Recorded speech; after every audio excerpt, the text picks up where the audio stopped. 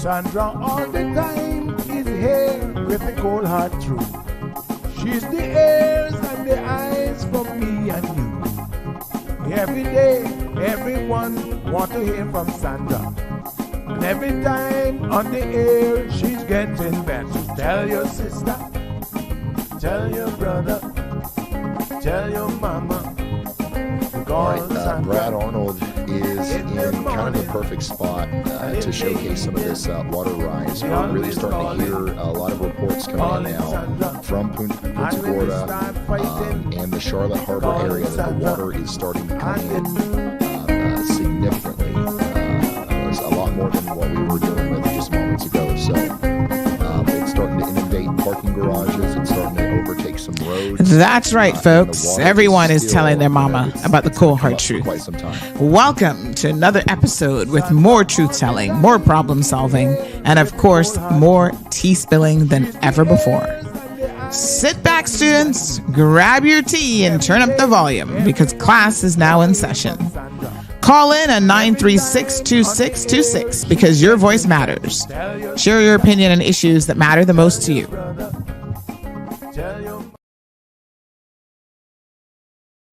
Yeah, the Inglewood camera is also showing an increase in storm surge.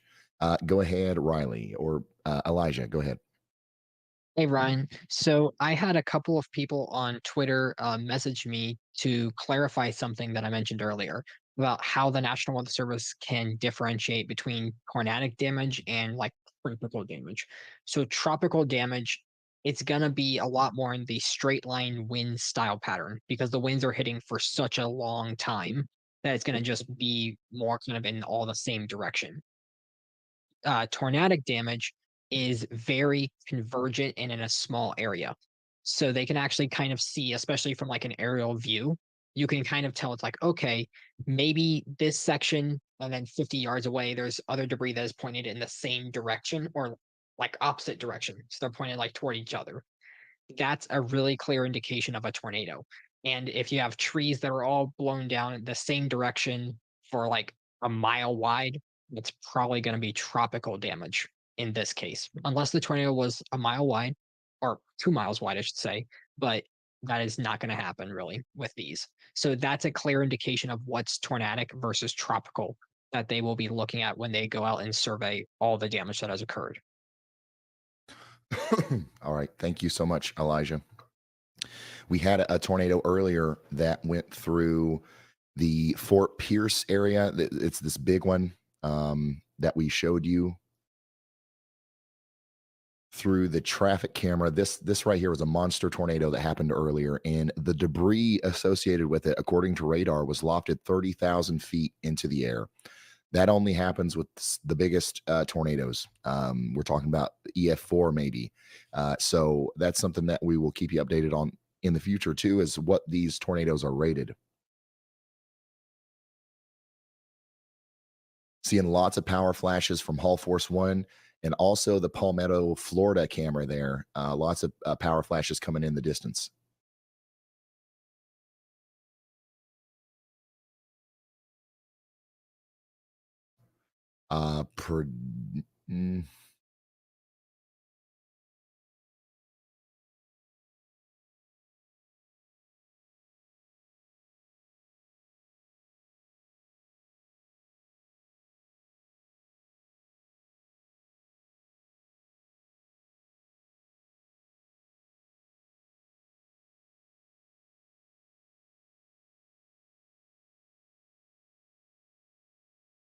So once again, if you missed the explanation earlier about the storm surge, this is what we're talking about here. So the hurricane, obviously, it's rotating like this, right? We've got lots of really strong winds associated with some of the heavier or the higher reflectivity rates up here in near Tampa. That's why we've got the extreme wind warning in effect. We've got strong extreme winds happening and are getting ready to happen in the Longboat Key, Bradenton, St. Petersburg area, all the way up to Clearwater. This is going to cause damage. It's going to cause a lot of damage, but it's all blowing in this direction. It's blowing away from land. Okay, this is land, this is ocean. And that means that the storm surge is not going to be as much of a problem up here. It's blowing the water away from land. Now, down here, farther to the south, we've got the opposite problem. We don't have as much reflectivity, we don't have as much rainfall, but the winds down here are extremely strong as well. And these winds are going to be coming in like this from the ocean to the land. And this is where we will start to see the extreme storm surge. Right now, if you zoom in on places like Inglewood and places like that, the winds are still coming in like this. So the water is rising, but not as much as it could. Once we have the winds moving more directly onto shore, that's when we'll see the majority of the storm surge come in, and it's going to come in fast.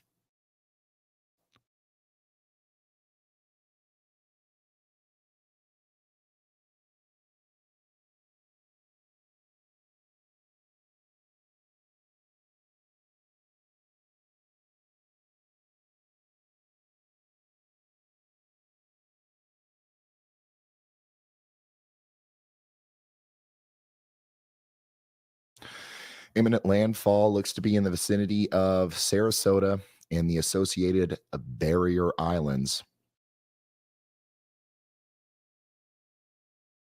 The northern eyewall and core bands are getting ready to impact this area and the Tampa Bay region. An extreme wind warning is in effect.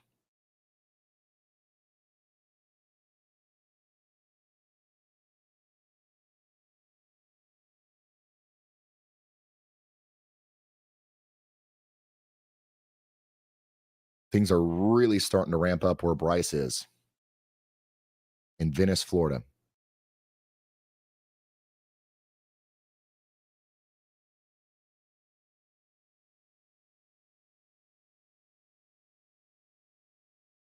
Go ahead, Andy. Thanks, Ryan.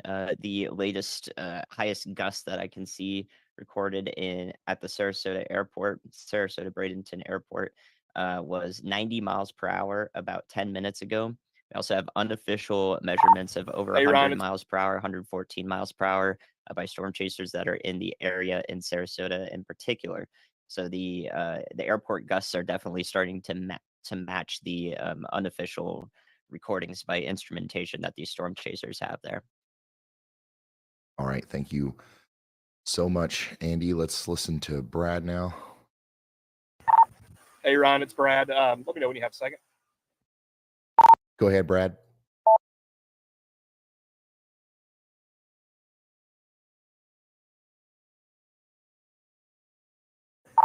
Hey, I was going to let you know that we are seeing storm surge now. I'm not sure exactly where it's coming from, though.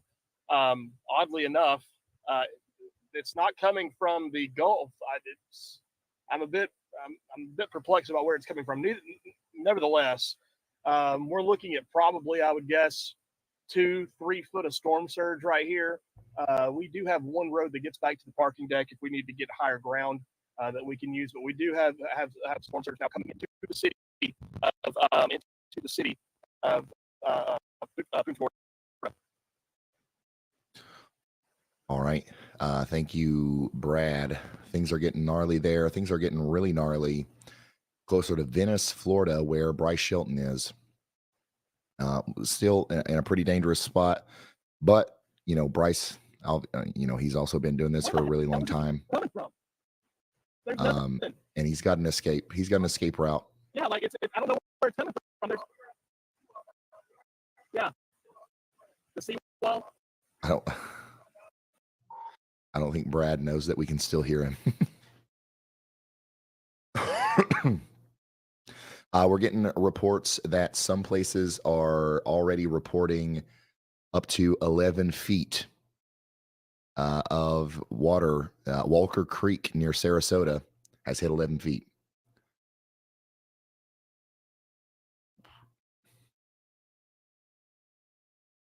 So things are getting really intense now in Port Charlotte as well.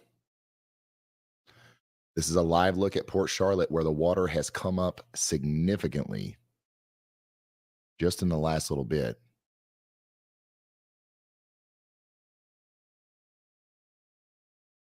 I'm going to show you again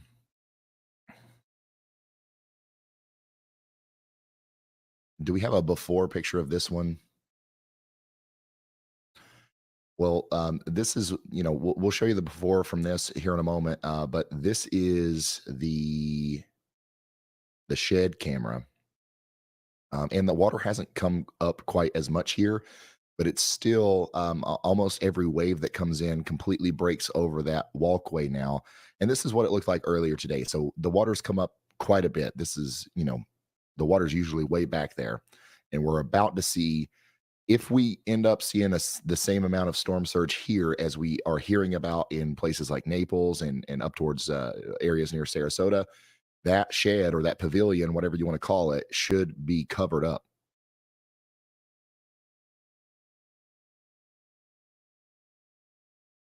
Oh, yeah. Look at that. Talk about coming in fast.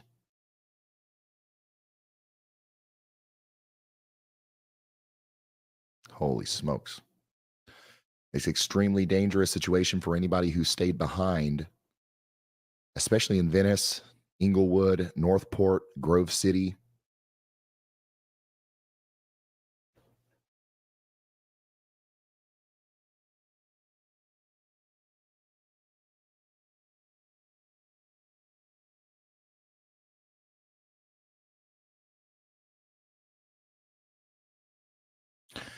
We still have a Category 3 hurricane here, 952 millibars. That's the lowest pressure. 120 mile per hour winds. We're a little over an hour away from official landfall. Big time power flash there on Bryce's feed. Go ahead, Riley. Hey, Ryan, just an update on how the stream's doing. We just surpassed 400,000 concurrent viewers as this thing is coming in to make landfall. I believe that puts us top 50 in the most viewed live streams of all time. Holy smokes. Thank you, Riley. And thank you to everybody that's watching and that's helped share the stream. We wouldn't reach anybody if it wasn't for you. We're going to be here with you for the duration of this hurricane, giving you a look at what's happening in real time, completely for free. No commercials, no sponsors, no nothing. All thanks to the support that you guys give us. Thank you. If you are just now tuning in, basically what we're doing at this point is we're just kind of watching and waiting to see exactly how much storm surge we get in some of these places. And that's going to help you understand what kind of damage we're going to, walk into tomorrow whenever we go assess the damage.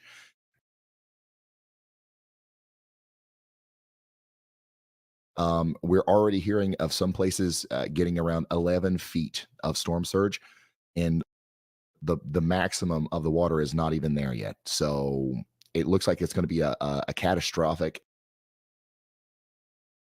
and worst case scenario for a lot of places, especially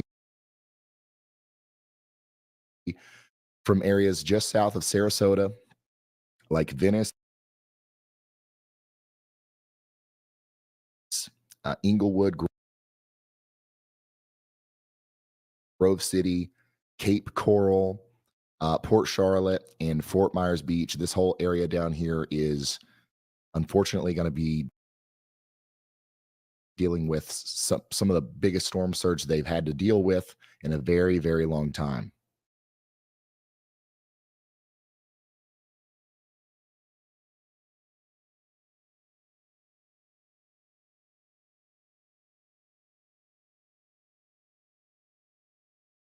We're also continuing to get reports in and videos and images of the damage in Florida from the tornado outbreak earlier. So yeah, we'll try to compile some of that and share that with you as well at some point.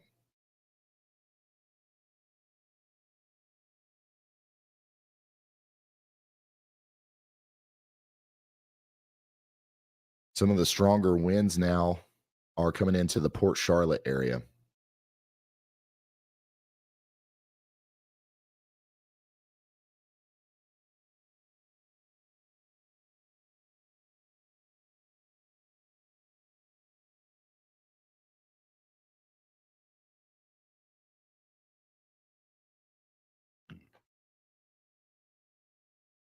Go ahead, Riley. Hey Ryan, we just had a couple of questions in chat about how is storm surge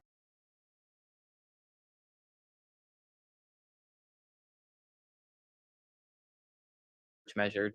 So when we're talking about 11-foot storm surge, that means that we are 11 feet above what normal sea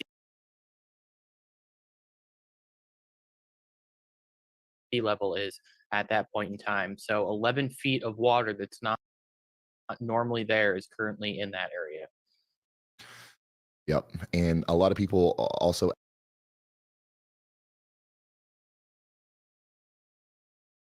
ask about high tide, and that, the 11 foot is on top of whatever would normally be there. So if high tide would normally bring in 2 feet of water, then, you're talking about that much more water inundation.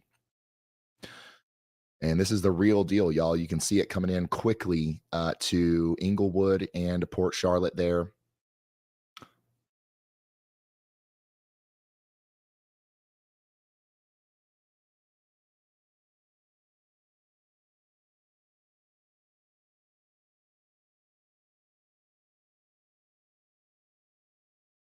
Yeah, we had 130 tornado warnings earlier.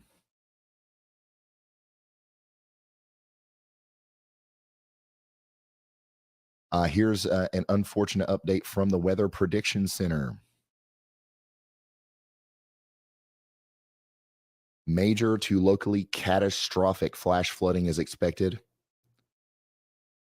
up here in the high risk area for flash flooding today. Prolonged duration of 1 to 3 inch per hour rain rates with 6-hour totals of 5 to 8 inches on top of what we've already got. This is going to be a life-threatening flash flooding situation for places like Tampa, Lakeland, Orlando, maybe even all the way back up there towards Deltona as well.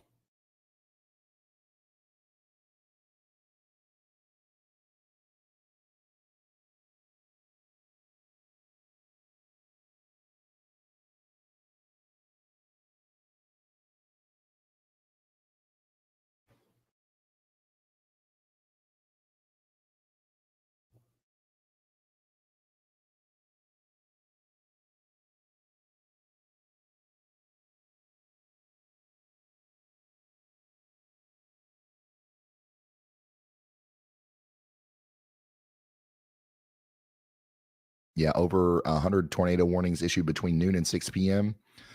At least 20 reports are in. Still getting lots of reports of water coming into buildings in Port Charlotte. We can see that water very clearly now in that camera there, mesovort number 5. The water just keeps coming up. And we've got an update from Caleb, who's on the ground in Sarasota. Go ahead, Caleb. Hey, Ryan, I'm actually currently right by the Sarasota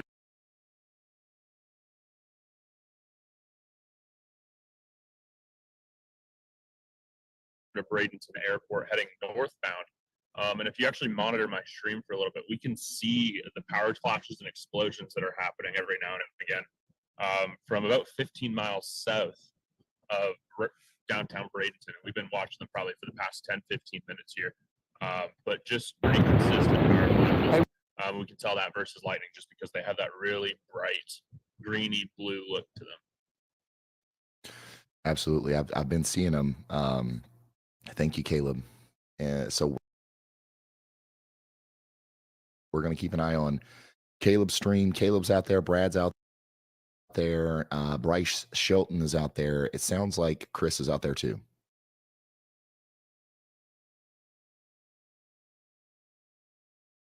Chris, do you by any chance have a copy?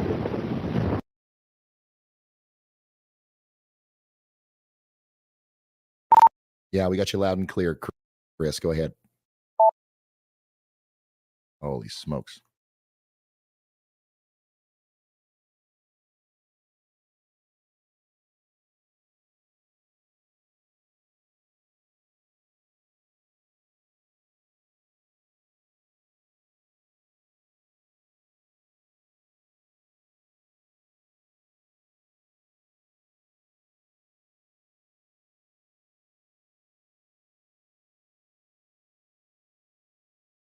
Yeah, the water's coming in fiercely now.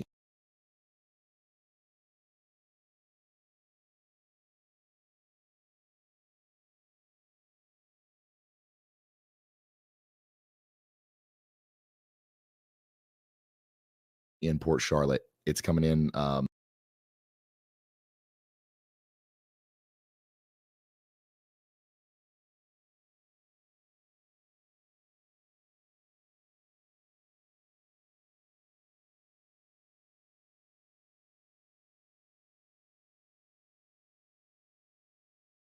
Even much higher than it was before. This is already inundating buildings.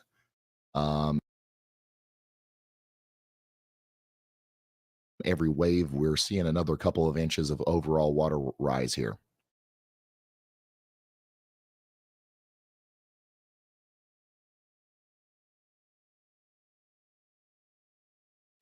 We are still not we don't have landfall yet. We're probably still about an hour away. Kinsey, we could probably take about 20 minutes off.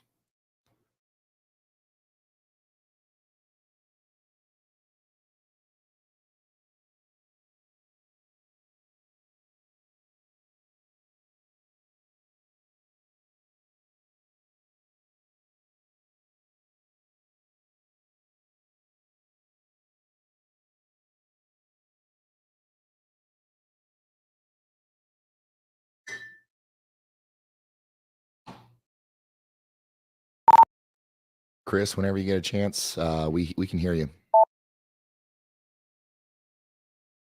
Okay, so we are in downtown Sarasota. Multiple, I bet you I've counted well over 100 power flashes in the past 10 minutes.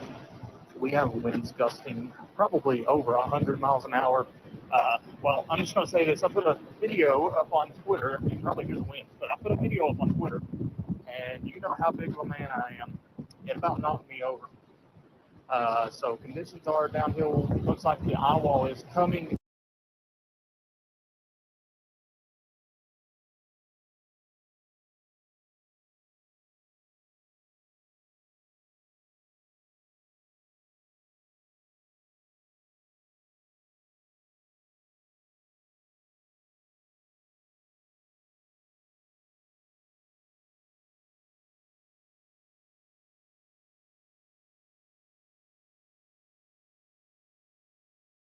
Inland here. Looks like Sarasota is going to be the center of the eye here, so we're waiting for that. We have no live stream up looking at all the power flashes. Like I said, I swear we've counted over 100 in the past 10 minutes. We're watching this rain beside of us sway back and forth, so we're watching that closely. That's the only thing we're worried about right here. But this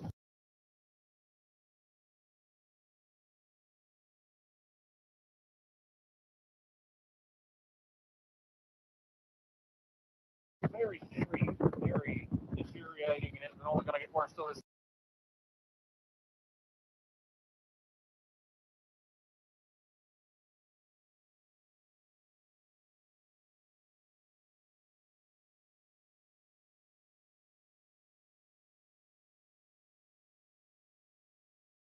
eye wall lives in.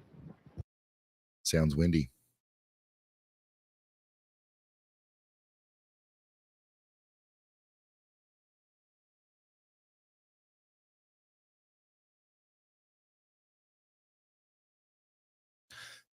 So that's Chris Hall giving us an update from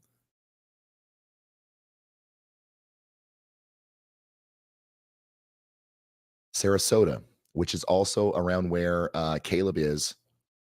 Now, things look a little bit more calm where Brad is, but the winds are about to pick up there. And also, the storm surge is about to pick up there. Big time. What we see there in Mesovort number 5 is very close to where Brad is.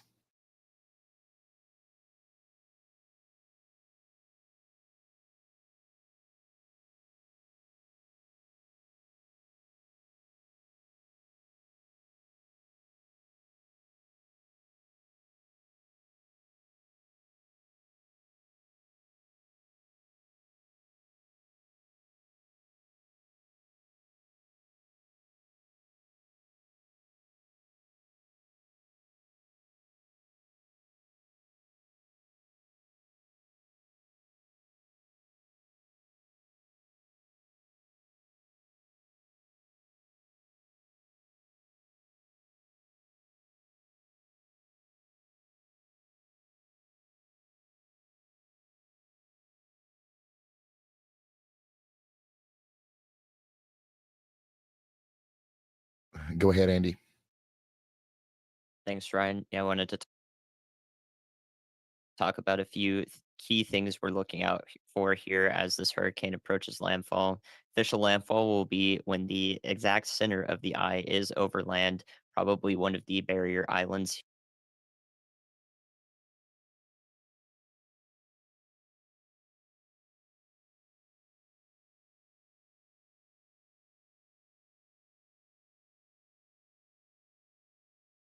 here near Vamo, Osprey, Sarasota Beach.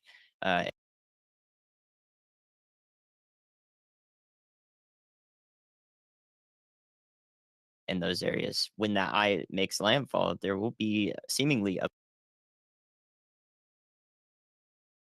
bunch of birds that are showing up in the radar here, within a couple thousand feet of the surface. They're now in the eye itself and spiraling around, as well as still in that southeastern side of the eye wall where it is mostly rain free. We can see them on radar and officiate that that is actually a biological signature. So more than likely birds that would be out there over the ocean.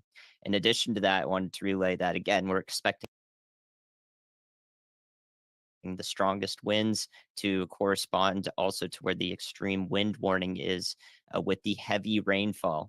The Sarasota Bradenton International Airport was gusting to 90 miles an hour, and now it's down to 75 mile an hour gusts because heavier rain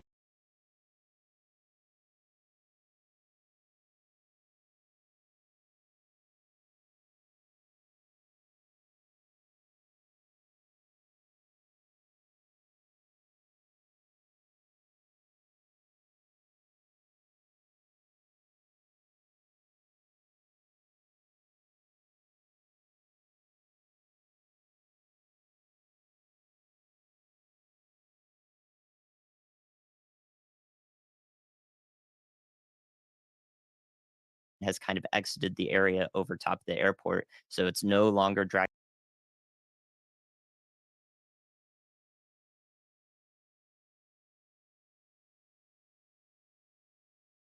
down those strongest winds just above the surface with all of that heavy rain. So I expect the most intense footage that we'll see upon landfall here and over the next hour or so afterward is going to be within that really heavy band of rain for anyone who is in Bradenton.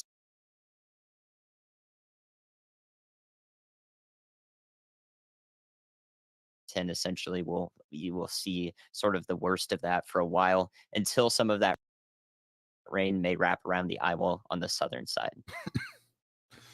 All right. Thank you, meteorologist Andy Hill.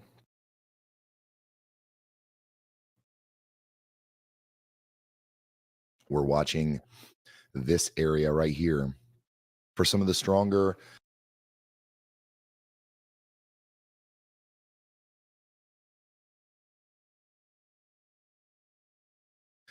winds that are going to be coming in here very soon. We're also still seeing obviously some very intense winds on the southern side as well. But the big concern right now for a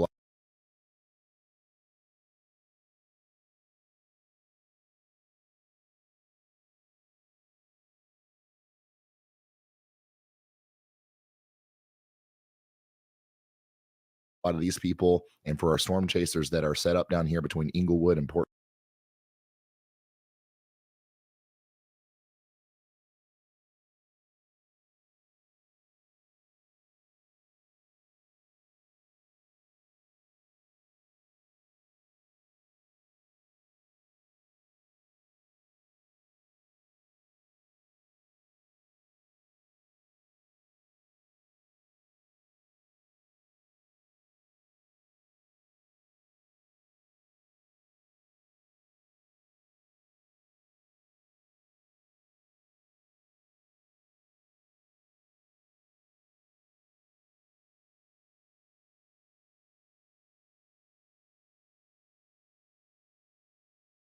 Charlotte is the water. It's coming up fast and it's going to keep on coming up. Hey, Ryan, just had a huge power flash in Punta Gorda, so the winds are picking up. Starting to see more power outages about to happen here. Yeah, so the winds are picking up.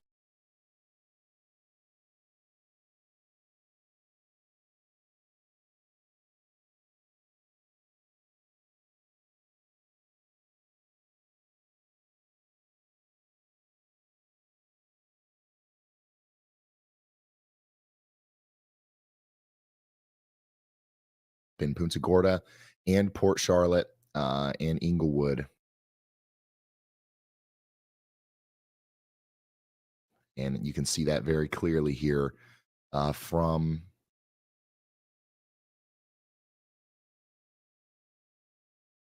especially those cameras. Also, I apologize. It looks like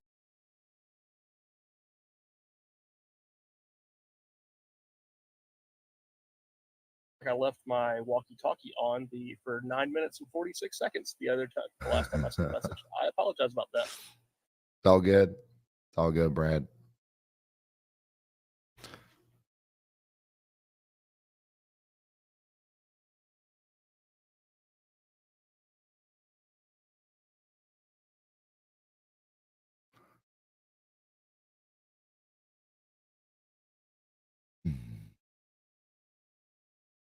Milton's landfall is imminent.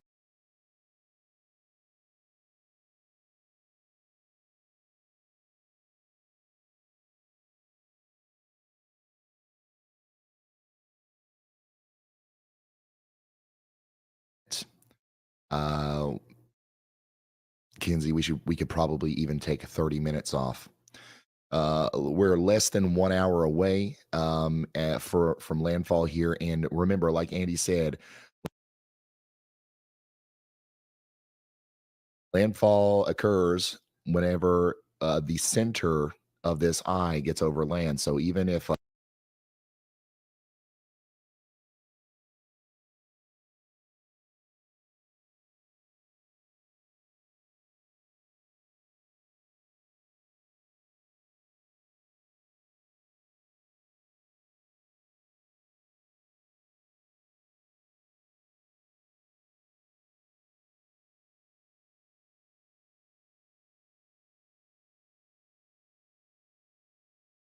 like 33% of it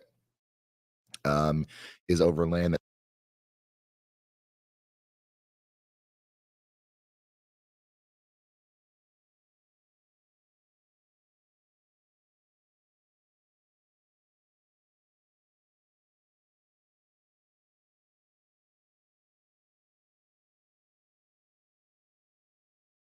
It's still not technically landfall, and even though the majority of the eye wall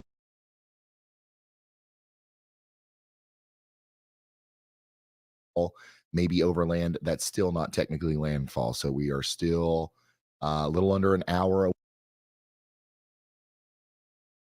away from official landfall now.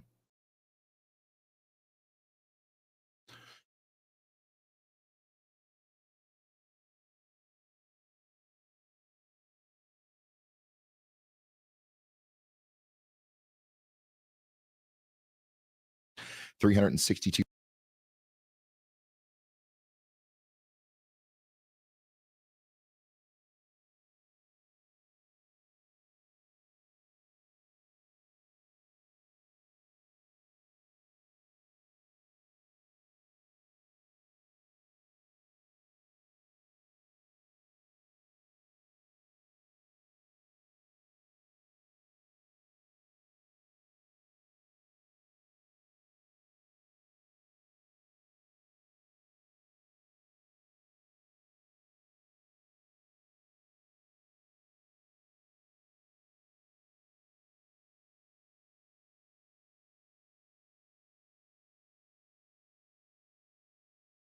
2,000 people are without power right now in Florida.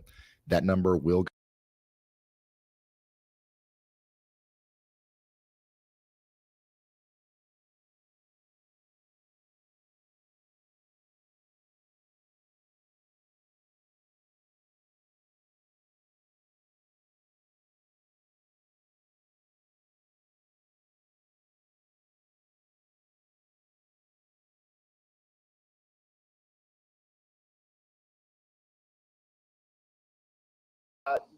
I want to make sure I get your name right. Is it Napoleon? Napoleon. Mayor, thanks for joining us. Talk to me about what your day has been like so far. Well, it started off just getting prepped up for the storm, putting up the shutters and bringing in outdoor equipment. But then, around 4 o'clock, we got the tornado warning, and it literally went right behind my house. I looked out the patio and I saw it going down the street with the debris flying around. And, some of our western neighborhoods got hit pretty hard. It went right down the front of the entrance of my neighborhood. It went down Main Street, Banks Forest Drive. It's affected communities in our western areas called Rush Lake Ranches, Meadowwood, and Lakeview. We've got a lot of property damage, down trees, down power lines, but we've got our fire rescue and Palm Beach Sheriff's Office out there responding, assessing damage. We have our public works crew out there clearing roads because, again, the storm hasn't even gotten to us yet. This is just a tornado before, we get the full impact of Milton. Mayor, when you see the images as we're seeing right now of that massive tornado where you are, what did you think when you first heard the reports and got the calls? It was shocking. I mean, we've had tornadic activity here before, but this was a really large funnel cloud, and it really did a lot of damage, and it cut through quite a big swath of Wellington. And we're still out there trying to assess what the damages are. We've got some injuries, and our teams are out there really working hard to try to clear the roads and make sure everyone's safe and sound. Because again, the storm and the rain are still coming. Mayor, talk to our viewers about the situation Floridians are in right now, right? Homeowners insurance is so expensive. You're dealing with back-to-back hurricanes and now tornadoes. How do residents who love this state, they want to stay in this state, but it's going to be so hard to make ends meet? It's really, the insurance crisis has really driven a lot of people out of home ownership. I know my personal homeowners insurance went up 45% last year, and it went up again this year. And I know that the cost of home ownership, the insurance crisis is really just crushing a lot of people's pocketbooks. And with storms like this, it's not making it any better. So there's really got to be some kind of, national insurance reform so you can spread the risk out over more places than just, those hardest hit. Otherwise, you're going to keep forcing people to spend higher and higher percentages of their salary on insurance.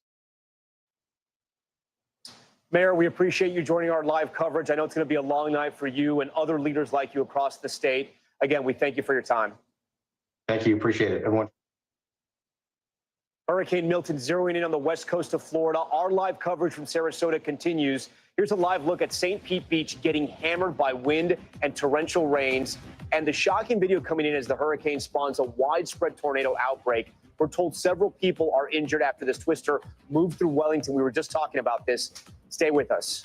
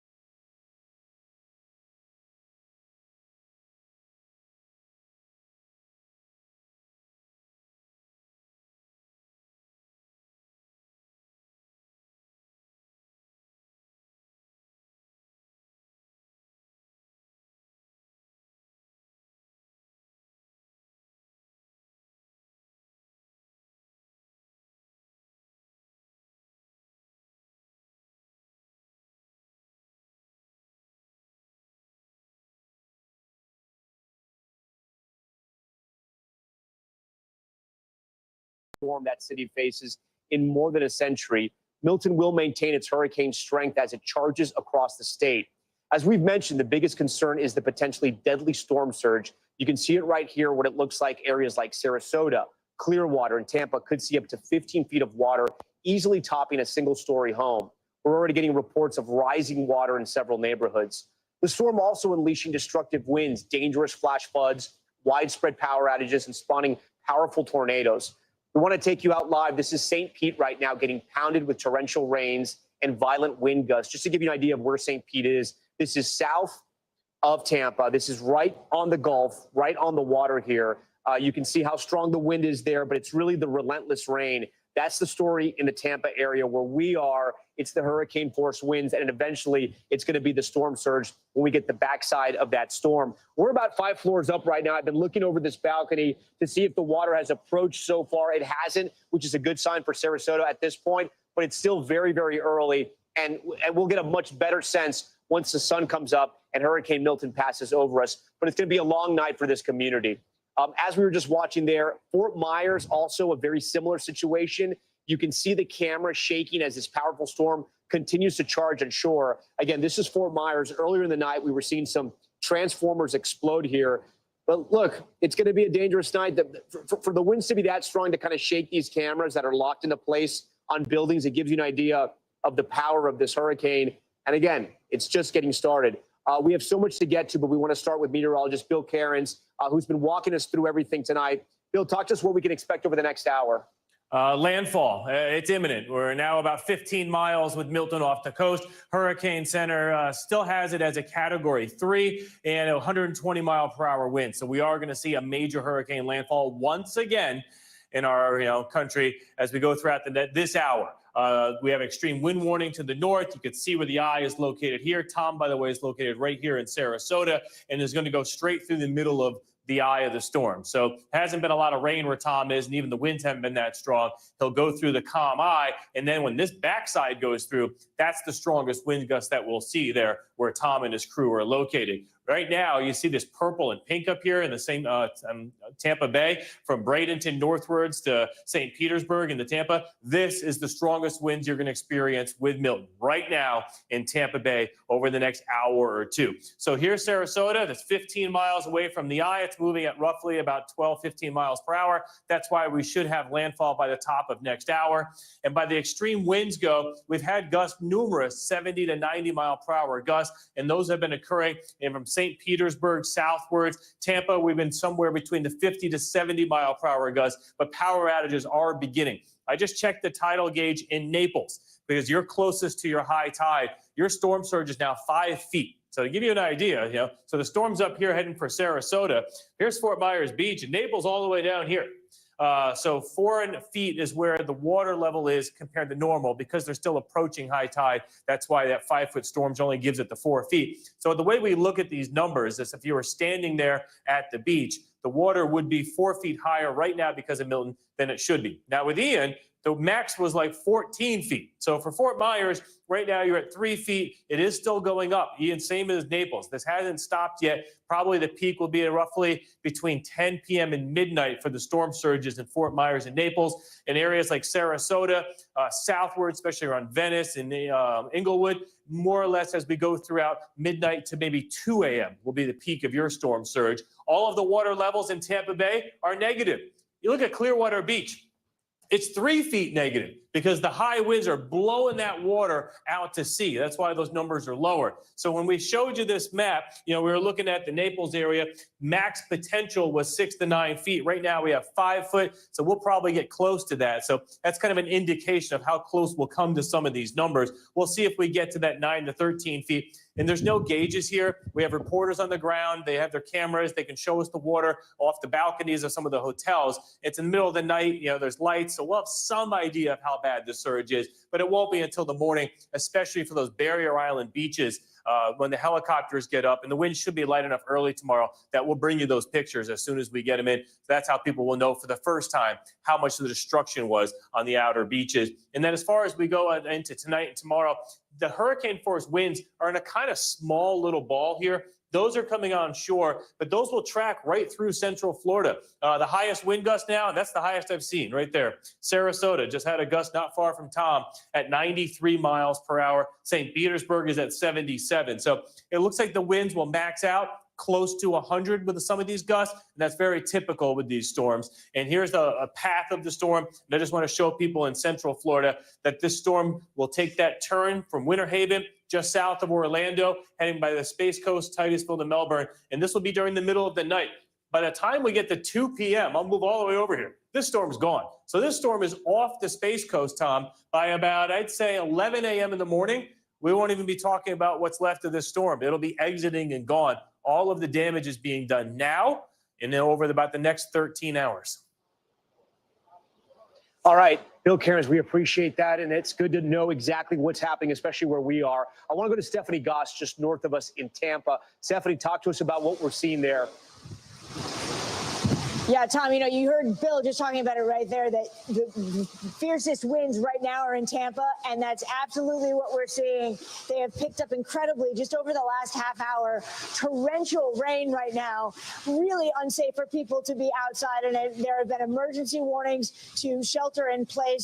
The governor just spoke to the state, also talking to people to be smart, to stay in place, to not go out on the roads. We've been talking about the last few days, not just trees and debris and things coming off of buildings, but of course, all of those streets that are lined with the debris from Hurricane Helene. The gusts at this point, definitely hurricane force winds that we are seeing, probably sustained hurricane force winds at time, Tom. This is about as intense as it's going to get, although you look at this and it seems like a nightmare scenario, but it is not as bad as it could have been. As we've been talking about the track of the storm, the real concern about it coming right into Tampa Bay, and those surge levels going up to 8, 9, 10 feet. That is not going to happen. And that is a dodged bullet for this area. But certainly where you are, they're right in the target zone, Tom. Yes, Stephanie Goss. For Stephanie, we appreciate all your reporting. Thank you for that live report. You have no idea how much we appreciate it. Sam Brock is joining us live from Fort Myers tonight. And Sam, I'm going to walk our viewers through what's going to happen right now as the eye wall approaches Sarasota. As we get closer to an eye passing over where I am, I'm going to move and I'm going to go downstairs with our team again to a safe area. It's going to take some time for us to do that to make sure that we're safe and everybody's okay to do that. In the meantime, Sam's going to pick up the anchoring job right now. And Sam, you're going to lead our viewers through the next 10 or 15 minutes or so. Talk to us first about what's happening in Fort Myers. Sure. And let me just say, Tom, and thank you so much for that handoff. In terms of safety, I'm glad you outlined that. We're doing the same thing out here in Fort Myers. We're in a parking garage right now. I'm on the 4th or 5th floor. So storm surge, absolutely not an issue. Very strong structure. We're protected from the winds up here. If you look over my shoulder, you'll see the Calahoochee River over my shoulder. That river, we are expecting at some point to crest. It's at about street level right now, but the wind gusts are what I'm paying closest attention to, because once you get to 45 miles per hour or more of sustained winds, that is when you're seeing local governments decide that they are not going to send their first responders out to try to rescue people. It is the very reason why for days now you've heard governments from Sarasota, where Tom is, all the way down to Lee County, where I am, telling people if you're in a mandatory evacuation zone, you have to leave because no one is coming in after you once it becomes too dangerous. That is the situation we find ourselves in right now when it concerns Sarasota, the city of Petersburg, Pasco County, Manatee County, Charlotte County. All of them right now within the last hour or so have told our desk that they are not sending deputies and first responders into harm's way as the winds have picked up. So let's just start there. As far as what we're seeing on the ground here, beyond just the winds and the surge, we are right now inland. So you have North Fort Myers just on the other side of this river here, and then about 10 miles away, all of these barrier islands that don't just run where we are in terms of this latitude, but all the way up and down the west coast of Florida. When you picture why people want to move here in the first place, that is certainly one of the first things that comes to mind. It's the beautiful beaches, these historic hotels, and I'm thinking about places like Sanibel Island now, hotels that have stood there for decades, if not generations, that were destroyed by Hurricane Ian a couple of years ago. Pine Island, you have Matlacha, which is this small little connective tissue between Fort Myers and Pine Island. The bridge just went out 2 years ago, really just from the storm surge and obviously the wind as well. That's why we're so worried at this point in time about the storm surge. 8 to 12 feet, these places become isolated all of a sudden. And so that's just something to consider as we watch in the coming hours, the storm surge continuing to rise. We've already seen that in Naples, for example, it's reached a major flood stage. Fort Myers Beach, which again, about 10 miles out from this way, saw, at least there's pictures and sort of snap photos of that water rising to right where the businesses are, coastline. And that was an hour or two ago. So that has to be in the back of your mind. I want to bring in Liz Alpert right now, who is the mayor of Sarasota, really literally the center of the storm, the eye of the storm as it's making landfall pretty much as we speak. Mayor, thank you so much for joining us. Seems like you're in a safe place. I'm very glad to see that. Can you walk us through what are the steps right now that you have to go through when it concerns protecting residents? I know you've evacuated as many as you could the last several days. What are the actions at this exact moment in time? Well, at this exact moment, there really isn't a lot we can do other than just monitor the situation, wait for the storm to pass, and then get out and assess the damage.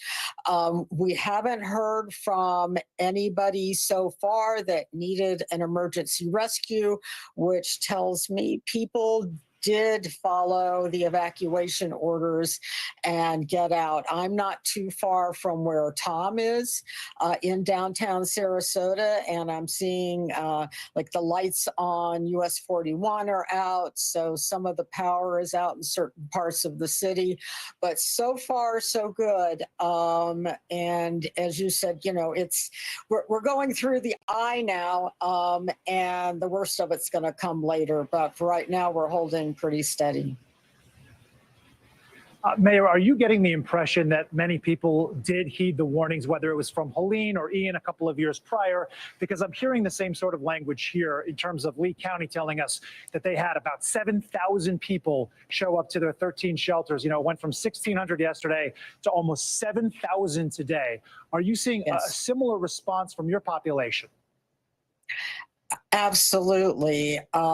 People after Helene realized that it really isn't a joke to say there's going to be storm surge. Before that, we heard that all the time, I have to admit myself, but it never happened. Well, this time it happened, and people saw what it could do and took this warning seriously for an even almost twice as large storm surge.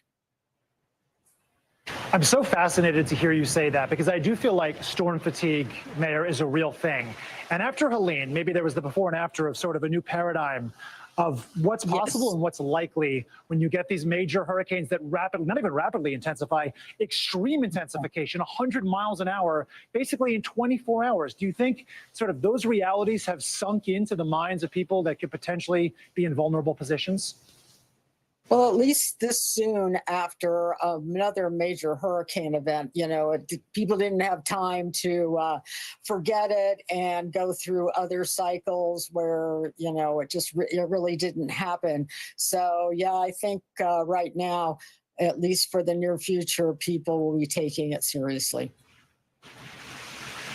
What does tomorrow look like, Mayor? You know, I'm just curious because I can recall during Ian, I spent some time in Sarasota as well. I want to say in the day or two after Ian made landfall, you ended up with like 8 to 10 feet of storm surge rushing through your streets. I know I remember talking to a business owner that I had a particular project with, and he said that, you know, half of his items were ruined, water breached his store. Do you expect similar stories to unfold tomorrow and in the days to come? I absolutely do, although since many people lost everything in Helene and it hasn't been, you know, more than a couple of weeks, I suspect, you know, what they were going to lose is already gone. But since this is going to be even higher, there'll be additional people that will lose everything. I did a tour of our St. Armand's Circle retail shops right after Helene, and every business lost all of their inventory. It was heartbreaking. And then it was heartbreaking to see people's lives just out on the curb after that event. So I think we're going to see a lot of the same thing. I think that's such a perfect way to phrase this. People's lives out on their front door. I mean, you just walk around, you drive around a lot of these neighborhoods after Helene and the debris piles, right? But going back a couple of years ago, mountains of dunes of sand and homes that were 8 to 10 to 12 feet high. We're seeing sort of like a shorter snapshot of that now. Obviously, this is not the same kind of wind event that was, but with all of the debris, it's been so talked about with good reason, because these can become projectiles in strong winds. I mean, are you hearing reports right now, people's lives that you just described flying around left and right, or do you feel like enough groundwork was done in the previous several days to prevent that from happening from your vantage point? Well, we really worked feverishly to get up as much of that debris as we could before this hurricane. We couldn't operationally get it all, but we got a majority of it. But I haven't heard reports of it flying around, but obviously it's going to be, and it's inevitable that it will. And then once you have a storm surge, then washing these things around, making them battering rams into buildings. So it's creating and going to create a dangerous situation.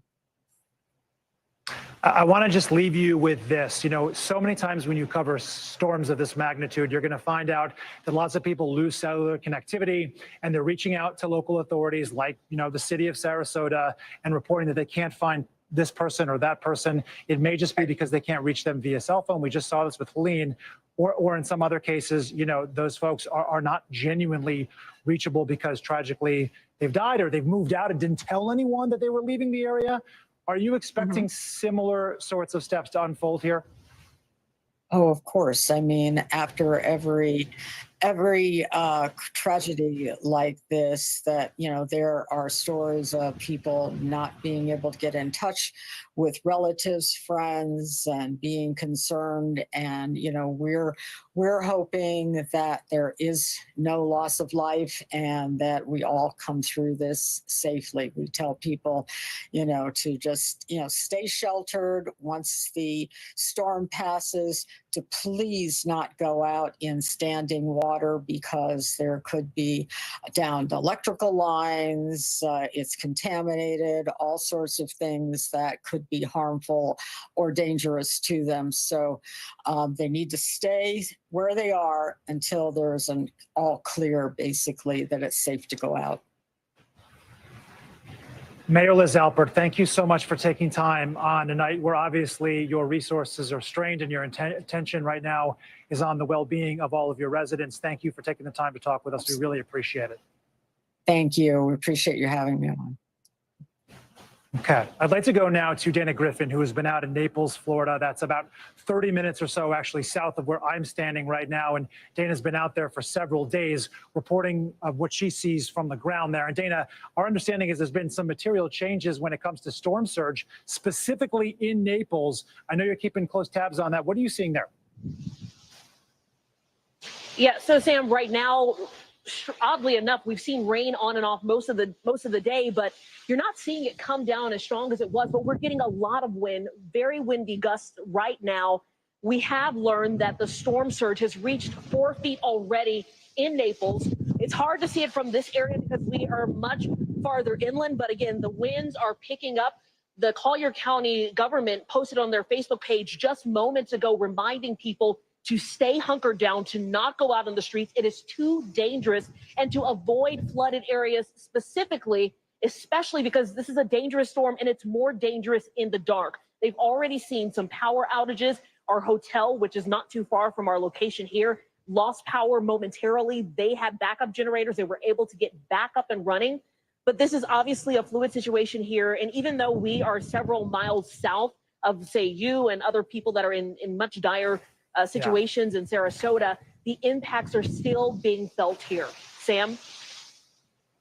Yeah, Dana, can you walk me through anecdotally, like what are people telling you when you were talking to them about their level of concern in the days leading up to Milton? As you said, Naples is 30 minutes south of where we are. And obviously as the wind fields have expanded, the size of the storm has expanded so significantly, really in just 48 hours. What were you hearing from folks on the ground about how they were feeling? Yeah, just days before this storm hit, they started talking about evacuation warnings and evacuation alerts because they knew that the storm was going to be so serious and so dangerous. We talked to residents who said that they were taking this more seriously than they have in the past. You know, when it comes to hurricane preparedness, you hear people say all the time, oh, you know, back in the day, years and decades, or years ago, decades ago, people would hear hurricane preparedness, and that meant grabbing a case of beer, hunkering down with your friends, but staying put. But because of the impacts of these larger storms that are becoming more impactful, and even just Ian that struck 2 years ago, and although there was not a direct here in Naples, they had some impacts, including the Naples Pier, which was destroyed, half of it washed away, and it has not even been rebuilt 2 years later. They are concerned, and there's a sense of fear and anxiety, especially for communities that are in or along the coast. Those are the evacuation zones that were, or those are the areas that were evacuated just days ago because they are very vulnerable. We saw videos showing just 2 years ago how much storm surge can wipe out homes and wipe out vegetation and wipe out areas that people thought they were safe from. So they were very concerned. You had a lot of anxiety, but on the flip side, Sam, you had tons of surfers on the beach. Every day we were out there this week, we saw more and more people show up. Even today, as tornado warnings were going off, you can see the video. This is the video that my producer, Carmen Gonzalez, shot earlier today. We were at that beach and we saw surfers in the water. Even a child was out there with what we assume was their parents.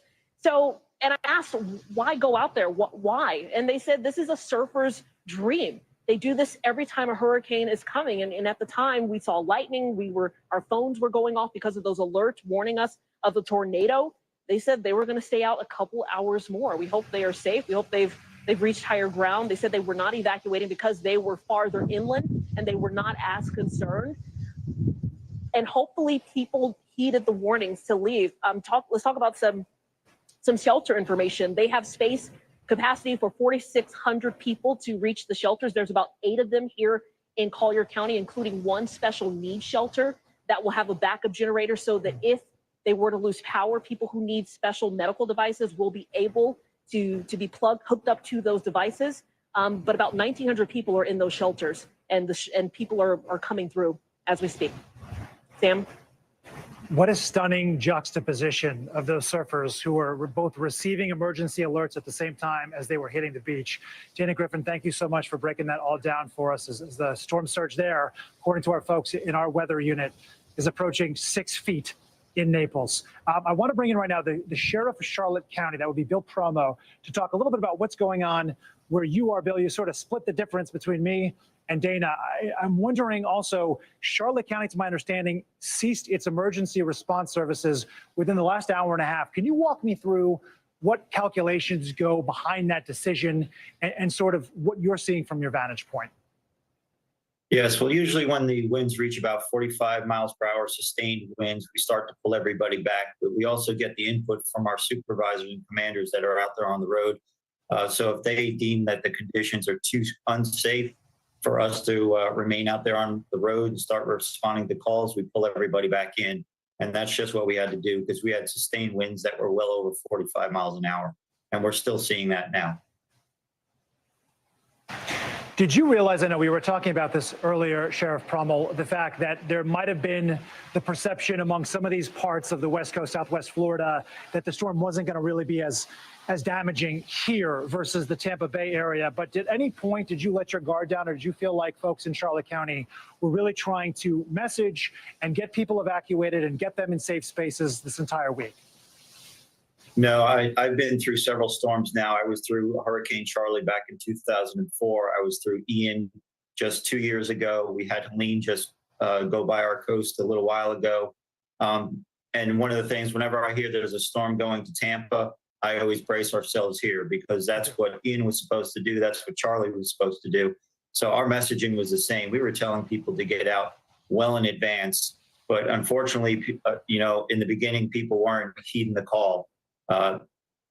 They felt because some who stayed during Ian, they felt because they made it through Ian that they were going to be fine. They felt because it's going to be up in Tampa that they're going to be fine. I've warned people, ever since Charlie, after Ian, they don't realize how lucky we were Although they were very strong and damaging storms, all we got in those was wind because we took direct hits. We never got the surge. Well, when Helene came through here a couple weeks ago, and although it was still 180 miles off our coast, we took in substantial flooding, and we've actually had more than 2,000 homes that have been deemed either majorly damaged or destroyed. So I think once people realized that the surge was coming here and it was going to be probably 3 times what Helene was, they started to get out. But we still, unfortunately, have people that have stayed behind. I have barrier islands that people have stayed behind on, so I'm very concerned about them. Right, we know in Port Charlotte you're obviously right on the water there, though, not barrier islands, but you are coastal. You talked about the storm surge. Do you see that as the primary driver or potentially as damaging to people's residences as even 120, 130 mile an hour winds? Yes, I do. That storm surge coming in, it's a wall of water and there's no stopping it. And we don't know how far inland it's going to go. The sad thing is here with Charlotte County, we have a beautiful county and we have all of our waterways. We have the Myakka River, we have the Peace River, we have Charlotte Harbor, we have Gasparilla Sound, we have the intercoastal waterways, and of course we got the Gulf of Mexico. So we have a lot of water here, and about 75% of my residents live on or near the water. So they're all within the flood zone. So this is going to be very catastrophic for us. Sheriff Prummel, real quickly, so sorry, can you tell me one other thing? In terms of communications, as we know, we're going to be losing electricity, telecommunications infrastructure. How do you communicate with folks who need help, and what are you advising them to do? Well, they just need to be patient. The 911 lines will never go down. Even if we lose communication here within our communication center with the next generation 911, it will go over to the neighboring county that's still up. So we will never lose communication with our people. But once this storm is over, we already have a search and rescue plan in place. So even if they're unable to communicate with us, we're going to be out there in the neighborhoods. We have a lot of assets here. We have a plan in place. We're just going to follow that plan and we will get to everybody. Sheriff Prummel, we know you're doing your darndest right now and obviously have your folks' best interests in mind, trying to make sure everyone's going to be okay in the days and the weeks to come. Thank you so much for spending this time, especially tonight, giving us a window into what's going on in Charlotte County. We are going to have much more for you on the latest developments here with Hurricane Milton. We're still waiting for half of that eye wall officially to make landfall. More coming up right after this.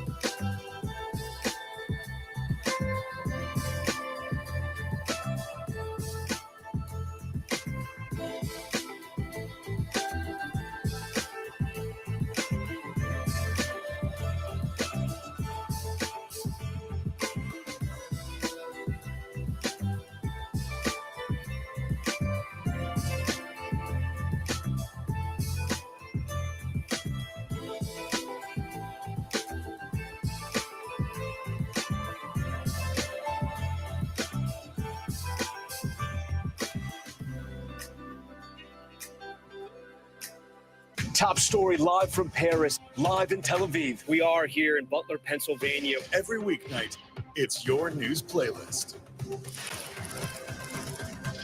Top Story with Tom Yamas, streaming weeknights at 7 on NBC News Now. News lives in the now. Look at this. You can't even see anything anymore. Let's break down what we know. You gotta see this. News for the generation of now is NBC News Now.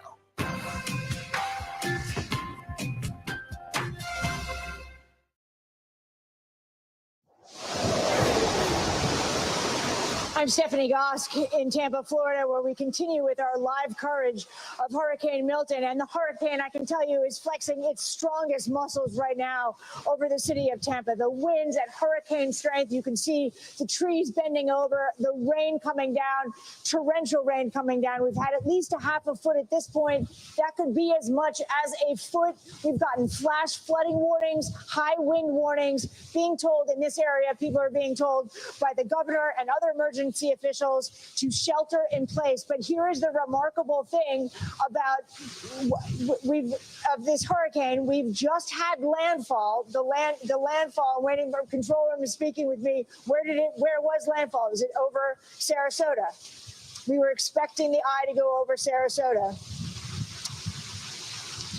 Siesta Key in Sarasota County has landfall for Hurricane Milton. So this is really the worst of it. In that area, they could get the worst storm surge to the south of there as well. We have Bill Cairns right now with us to update us on the path of the storm and what we're seeing. Bill? All right, Stephanie. So, yes, we have had confirmation of that landfall near Siesta Key. That was expected as we've gone throughout this storm. Another major hurricane, 120 miles per hour, making landfall on the heels of Helene, obviously. And, of course, in this region of the country, we had Irma a couple of years back. We've had Ian. There's been numerous storms. This one, it went right over the top and is making landfall near Sarasota. So the worst of the storm surge is coming in now. It is rushing in. Near Walker Creek, I just saw a report of a river gauge there that it's up 10 feet. Now, we know in Naples, we've had a storm surge of at least 5 feet. So that kind of makes sense. So Naples, we're at 5 feet. And right near landfall, we have a storm surge of 10 feet. So you can kind of do the math in between here. Venice is likely probably around 8 feet. And it hasn't stopped yet. The water is still going to go in with this landfall. We still have this onshore flow on the backside here. It will slowly recede probably after about 10 p.m. or midnight, but the highest water is now, the most destruction is being done now by that storm surge. To the north of landfall, which is Bradenton, all of Tampa Bay, it's a whole different issue. We've got torrential rain. They're now saying from the National Weather Service, the Weather Prediction Center, that catastrophic rainfall rates are going to be over the next 4 to 6 hours. We're getting rainfall of 2 to 3 inches an hour, and they say that could last 4 to 6 hours. You do some quick math, if you're getting 3 inches an hour over 4 hours, that's up to 12 inches of rain, a foot of rain in the next 3 hours in this area in here, which is from St. Petersburg up to Tampa and then along I-4. And this should extend here through Lakeland and towards Orlando later on tonight. So just because Tampa Bay got lucky and did not get that horrific possible storm surge like they are from Sarasota southwards, the rainfall and the wind is causing a lot of issues. So here's the latest with the surge. The water right now in Naples, we're at 4.5. So this is still ticking up. We have not peaked yet. Fort Myers is at 3.6 feet. And this is water, from above where it should be. So in other words, we're still at low tide. We're still coming towards high tide. So even though the surge is 5 feet, the water level is really 4.6 because we haven't hit that peak high tide yet. So that's why the numbers get a little crazy. But as far as no issues at all here with the storm surge in the Bay. So we're already seeing the storm surge. And the other thing is just the winds, Stephanie. We continue to watch that. The strongest and the worst of it is right over Tampa now. We did have a report in the Tampa area of a 96 mile per hour wind gust. That was the strongest that we've had yet. And that's why the power number outages are starting to crank up quickly. Yeah, Bill, you're watching it. I can tell you that we are feeling it. The wind has just started ripping here in Tampa. And you also talk about those rain totals.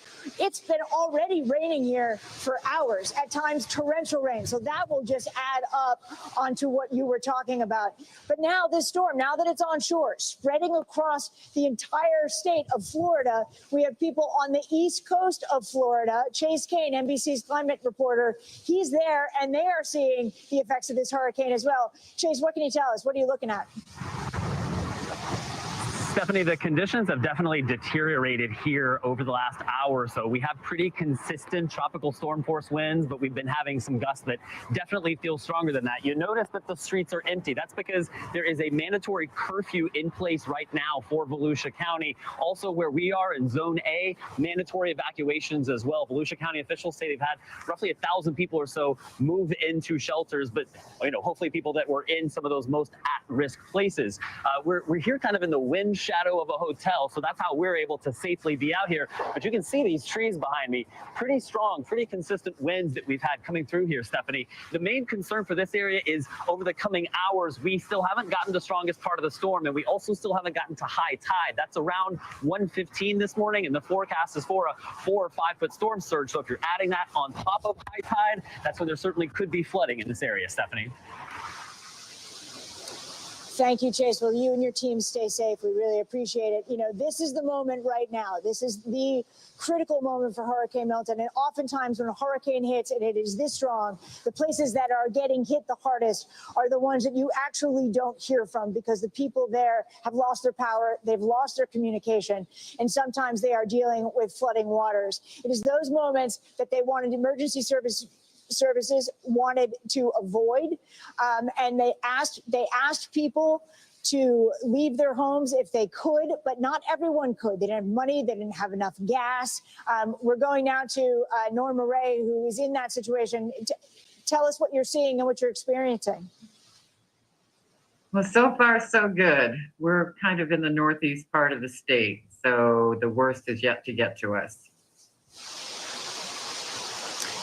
And tell me a little bit about your decision to stay at home. I think a lot of people looking at the possibility for some very uncomfortable days ahead without power, without gas potentially. Why did you stay? Well, there was a bit of confusion on the mandatory evacuation order.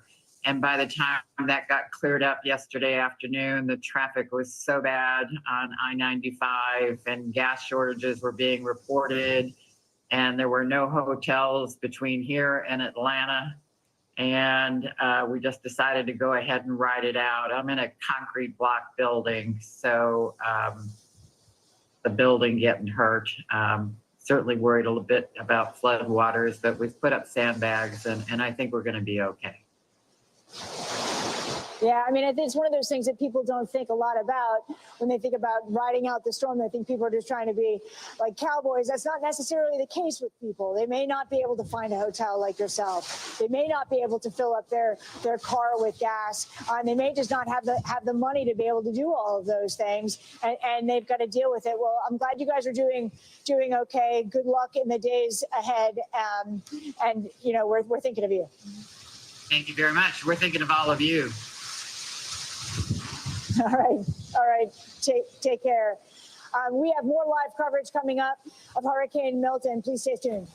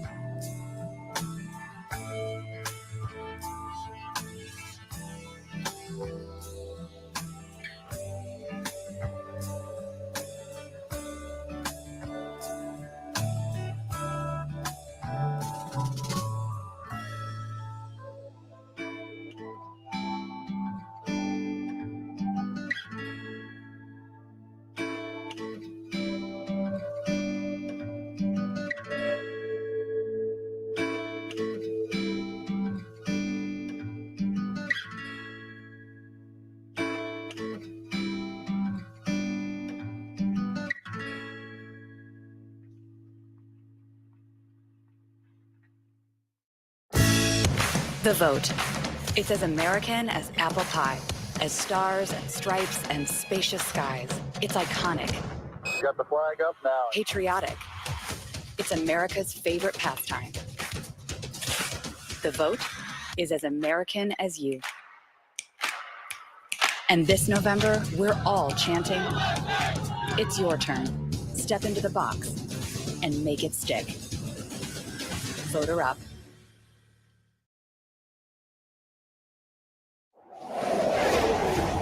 Welcome back to our special coverage of Hurricane Milton. I'm Tom Yamas, back live with you guys now. It's incredible. We are in the path of Milton. Milton has made landfall just south of us in Siesta Key, but the eye is over Sarasota right now. And if you look up, it looks like a calm night. And that's why people in their trucks have started to come out here. They're doing donuts.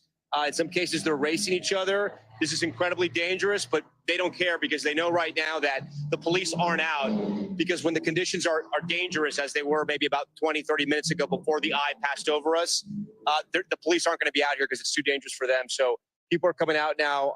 They're acting pretty reckless. They're driving pretty reckless, but it's all part of the game here for people who don't really care that the hurricane's about to hit. Here's the flip side, which they may not know. After the eye passes, on the backside of that storm are the strongest winds of this hurricane. We're still maybe 20 to 30 minutes from that point. But if you were to walk out in Sarasota right now, you wouldn't even know that you were in the eye of a hurricane. There's no rain. There's no wind. It is a weather phenomenon that I've experienced before covering hurricanes. But when you think about the size and the force of Hurricane Milton, and you see there's really nothing happening right now in the eye of the storm, it's pretty incredible. Jesse Kirsch, my colleague, is also reporting from Sarasota. He's maybe about 100 yards from where I am, up on the 4th floor of a parking garage where we've been broadcasting from when it was a little more dangerous. Jesse, it's pretty incredible that right now there's really literally nothing going on in Sarasota except the eye of a massive hurricane passing over us. Yeah, and Tom, I could hear the engines revving when you were talking about people in the streets. And just to emphasize what you were talking about right there, we've had full palms ripped from these tree limbs, and right now they're barely moving. I mean, look at this, right? And we're just blocks from shore along Sarasota Bay, and this is the scene.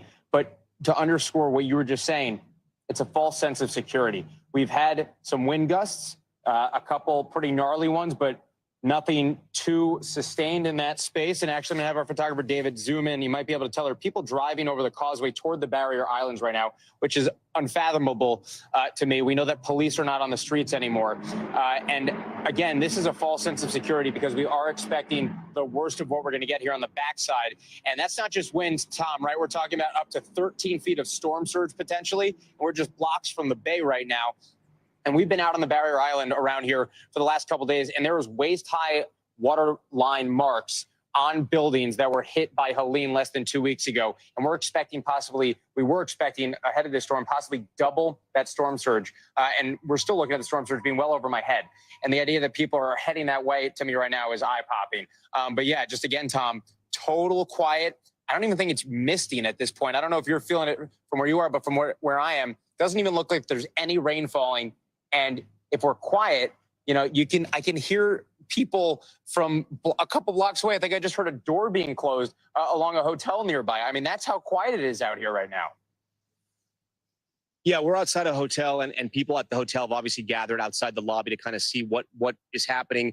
It's one of the most dangerous parts of the storm because people come out during the eye when it's calm, and then they stay here, and then suddenly the winds pick up. But again, you can't stop the people from coming out, right? And they're not going to stop them from coming out because you don't want any kind of confrontation right before the hurricane force winds pick up. Jesse Kirsch, we appreciate all your reporting. Stand by for us. We're going to go to Samantha, who's just outside of Tampa. She's riding out the storm with her family and her infant daughter. Samantha, I know you're not in an evacuation zone. Talk to me about what you're experiencing at your home. Yeah, right now it's high winds. Our lights have been flickering. I hear rain. I can't see anything. We can't really open our door just because of how strong the winds are. But we're riding it out and we're just hoping for the best. You know, Samantha, I know you're not in an evacuation zone. Talk to me about the decision not to get out anyway, because, you know, you might be hit with a couple of days of power outages. I know it's complicated to evacuate even with a child. Yeah, no, I just believe that the resources are out there for the people that are in the evacuation zones or those in mobile homes. I'm in a safe house right now. Our house is hurricane proof, up to category 5 for the windows and the garage and the doors. So that was really important, that we're allowing other people to get the resources that they need. And if we need them, then we'll take advantage of them. Also, gas was so scarce yesterday. The traffic was insane. So getting out for us was just like not the option that I wanted to choose. Are you guys well stocked with food, baby supplies, everything you need to get by for maybe a few days up to a week? Yes, absolutely. We prepared like 2 days ago. We have clean water. We have a little generator for the baby to sterilize bottles. We have formula. We have food, non-perishable items, and we also have a great community over here. So if we were to run out of something, there's always somebody that we can walk over to and make sure that we get what we need to make sure everyone is okay and healthy. And then Samantha, do you still have power right now? Are you running off a generator, or is there still power in your neighborhood? We luckily have power, thankfully, but the lights have been flickering for the last hour. So I do anticipate, oh, there it goes. I do anticipate it happening, the power outage to happen any minute. And then do you guys have a generator, or will you just have to deal with it until the power company can fix it? We'll most likely have to deal with it until the power company can fix it, but we have a small one that we're going to use like just for the baby and all of her needs. All right, Samantha McGraw, we'll be thinking about you and your baby tonight. I hope you guys stay safe out there, and I hope your power stays working throughout the night. All right, our continuing coverage of Hurricane Milton will continue live here in Sarasota. We're going to come right back after this break. Stay with us.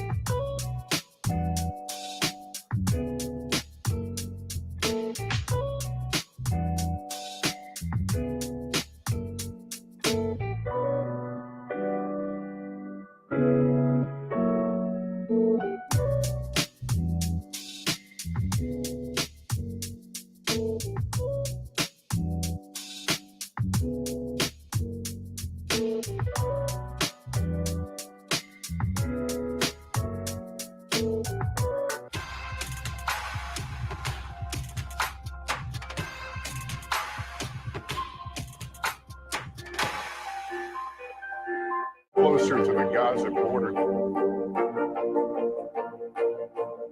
A story of resilience and hope. Please take care of yourself and each other. Get the latest updates on the 2024 election on the NBC News app. Welcome back to our special coverage of Hurricane Milton. I'm Tom Yamas, live in Sarasota. The eye over Sarasota right now, and that's why it's so calm where we are. A much different story in Tampa Bay. Marissa Parra joins our coverage live now. Marissa, walk our viewers through what you're seeing and experiencing at this hour. Hey, Tom, we're seeing some really steady wind gusts. And before I describe for you what we are seeing, keep in mind that we are protected on either side of us are walls so that we are able to stay safe. If I were to walk about 20 feet down this direction, it would be much worse than where we're standing. So as you can see, there is still heavy rain, heavy downpour around me, and then of course those wind gusts, which I think those large palm trees behind me are your best indicator of just how strong that is. And this is the reason why Governor Ron DeSantis, within the last hour and a half in a press conference, was saying it is simply too dangerous for people to evacuate. This is the time to hunker down. Even in the time that I've been standing here, we have seen debris flying around in that direction over there. It's, again, the reason why we're not taking precautions. It's the reason why we are seeing first responders, these counties suspending emergency operations. That debris is something that makes Milton slightly unique in the sense that there is so much of it left over from Helene, something that we've both been reporting on. Another thing, we've talked about the evacuations, mandatory zones in this area, Tom. I can tell you they are a ghost town. And in that press conference I was just telling you about, we know there are roughly 100,000 people believed to be in shelters all around the state. We know those shelters are swelling, probably as people started to see conditions like this deteriorate.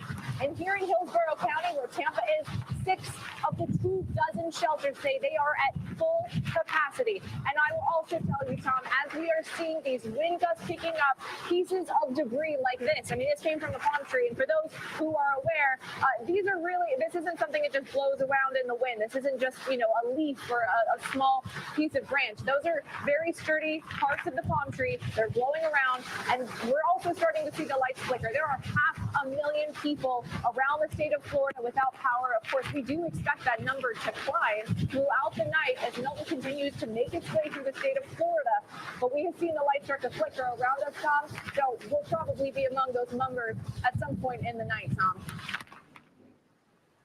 All right, Marissa Parra reporting live for us. Marissa, we appreciate all your reporting. You and your team stay safe tonight. And again, our thanks to you. I want to get over to Bill Cairns right now. Bill, this is incredible where we are. I mean, an absolutely calm moment in Sarasota. It was incredibly chaotic over the last 3 hours. It is now perfectly calm, and we know it's about to get pretty wild maybe in an hour or two, right, Bill? Yeah, it's amazing. You know, if people want to look at the map here, so Tom is here and Marissa's here, and this is not that far away from each other. You know, you can do this drive in an hour here from Tampa to Sarasota if you get lucky with the traffic. And that's the difference between being in the northern eye, which Tampa is in Bradenton and all of Tampa Bay, or Sarasota, which is going right through the center of the storm. So pretty incredible stuff. And this rainfall is really problematic. Just to update the power outage numbers, now at 750,000 people without power. The extreme wind warning continues for all areas north of Sarasota with that heavy rain and that wind. That's where we're seeing the gusts. Bradenton, 96-mile-per-hour gusts. So that's why the power is going out so quickly. We've had an unconfirmed report of a storm surge south of Sarasota of 10 feet. Down to Naples, around 5 feet. So that everywhere in between here, you know, roughly about, 5 feet to 10 feet is the range that we're getting. That's what we were expecting, and it looks like it's happening. No problems with storm surge in Tampa Bay. Here's some of our latest wind gusts: 71 in Brooksville. Even Orlando now is up into the 50s. Punta Gorda, 79, now 72. St. Petersburg, just with a gust up to 90. Tampa to 82. So those are the wind gusts that you see Marissa out there in. And she even said she's protected. So that's why we're starting to see, when you get 90-mile-per-hour gusts, you're getting roof damage, shingles are flying, you're getting some trees coming down. That's the sort of damage. We're not going to see like houses, totally destroyed. So Tom, as we go throughout the next 6 hours, we're going to take the storm right through central Florida and all through there, right around I-4. And as far as the max wind go in Orlando, I still think you have a chance of getting gusts up to maybe 80 miles per hour. We're still going to keep this a hurricane through the night, south here of Orlando from Winter Haven with Sebring, and then eventually off the Space Coast by about 10 a.m. or so. So the storm's going to be in and out. The Florida Peninsula is not too wide. The rainfall is also going to become a huge issue from Tampa to Orlando, Daytona Beach. Flash flood warnings continue through this entire region. The area around Tampa, estimates of already a foot of rain had fallen. And it's not just Tampa. As we go throughout the night, we're going to see this high risk warning going for Orlando all the way back up here through Daytona Beach. we could see, this is 10 inches, our computers are saying here. So my friends from New Smyrna Beach up to Daytona Beach, Sanford, DeLand, this area here to St. Augustine, Palm Bay, could get significant flash flooding overnight into early tomorrow morning. And then as we go throughout the night, of course, our friends in Orlando. So Tom, you're going to start to notice that wind beginning to increase out of your northwest. It'll start getting a little breezy, and then quickly, you should have some gusts 60 to maybe 80 miles per hour in roughly about 30 minutes from now. All right, Bill Cairns, we'll stand by and make sure we're in a safe space for that. I also want to show our viewers this, the storm surge starting to pick up just a little bit. This could be just general flooding from all the rain we experienced, or it could be the beginning of the storm surge. We are seeing that water flow in. It's crazy because it's so dark out here with the power outages, and it's silently creeping up. I want to get to Mayor Kevin Anderson right now. He's the mayor of Fort Myers. He's lost power. Mayor, talk to me about what you're going through tonight. Well, as you mentioned, just lost power about 5 minutes ago. But so far, it's been relatively calm compared to what we were expecting. The wind's not been as strong. The water is slowly rising and flooding our streets downtown, but we're not quite yet to where we were with Helene. And then, Mayor, are you surprised about sort of the tornado warnings, the tornado touchdowns, and everything else you had to deal with this massive hurricane? It seems like there were a few surprises. The tornadoes definitely caught us off guard. We weren't expecting to have so many of them, let alone one. But luckily, they weren't too bad. This storm, for us at least, has not been as bad as we anticipated. You know, we have the eye right over us here in Sarasota. It's completely calm right now. What's it like in Fort Myers where you are? We've got a little bit of wind gust and some light rain. And did people sort of heed the warnings? I know Fort Myers, there were points there where Fort Myers was evacuating the beach. It looked like the storm may be heading a little further north. It then moved a little south. You know, when it kind of goes back and forth like that, you can never be precise on a hurricane. I know sometimes people can think, oh, they're smarter than the hurricane or smarter than the meteorologist. They don't want to get out of town. Did people in Fort Myers sort of listen to all the warnings? I believe a majority, more than usual anyway, listen this time. You could just see it in downtown where the way the merchants boarded up their businesses where they hadn't done that in the past. So there's thousands of people in their shelters. I believe they have taken our word, our advice, and followed it. You know, I preach from day one of hurricane season. The unpredictable thing about a hurricane is, or the most predictable thing about a hurricane is it's unpredictable. Mayor, we thank you for your time tonight. Please stay safe. We're going to leave you with this image as I'm going to turn it over to Gotti Schwartz. He's going to pick up some of our live coverage, but we're going to continue with Hurricane Milton. The storm surge has started here in Sarasota. We are in the eye, but the surge has started. That wraps up this hour. Our coverage continues right now.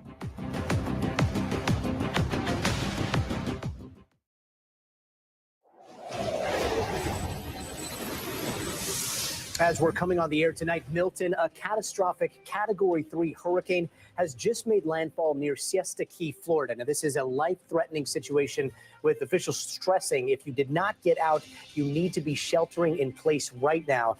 This is a live look at the conditions in Fort Myers, Florida, as we speak. Milton is packing winds of up to 120 miles per hour. Nearly 800,000 people are already without power. Storm surge warnings are in effect up and down the coast as some parts could see up to 15 feet of rising water tonight. Now, this is on top of a record-breaking number of dangerous tornadoes ripping through the center of Florida throughout this chaotic day. Dozens of twisters through communities hours before landfall.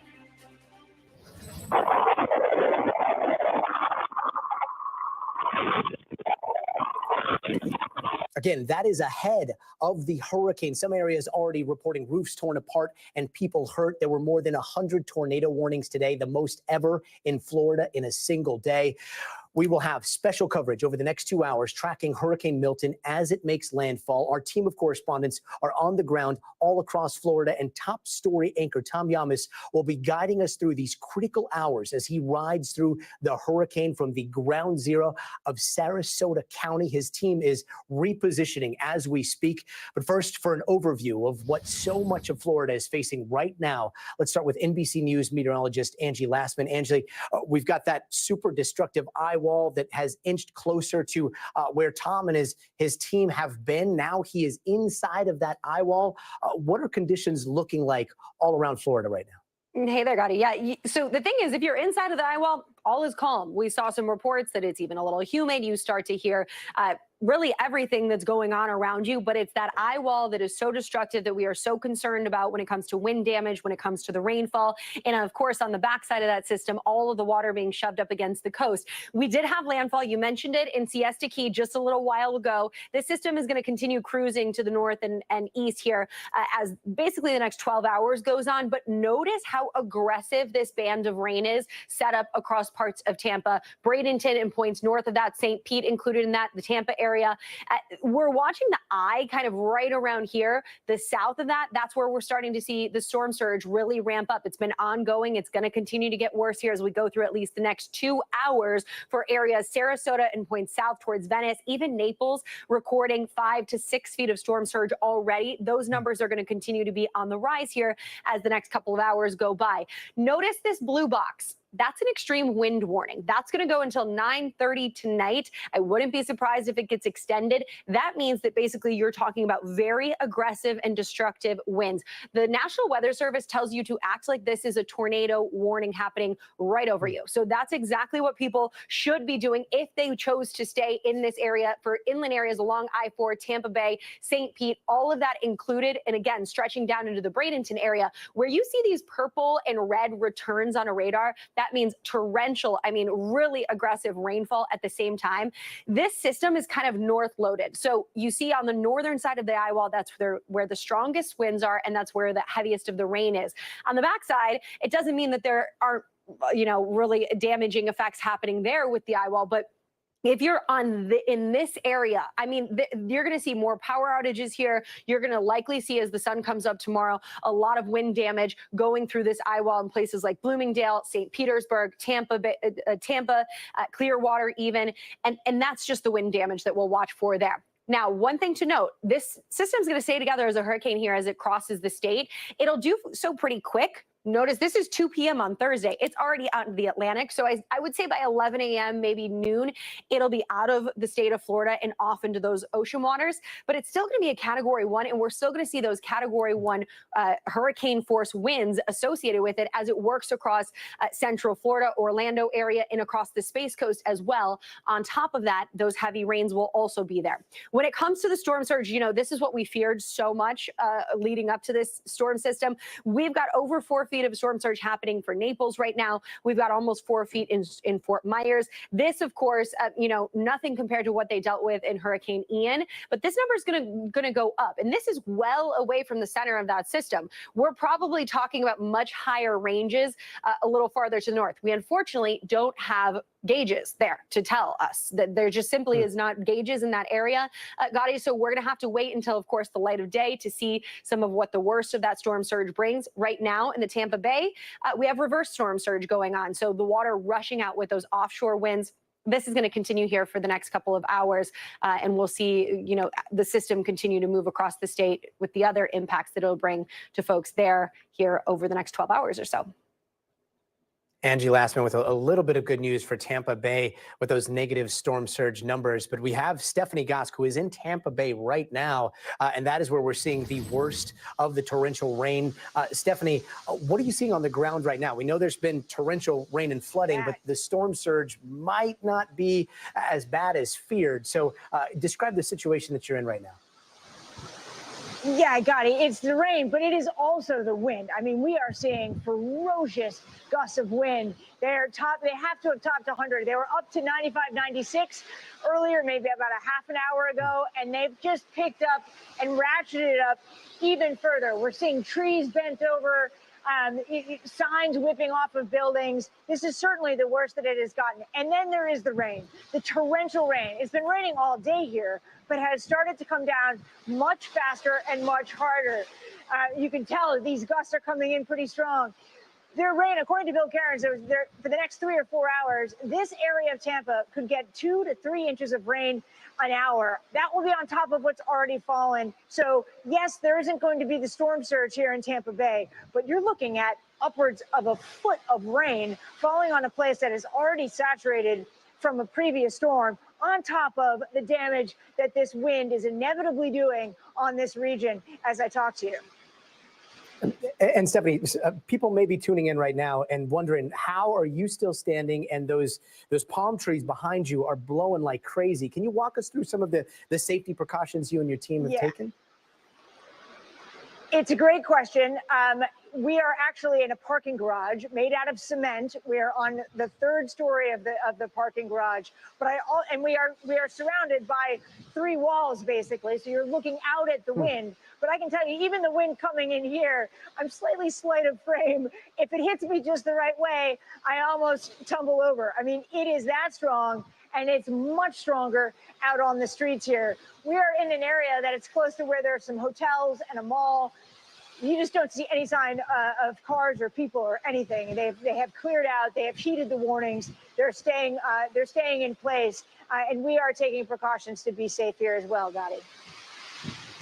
Stephanie, it seems like Tampa has had a lot of close calls over the years, but a hurricane hasn't hit that area directly in almost a century. So how prepared is Tampa for a hurricane? Yeah, well, you know, this entire coast of Florida just gets hit at various stages in various ways from hurricanes. It is a fact of life. You live here. And yes, there hasn't been a hurricane that has directly hit Tampa in a century, but people here know that they're going to have to do it. There's a great example and a critical one for the city of Tampa, and that is the Tampa General Hospital. And they have taken incredible measures to make sure that they can stay operational. They are such a critical place for people to get care, especially during a storm where people could get hurt. They have flood walls that protect for storm surge up to 12 feet. They have their own power plant, Gotti, to keep the lights on 32 feet above sea level. They have moved all of the patients and doctors and staff out of the 1st floor, and they keep 5 full days of supplies and medicines and food so that they can wait out whatever might happen. They are perhaps the most critical infrastructure of this city. And it just goes to show that people know that these storms are going to come through. But this period of time, Hurricane Helene, followed by this storm, it is a 1-2 punch that they have not seen in this city in a very long time, Gotti. Incredible, the power of Mother Nature behind you there, Stephanie Gosk in Tampa. Thank you so much. And for a split screen here, let's go to Tom Yamas, who is in Sarasota right now. Tom, just before this, I was watching your coverage, and you were in the eye of the storm. And, you know, we just saw Stephanie Gosk kind of getting blown around in the shelter of concrete. Describe this situation that you're in, because you were right in that eye, right? Yeah, the eye was incredibly calm. It was quiet. It was eerily quiet. And unfortunately, when it gets like that, it brings people out. And so now I'm going to be kind of looking out of the corner of my eye because there's a lot of people in sort of high water pickup trucks, if you will. And they're just sort of zooming around, looky-loos, if you will. They're doing donuts. They're trying to splash the water in different directions. It's dangerous. It's reckless. And what they don't realize is that now that the eye wall or the back eye wall is about to hit us, this is the strongest part of the hurricane. So the eye is obviously very calm. Now that is past, the strongest hurricane force winds are going to hit us. What I do want to show you, though, Gotti, is pretty incredible. This is the beginning of the storm surge. When we came out here, maybe about 15, 30 minutes ago, there wasn't water here. It's moving really, really fast. You can actually see it on the camera as it's pushing forward. This is coming from the bay. It's coming right into Sarasota. And this is the big fear right now. It's not going to get too serious until those hurricane force winds start pushing that water ahead. It could be anywhere from 8 to 12 feet. The power behind me, you notice, is out. So we're dealing with some power outages right now. But again, we're still sort of feeling the effects of the eye of the storm, which even though this is a monster hurricane, it's a phenomenon of weather. It is incredible. It is completely calm right now. It is the Zen spot, if you will, of the hurricane right before the chaos starts once again, and that's the backside of the storm. And the wind gusts are picking up a little bit, Gotti, so we know it's coming in maybe 15, 20, 30 minutes. 15, 20, 30 minutes. How long have you been in the storm, sir? How long have you been in the eye there? You know, the eye, I'd say, and I have my team out here with us. What do we think, guys? Like maybe 30, 45 minutes? Probably about 45 minutes. Our audio engineer, Mr. Pope, who's a experienced storm chaser here, he's been with us, been monitoring the conditions. He thinks it's about 45 minutes. I think he's right. But again, Gotti, like it's hard to explain. I've covered a lot of hurricanes, and you forget how calm it is in the eye. I mean, it was blowing. There are trees that are already down in Sarasota, and then suddenly it just stops.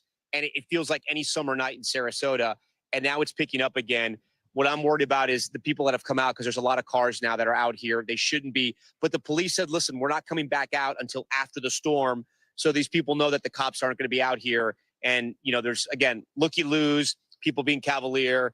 I'm going to show you one right now. It's coming through here. George, we can pass over here. You have a lot of vehicles like this. They're high water vehicles. You know, they're pickup trucks. They're Wranglers. They have huge tires. And in some cases, not that guy, but in some cases they're doing donuts. They're revving their engines up. They're trying to have fun in a hurricane, which, again, I mean, whatever floats your boat, but, you know, it's not safe.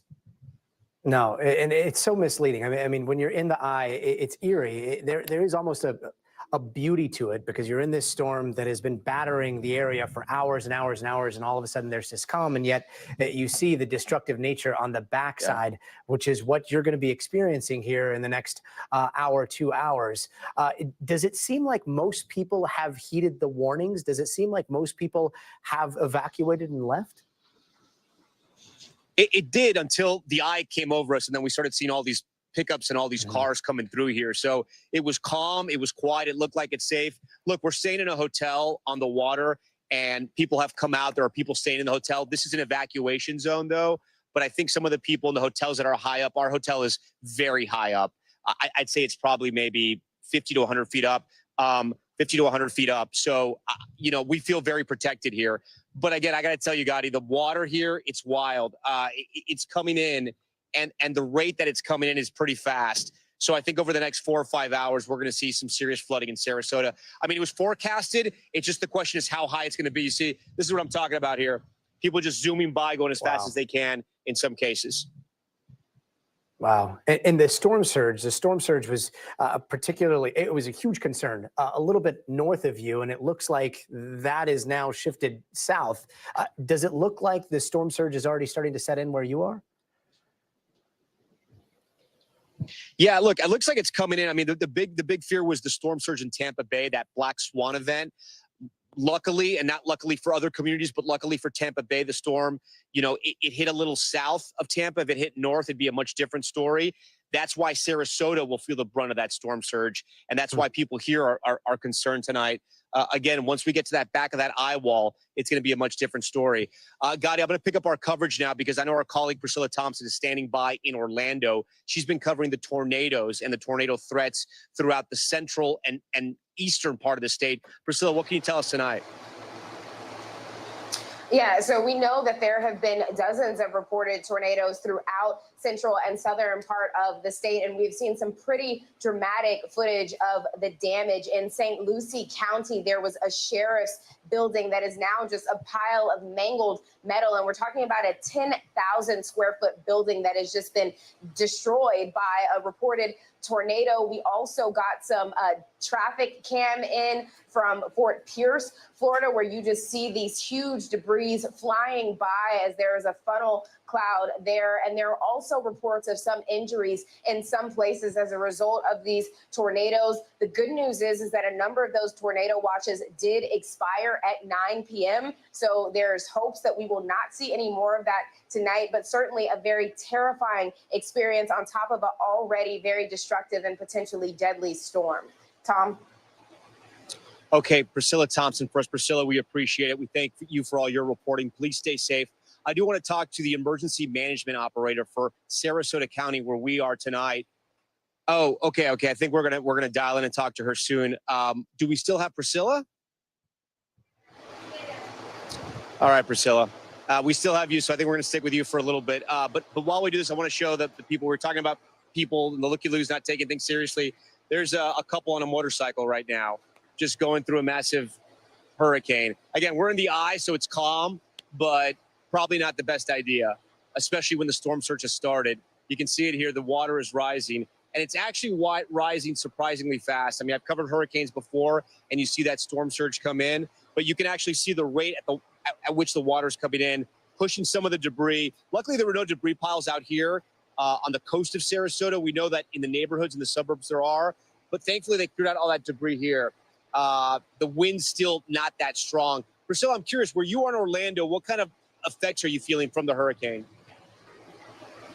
Yeah, Tom. So the rain is starting to come down harder already. We're seeing some water beginning to pool on some of the roadways here, and the winds are also starting to pick up. And so right now, officials are saying if you are not yet sheltering, you have about a half hour to do that before the worst of this storm is expected to move in and make things a lot more complicated here. And what is interesting about this area is that during Hurricane Ian, they saw devastating flooding, and Milton is expected to be far worse. We're talking about up to 14 inches of rain here that could just cause catastrophic flooding in addition to the 80-mile-per-hour winds. And there are people who have evacuated to this area. I spoke to a woman who lives in St. Petersburg, said that she lost everything during Hurricane Helene. All that she has left there is a 10-foot by 10-foot storage unit that is on the first floor in St. Petersburg with all of her life's possessions. They drove up here to Orlando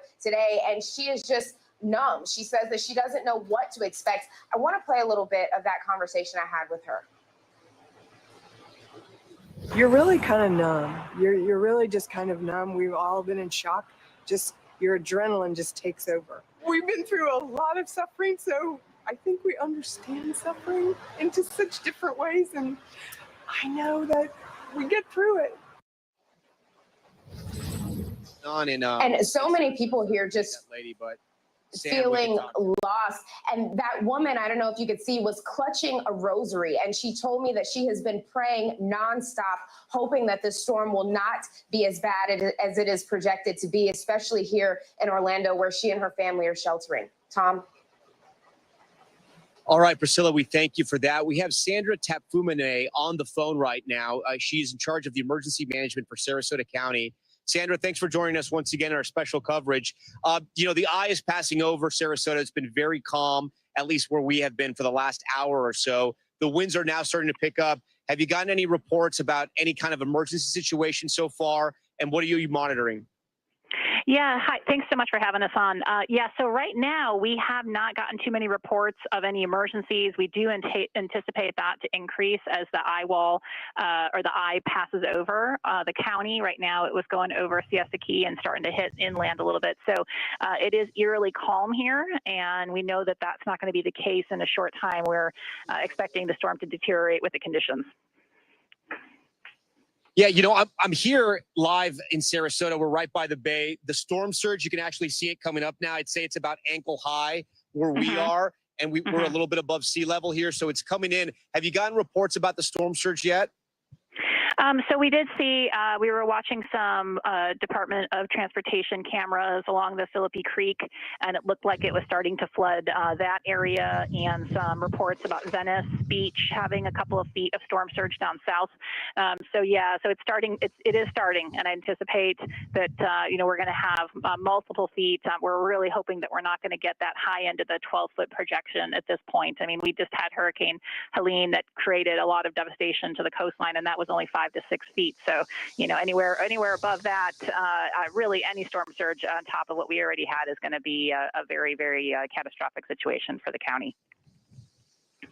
What are you hearing about power outages? Here, the power is out where we are. We're seeing transformers explode in the distance. Have you got any reports about that? Yeah, we are starting to hear about different parts of the county that are without power.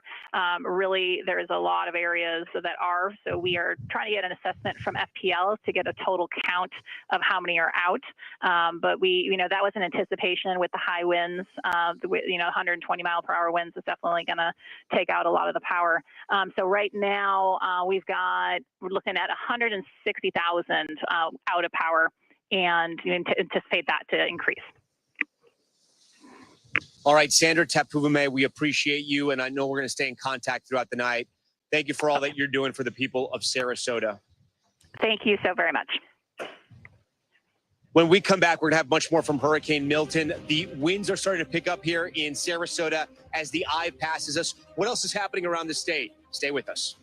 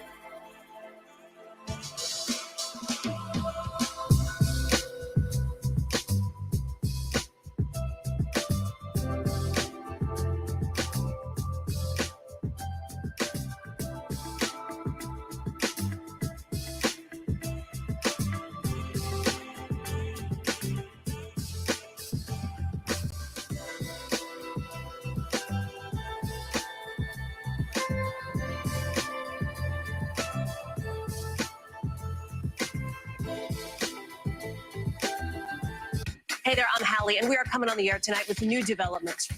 Let's talk about the implications on women's health and then the political fallout. Start with what this law actually will and won't do. Cruise officials will do almost anything they can to get it back open ASAP. So how S is the P? In other words, how soon will it be open? I could keep talking till the Eiffel Tower starts sparkling. Now you've laid down the gauntlet, so we have to continue to speak until it starts to sparkle. It's sparkling. It's happening.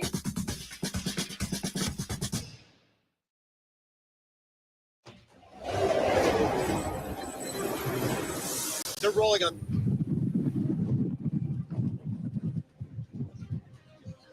Welcome back to our live coverage of Hurricane Milton. The situation here in Sarasota is starting to turn dire. At first, we had, okay, we're gonna go. We gotta go.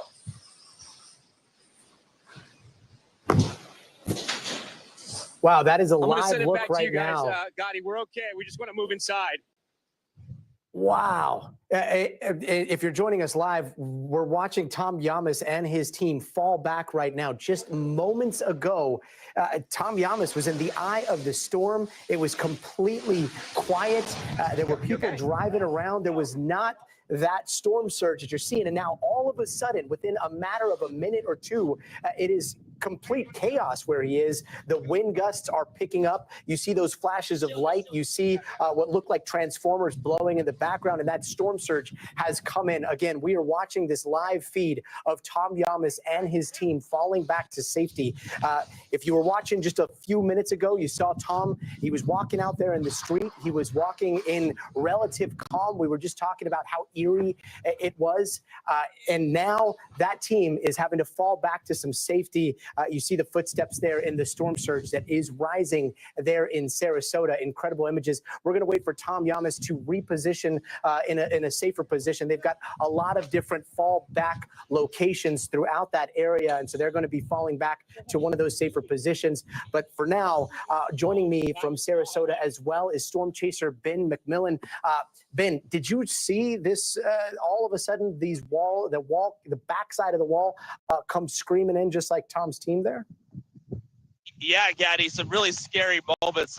You saw some of the power flashes, the explosions in Sarasota. We've moved north to Bradenton, and you can see now significant storm surges coming in off the bay here, Tampa Bay, into the area here, and the conditions are really going downhill quickly. So last few moments here have gotten extremely violent with the wind, and I think it's definitely safe to say the storm's not over yet.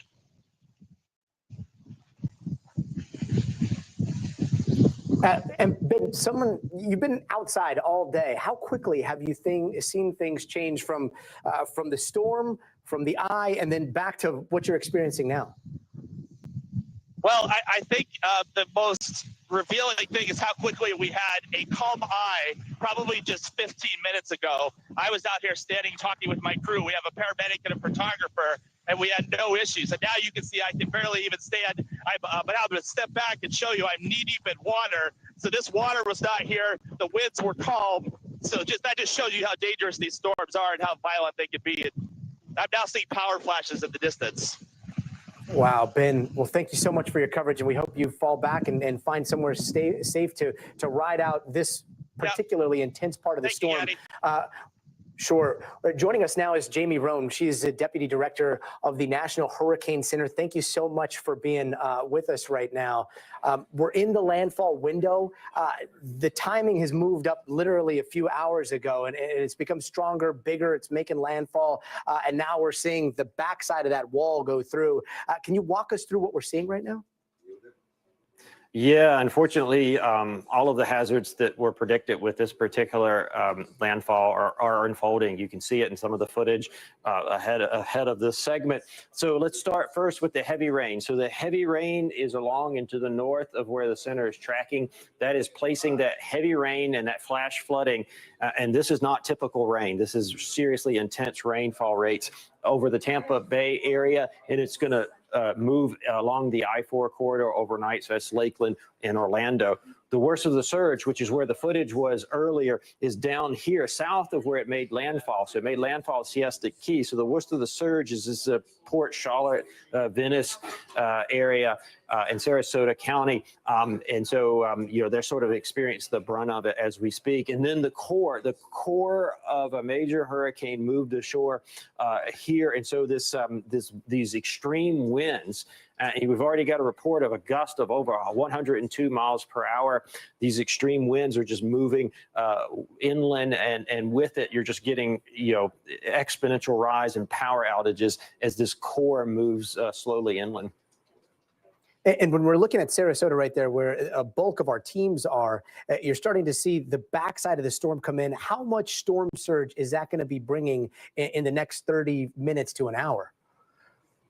Well, we think the peak of the storm surge is going to be somewhere in the 9 to 13 feet. We don't have any instruments that can hold up to those types of conditions, so we don't have anything to measure it or report it. But just based off experience, when you get that sort of onshore wind at a big hurricane, you're going to get every bit of that 9 to 13.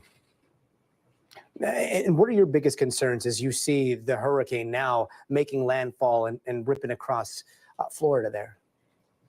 It's unfortunately impacting a densely populated portion of Florida. This I-4 corridor that connects Tampa, Orlando, and Daytona, very heavily populated, and some of the worst of the conditions are going to ride right along that area, exposing probably millions of people to these conditions.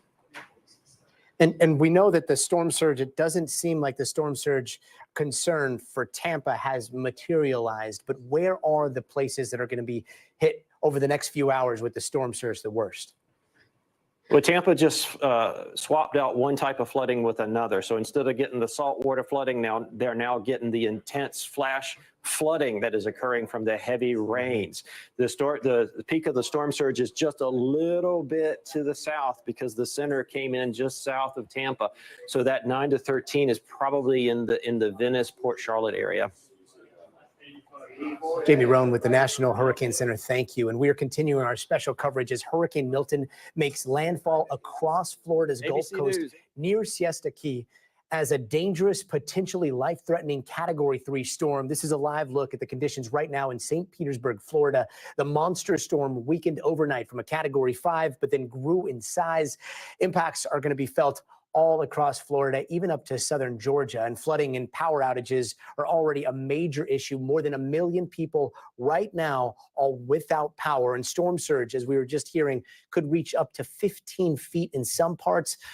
Tornadoes have also been making things much more dangerous as dozens of reported twisters earlier ripped up some communities hours before landfall. All of this happening just 2 weeks since Hurricane Helene slammed into Florida, forcing people in hard-hit areas to scramble and to get rid or secure any debris that could be a hazard in front of their homes before Milton's arrival. That's some of those debris piles that you're seeing right now. Hopefully those debris piles, most of them have been taken away, because as the storm surge comes in and as the winds rip through, you can see how those debris piles can turn very, very dangerous. NBC News meteorologist Angie Lassman joins us now. Angie, I mean, that was incredible. I don't know if you were watching, but that shot with Tom Yamas earlier, it was fine. It was peaceful. It was almost this eerie calm, right? And then as soon as we went to him, in a matter of seconds, everything turned and he was just being tossed around, and they had to fall back. So can you walk us through what they experienced with those winds as the wall went over them? Yeah, so they experienced the pressure drop in the eye. They experienced the extreme calm where you can even sometimes hear frogs and bugs outside. And then they experienced really the worst of what Hurricane Milton has to offer when it comes to those winds. We know that the eye wall is where the strongest winds live. And where Tom is, they aren't actually the worst of it per se, because you move a little farther to the north and you'll really start to see things ramping up, but it isn't pretty. It is not something that you want to be out in for sure. And you'll, when I show you these wind reports that we've got in over the past hour or so, you're going to be impressed. One thing to note, we've got a flash flood emergency going on across Tampa. No surprise. We have reported 5 inches of rain in the St. Petersburg area in 1 hour. There was already over a foot of rain that has happened in the past 24 hours. So you can just put into perspective what that means for the flooding that's ongoing across the Tampa area with this kind of setup of this rain, the purples and the deep, deep reds kind of sitting over that area. And this is likely going to continue. We're talking catastrophic flooding occurring with this rain that's working across that region. So it's not, of course, just the wind. It's not, of course, just the rain. We've also got the storm surge that we're talking about a little farther to the south. But this is going to be something that this area is going to continue to see. Here are some of the wind speeds that we've already recorded. Bradenton, 96 miles per hour, Gotti. We've got the same going for St. Petersburg. Again, that north side of that eye really is where the more substantial kind of impacts are. But still, you look a little farther to the south, Venice over 90 miles per hour. So this is exactly what we expected. Those hurricane force winds ongoing here.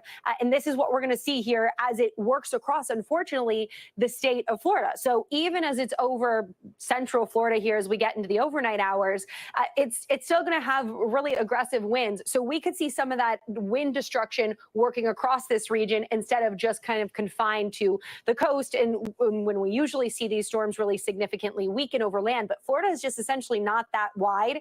So that's going to hold together. And remember, it came on shore as a Category 3. It still had a whole lot of steam in it as it made landfall. Here are some of the wind gusts we've seen in the past hour: 82 miles per hour in Tampa, even inland for Winter Haven and Orlando, over 50 miles per hour. The power outages are going to continue. We've already seen over 1 million power outages reported for the West Coast. That's going to expand here as the night goes on for folks across the middle of the state. And here's why. Notice this little red kind of circle right around the center of that system. Those are the hurricane force winds. So look, they'll work across the state. And again, the damage is what you're going to be seeing. On top of that, the flash flood risk is going to be immense with those highest amounts already totaling up. Gotti, we've got more than 6 inches in Tampa, already 2 inches in Orlando. These are saturated grounds. And all of that on top of the fact that we still have a potential to see some of those tornadoes coming in on those outer bands as it works across the state. Angie Lassman, thanks so much for keeping an eye on all of that. 6.75 in Tampa so far. It's incredible. Let's bring in NBC News correspondent Sam Brock, who is in Fort Myers, a little bit south right now. Sam, what are you seeing on the ground right now? And are we starting to see an escalation in the storm surge? A material change in just the last hour, Gotti. To situate this for you, I'm in a parking garage so that we're safe in Fort Myers on the 4th or 5th floor. Sound structure. We have a bird's eye view from up here. And if you look down, this is downtown Fort Myers. I would say, at least at last check, when I walked down there, a couple of feet of water have just flooded the streets here. It's coming from the nearby river, the Caloosahatchee River, which was basically at ground level a couple of hours ago when we were live for nightly news. And within that 2-hour span, it's coming in from every which direction. And I know from our vantage point, again, for safety, you're not going to be able to see all of this, but you, I'm sure, see all of the pooling within this street. There's a parking garage sort of catty corner from where we are right now. And I'm looking at the water levels reach about the second or third step and continue to rise. I just see someone kind of checking out and walking back into the parking garage, probably have the same idea that we do, which is to say there is definite storm surge here. And, you know, you're hearing these reports of major flood stage situations in places like Punta Gorda, in Naples, which is about 25 or 30 minutes south of where I am, certainly north. I know you were just talking with Angie about Tampa and Sarasota, although initially Tampa had that weird anti-surge situation going on. But now a lot of these cities, and you feel the wind coming in, gusts that are pretty close to, I would say, hurricane strength if they aren't. Listen to that. That's the palm trees just swaying back and forth, physically being moved. You're just seeing flooding, and I can't even imagine what we're going to be looking at tomorrow morning. We were just talking about, like, we hope we can get out of this garage, because right now it's a couple of feet and just climbing. High tide is 8:15 tomorrow morning. So we are 70 miles away from Sarasota. The lights are flickering on and off right now. I'm sure you just saw in the background. Things go dark. Look at this whole street. Look at this. Okay, all the street lights we just saw are now that simmering and right going behind out. you. No power. Right behind you. We saw a big transformer blow. We saw the lightning hit, and then all of a sudden it is pitch black behind you. And there it goes. This is Back on again. downtown Fort Myers. Wow, that's incredible. What are the biggest concerns in Fort Myers? I know that there was a little bit of a wobble here with this hurricane. It kind of started to dip south. So the trajectory was a little bit different than what people expected. What are the biggest concerns right now in Fort Myers? Storm surge. Now, as it pertains to Fort Myers specifically, and a number of the other counties, like Lee County, as of about an hour or two ago, still had deputies in the streets. I would doubt that's the case now. Many of these other localities do not want to put first responders in harm's way by going out to try to rescue people who chose not to evacuate in the middle of a storm. Once you get to about 45 miles an hour or greater on sustained winds, they're just not going to do it. So that's point A. Point B, we're in downtown Fort Myers, and I think this is definitely worthy of clarification. Fort Myers is coastal in a sense. You know, we're not far from the Gulf, but you got to go all the way about another 8 or 10 miles to get to those barrier islands. This is all in an evacuation zone we would not be able to access.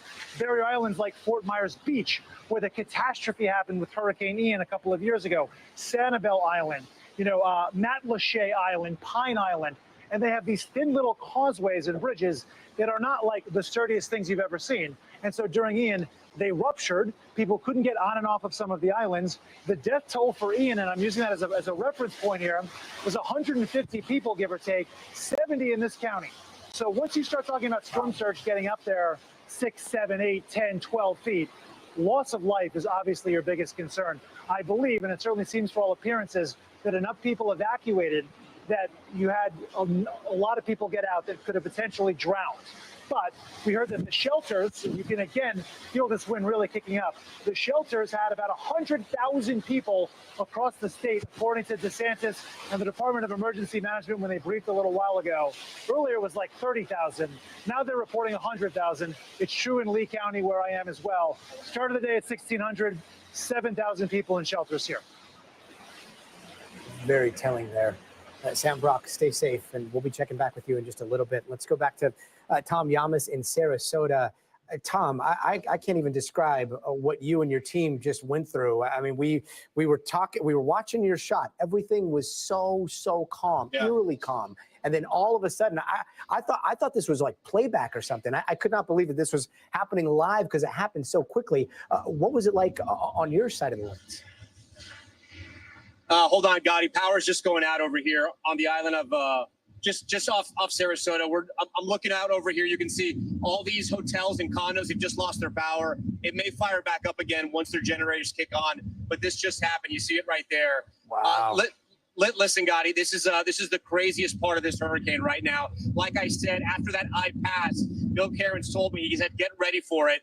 And you're right. It was incredibly calm. And then I'd say within minutes, it got incredibly dangerous. We were reporting, I think we have the clip there, And I was just basically saying how the situation was growing dire. We were watching that storm surge come in, and then a transformer, I think, exploded over our head. And that's when I realized it was getting too dangerous. We brought the entire team back. We're completely fine. We're surrounded by concrete here. We're high up. I do want to show you the storm surge. Here's the clip right now. Sarasota is starting to turn dire. At first, we had, okay, we're going to go. We got to go. We got to go. We got to go.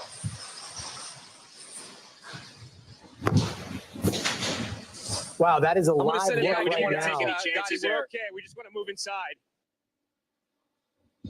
Yeah, we didn't want to take any chances at that point, Gotti. It obviously turned very fast. And I got to tell you, there were a lot of cars, there were a lot of people that were out, trying to see what the hurricane felt like and looked like because we were in the eye. And again, it was within minutes, it completely changed. This storm surge is coming in so fast. I don't think I've ever seen anything quite like this. I've covered a lot of hurricanes. This has definitely been the strongest one I've covered this season so far. But look at that. I don't know if you can tell because it's so dark, but that's a garage, Gotti, and the first floor of the garage is almost completely inundated. What you're seeing there is the wall of the first floor, and that water is rising. This has come up, I'd say, in the last hour, and it's not stopping. The wind is ripping through here right now.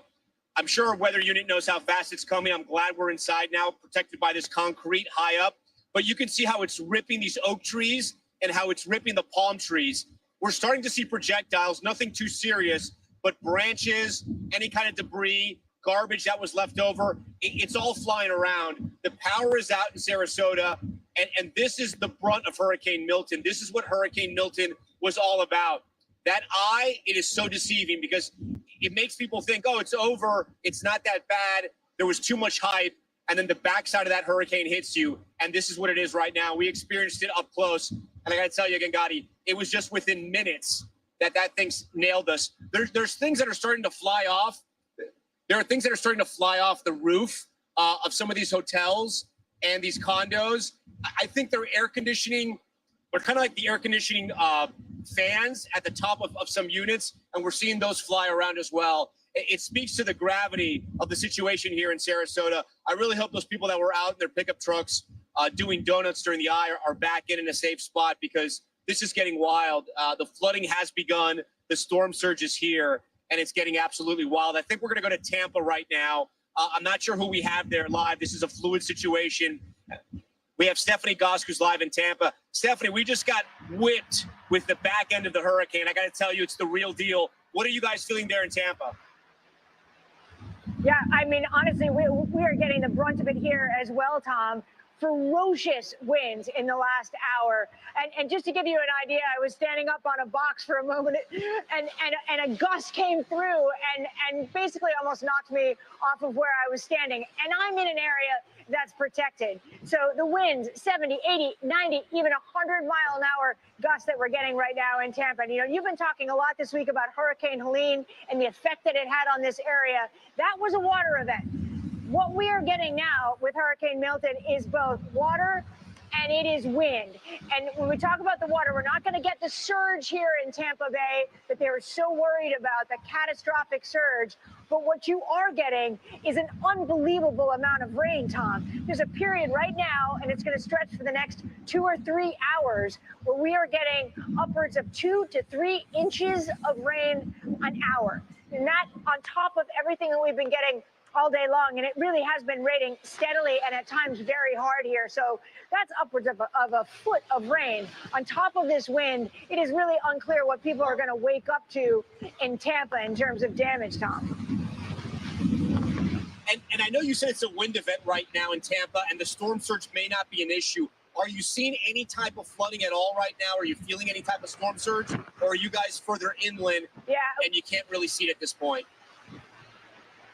We are not on the bay specifically. We are about a mile away, but there are a couple of bodies of water around us. There was what was a small, what I would call pond earlier that looks more like a lake, and there was also a canal that is now much, much higher. So those water levels are certainly rising. The streets have water covering them, although I wouldn't say it was flooding. It's probably likely because the water is just landing so quickly and not draining yet. But you have to imagine that at some point it just becomes oversaturated. We are getting flash flood warnings, or those repeated loud sirens on our phones saying that it is a life threatening flash flood situation here in Tampa, where our equipment is actually getting blown over now by some of these gusts of wind, even though we're standing in a place that has walls on 2 or 3 sides right now, Tom. All right, Stephanie Goss, you and your team, please stay safe. The situation is getting pretty dangerous here in Sarasota. There's debris. Look, George, shoot this over here. You see debris. This is basically some type of vinyl siding that's been ripped off.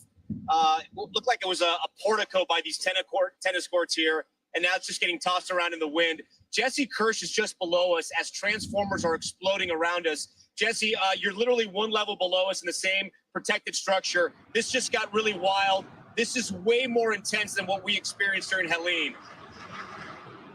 Hey, Tom. Yep, Tom, I'm going to have David pan over here because that piece of siding, we're going to watch it for our own safety as well. It is skidding across the top there. And if that blows our way, Tom, that's a real problem. So just bear with us. I know you guys are going to be watching this too.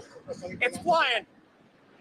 Oh, my God. That piece of, did you see that, Tom? That is unbelievable. That is a huge piece of metal siding flying in the air right now. And we're going to... Okay, look at it.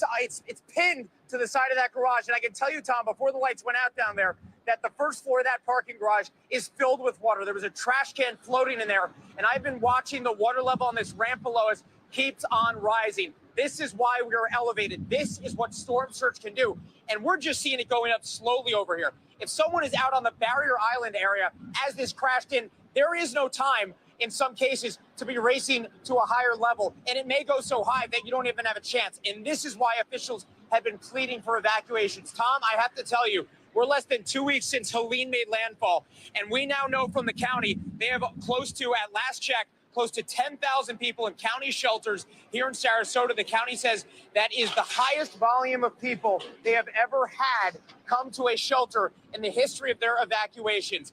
That echoes what we've been hearing on the ground here from people. Helene changed their perspective on these storms. It was the hardest hit, the mayor told me, compared to others that they've had in this community. And hopefully that inspired more people to get out early enough, because we are now seeing how powerful these winds are gusting, all this rain whipping around. You would not have a chance to be driving through this safely. We know the police are off the roads. And with all that debris out there, this is not a time to be outside, Tom. Yeah, no, Jesse, I'm thinking about those cars we saw driving the wrong way towards the Barrier Islands during the eye of the storm. I hope those cars were able to turn Even back half around an hour ago. and get out. My photographer, George Pujols here is going to move in a little bit so we can keep an eye on some of the debris flying. But I also want to show our viewers the storm surge that you and I are experiencing right now. George, you can even come a little lower here. We're above sea level at the compound where we're staying here, this hotel and parking garage. And if you pan a little left, you can see that's where the driveway is. Most of the driveway right now is underwater as the water is rising. Jesse, what's that? Say that again.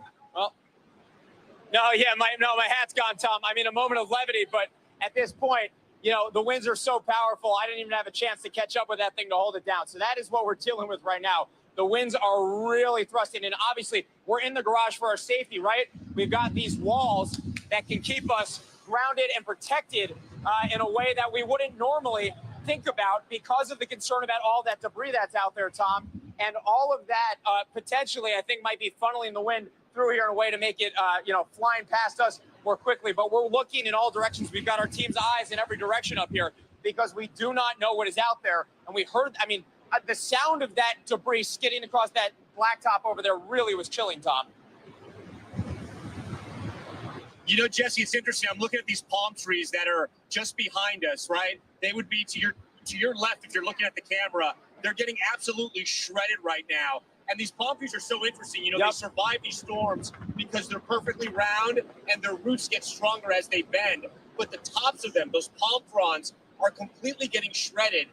And it takes a lot of hurricane wind. I'm going to ask George to back up a little bit because we're getting some debris that's kind of flying a little too close for comfort here. Most of it's leaves and stuff like that. But I'm just looking out for people, as you are, Jesse, too. The thing that I can't get over, though, is the storm surge. It is moving fast. It's almost taken over the first floor completely, the first story of that parking garage. And we're just getting started here, right? We have another 1, 2, 3 hours of this type of intensity. Yeah, and again, Tom, going back to the palm trees for a moment, those are not light, feathery leaves. Those are pretty sturdy and essentially like giant pieces of plywood. And in fact, in Hurricane Helene, when that was making landfall, a tiny piece of debris from one appeared to have hit me, and that actually sent our team back inside to safety. And I can tell you, it's not like getting hit with a leaf off of a typical tree. So the fact that those things are being snapped off and just shredded like you were describing just speaks to the ferocity of this wind. That is not an easy lift. Jesse, I'm showing the viewers now where we are so they understand that we can stay safe while we report on this massive hurricane that is hitting Sarasota right now. These are concrete walls. We are surrounded by concrete. We're high up. We have cars that are protecting us from the wind shear. I do want to show you another angle of the storm surge here. I'm going to ask our photographer, George, to come down. And George, just point that camera down if you can. You can see the stop sign down there. Hopefully that stop sign is already halfway covered in water. You can see it right there. And you can actually see the waves. That current is the storm surge that's coming in right now off the bay. And it's coming inland to Sarasota. The interesting thing that we were seeing when we were down there before we had to pull out because it was too dangerous was that the storm surge felt like it was coming from every angle. You were seeing water come in from different avenues, from different streets in different directions, which essentially gives you the sign. It tells you that you're being surrounded by water. It's another reason why we had to come up here. But I got to tell you, the water is rising, I'd say inches in seconds, which is why it's so dangerous. When they talk about that wall of water, it is the truth. We're seeing it in real time here in Sarasota, Jesse. Yeah, absolutely, Tom. And, we only have eyes on three sides of this because of the safety element you were just talking about, right? Over here, we know there's water. We know there's water off on this side street to the right. And then on the main road behind us, on the other side of our cameras for our viewers, we know there's water over there, too. But I'm wondering about the main drag heading over by the marina, because I can tell you before landfall, in the last couple of days, we saw a boat that was partially submerged in the marina area from the aftermath of Helene. And again, this storm was expected to bring twice as much storm surge, and we are looking at really powerful winds. And so I'm really curious to know what that looks like. And obviously, when it is safe enough, when it is light enough, we will get an idea of the damage over there. But there are a lot of boats out in the water, Tom, not to mention the vehicles that we have been seeing on the roads and the people who we've heard shouting during that moment of calm during the eye. I lived through Hurricane Andrew. I was about 12, 13 years old when Andrew hit Miami back in 1992. And it changed the building codes all over Florida, right?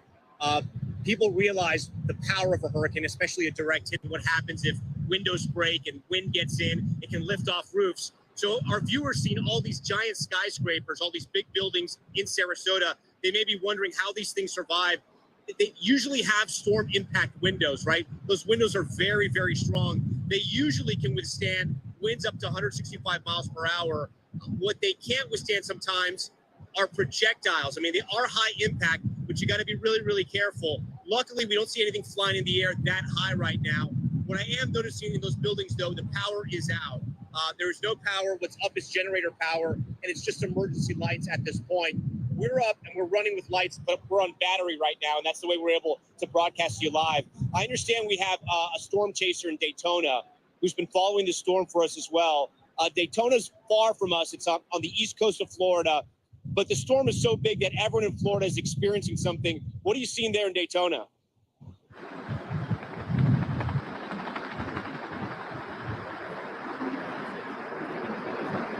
All right, we lost our storm chaser. It's okay. It's going to happen in a live situation. I'm going to stick with Jesse right now because the story seems to be right here in Sarasota. Jesse, you were here a couple of days longer than I was covering what was going on here. You saw some of those debris piles, you told me, further inland. It felt like people got out of Sarasota. We were seeing businesses boarded up. Is that the sense you got? And were they able to tackle those debris piles? Or was it sort of too much and not enough time like there was in Tampa? Yeah, I think, Tom, that it was too much. We know from the governor that he said they were working 24/7, but he also says they only got 50% off the barrier islands. Wow, that's a really strong gust. I can hear it through your mic, and we just got the wind shifted directions and got a rush of water to the face. There's definitely still a lot of debris out there. The mayor had told me yesterday that well before landfall, they had stopped collecting debris, and there were still piles as I was walking with her in a ghost town, effectively, street out on the barrier island. I also can tell you, Tom, I know you are no stranger to covering these either. Oh, man, that's really rushing through. When we come to town, right, we stock up like everyone else. Food, gas, non-perishable food, gas, water, gas cans so we can have extra fuel on hand. And I got to tell you, Tom, it felt like those things were harder to find earlier this time around. And that echoes what I heard from the mayor, what we get the sense from in these communities is that people are on edge in a way they aren't typically because of what Helene did in this community already. Again, I saw a waist-high watermark in a home not too far from where I am right now on a barrier island just up the road. And that was from the last storm. This one is supposed to be more ferocious, and you got to hope that more people are taking it seriously. And from what we're hearing from officials, that seems to be the case, Tom. All right, Jesse Kirsch. Jesse, you and your team stay safe. I know you're close by. I want to go to Chase Kane right now. He's our national climate reporter. A tornado, I'm being told, has just touched down in Daytona. That's where Chase is right now. Chase, what do you know?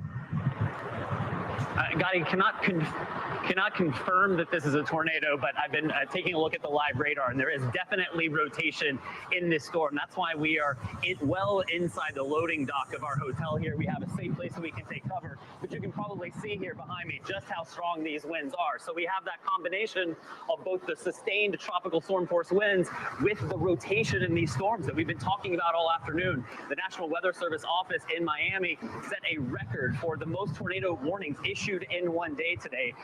As of last check earlier, we had well over a dozen confirmed tornadoes. I mean, you can see what the trees are doing here. Even the gate next to this loading dock here. The vehicle that just drove by is a Volusia County sheriff. The only vehicles that we've seen lately are official vehicles because there is a mandatory curfew. There's a mandatory evacuation order in place for this area where we are in Daytona Beach. I mean, it would be tough to guess how strong these winds are, but it's been pretty ferocious here over the last, certainly over the last half hour or so, Gotti. All right, Chase, it's Tom Yamas you're talking to here, but I know you're new with us, so that's all good. Please stay safe where you are in Daytona. We're going to check back with you a little later. George, I'm going to bring our photographer, photojournalist George Pujols back over here because I want to show how much the storm surge is growing here. I'd say it's climbing inches. Every minute or so, it gets more. And this is what they were afraid of here, right? It was a historic storm surge, a storm surge like they had never seen before. It's just getting started. We still have, I'd say, 1 or 2 hours of this intense weather. Our meteorologists will be able to give us a better sense of that.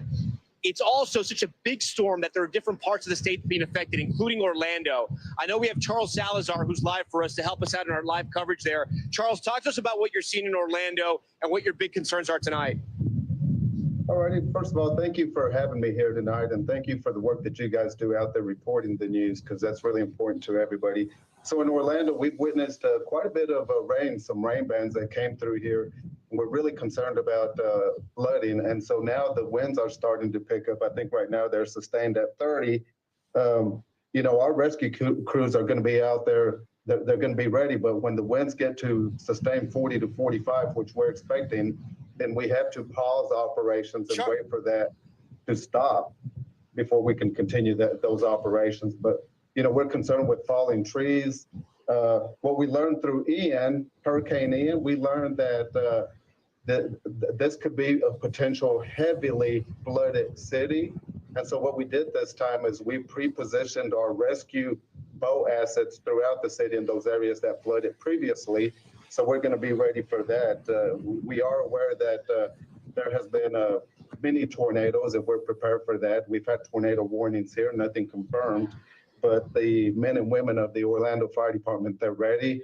They've been preparing for several days. They performed really well during Hurricane Ian, and we're ready to perform for this storm as well. Charles Salazar from Orlando. Charles, we appreciate all that you're doing over there. Please stay safe tonight. Our continuing coverage live from Sarasota will continue right now. We are live in Sarasota as Hurricane Milton is striking this area. Stay with us.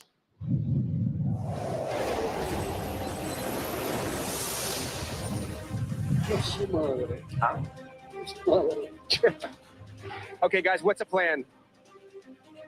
Okay. Right.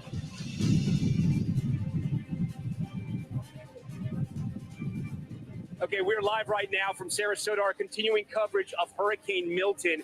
You are watching as the storm has already made landfall. This is the backside of the hurricane, the most powerful part of the hurricane, slamming into Sarasota right now. It made landfall just a bit north of us in Cedar Key, south of Tampa. That was somewhat of good news for Tampa because they were worried about the storm surge if it hit north of there. But right now, unfortunately, it's bad news for Sarasota, feeling the brunt of Hurricane Milton. And we're seeing that storm surge happen as we come to you live right now.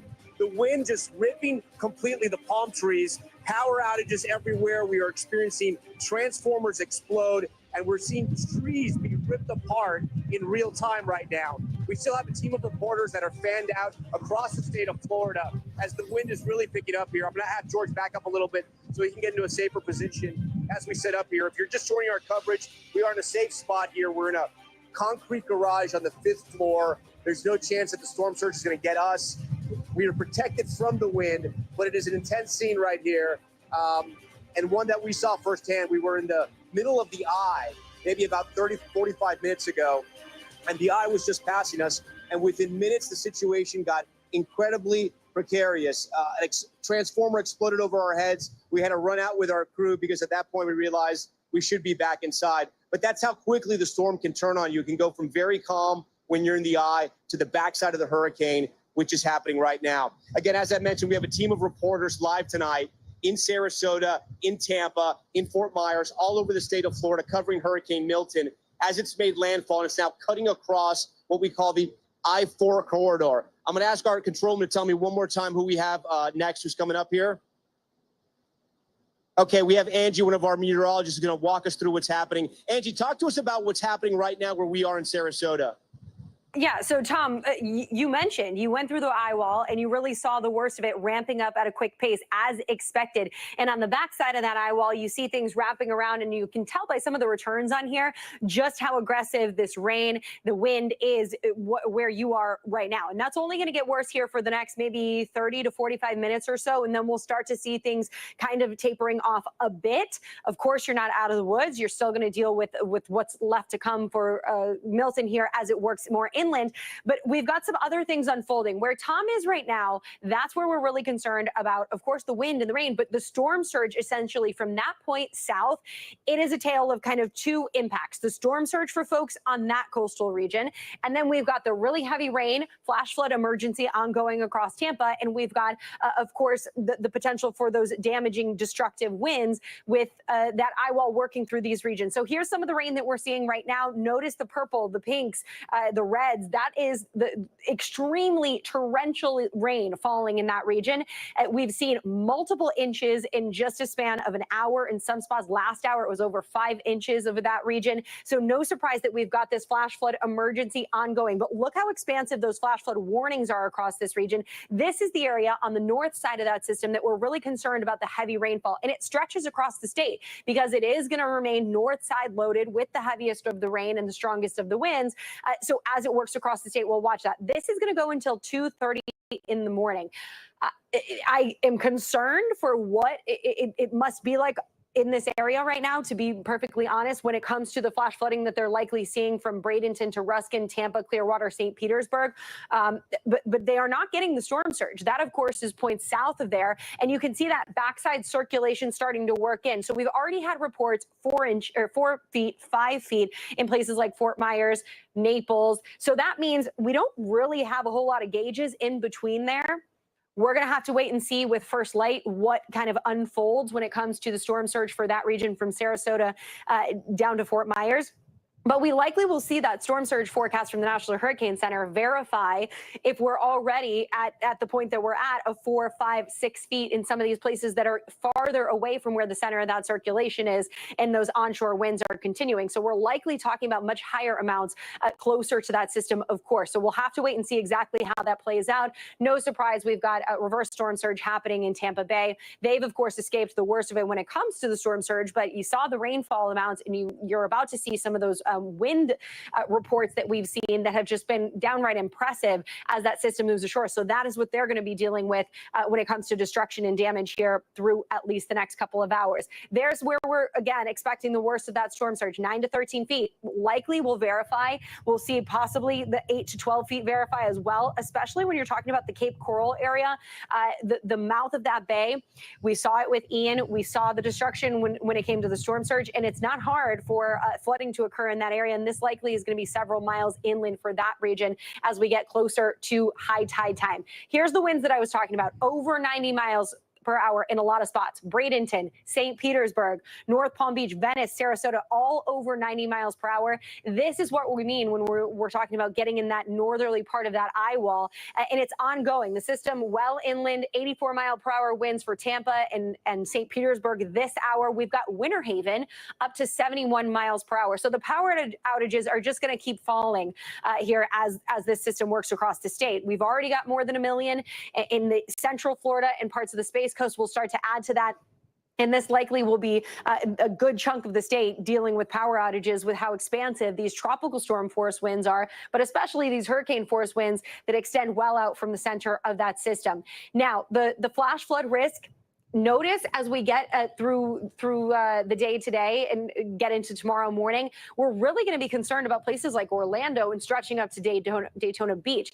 I said that northern side of the system, that is where a lot of rain is. We saw shear and a cold front interacting with the system before it moved onshore. That kind of made the northern side of the system really big and bulky, and the southern side of it a little wimpy. Of course, it didn't weaken it all that much, but this means that the heaviest of the rain is going to be working across these regions, specifically Orlando, Daytona Beach here as we get through, especially into tomorrow morning. We're still going to be watching this. One thing to note, we've got already saturated grounds. We've already had 8 inches of rain in Tampa here over the last 24 hours, and impressive amounts in a very short period of time. So when you're getting multiple 4 inches of rain per hour for 3 hours on end, we're talking double-digit rainfall amounts. So you may have escaped in parts of Tampa Bay the storm surge, but you're still going to see the flooding likely into homes, businesses when it comes to the rainfall that's ongoing. And this, again, this is going to Orlando, Daytona Beach, those numbers are going to grow here as the system works across the state.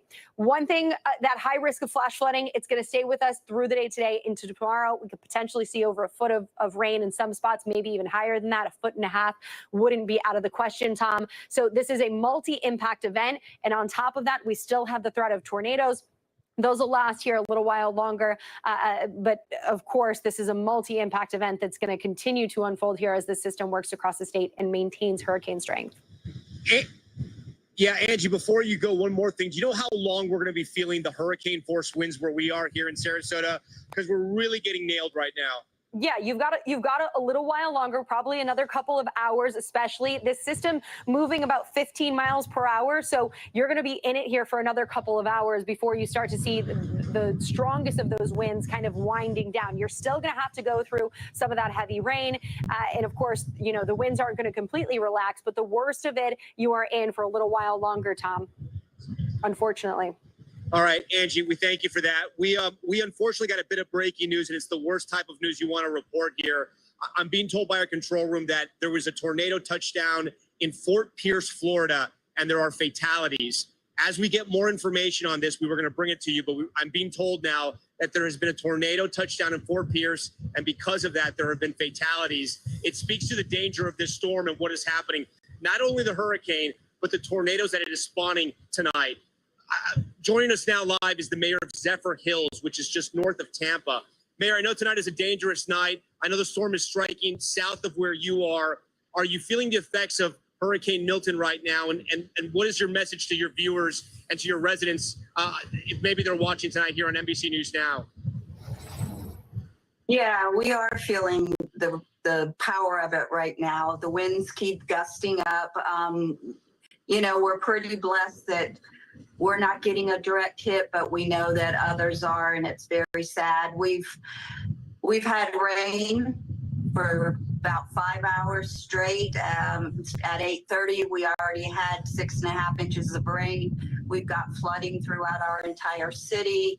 I guess at this point, majority of our residents are without power, And the ones that are lucky enough to have some probably won't in the next little bit.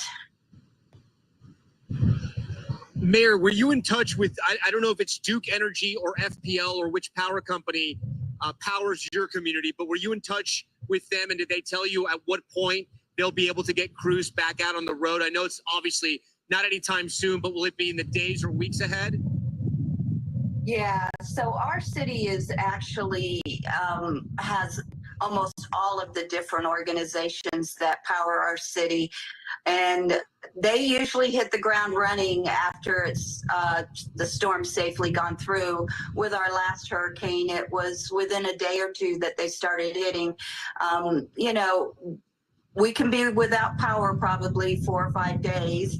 That happens here. But we're going to hope for the best, but we know that it's throughout the whole state. So I know that they're going to be doing the best they can to get all of us back online as soon as they can. All right, Mayor, we appreciate your time. Please stay safe tonight, and I hope the residents of Zephyr Hills are able to ride this out. Jesse Kirsch is joining our live coverage once again. Jesse, I'm out here on the balcony just above where you are, and I'm looking out at the incredible scene we're watching unfold in front of our eyes right now. Vinyl siding being ripped off from different structures out here in Sarasota, a storm surge that doesn't seem to stop. We're seeing palm trees getting completely shredded. I no longer can see the bay because of the sheets of rain that are out here, Jesse. And I just heard from Angie Lassman, one of our meteorologists, it's going to be like this for the next couple of hours. The idea of that, Tom, is kind of remarkable. We just saw another flash. I don't know if that was a transformer or lightning, but you know, the idea that these conditions are going to persist, and with all this debris flying, Tom, and I think for me the biggest thing that keeps catching my attention is the sound of that scraping of that metal off in the distance, Tom. And I know we've both been paying attention to it for our team's safety. It speaks to the force of these winds. And yeah, you can see the pieces of the top of that little shed on top of this deck. Oh man, look at that one. It just got picked up. Tom, I just lost sight of one of those pieces of debris. I don't know if you saw that too, but it just kicked up off the deck and went off into the distance towards the bay, Tom. You know, one of the things that's interesting is that our viewers are watching this. They're seeing these trees get shredded. What they may not be able to see, because this is a nighttime hurricane, is that the storm surge level is rising, and the trunks of these trees are almost completely underwater. At least the bottom halves of these trees are almost underwater. I've been monitoring the water, and you can see this over the balcony too, Jesse, where you are, of how high it's rising. Because, you know, we're very elevated here, and we're maybe 50 to 100 feet where the driveway starts, and then you and I are 4 and 5 stories up. But I can see that water rise, and you look at the garage just across from us, and that garage, the first floor is almost completely underwater, and it hasn't stopped rising. I want to tell you something else I just learned, Jesse. Our weather unit is telling me now that they can't tell us how fast the wind is blowing at this point, because the sensors likely here are broken. The last one they clocked were somewhere around 102 miles per hour. And you and I know over the last few minutes, it's been getting stronger and stronger since then. It's one of the reasons why we're reporting from inside this concrete structure, this garage, because it's safer. I also want to tell our viewers that if they see a flash of green or orange, it's not lightning. It's likely a transformer exploding somewhere in the distance. And Jesse, I've been seeing those quite frequently over the last 10, 15 minutes. Yeah, and we started seeing them quite a while ago too, Tom. I mean, that's been one of the stories unfolding the last couple hours, and I think you hit it on the head. The debris is the big unknown here. I've been asking officials about the impact of it on everything from potentially making a death toll worse to exacerbating the storm surge. And the other thing that they didn't seem to think was a big point of concern, but I'm going to be curious about tomorrow, Tom, is we know how quickly the flooding can recede when you get the debris cleared out from the storm drains, right? The lingering flooding hours after landfall. I want to know how much worse that flooding will be, or how much quicker it has unfolded because of that debris. And it might be hard to gauge just because there's no one that's going to be tracking that in real time.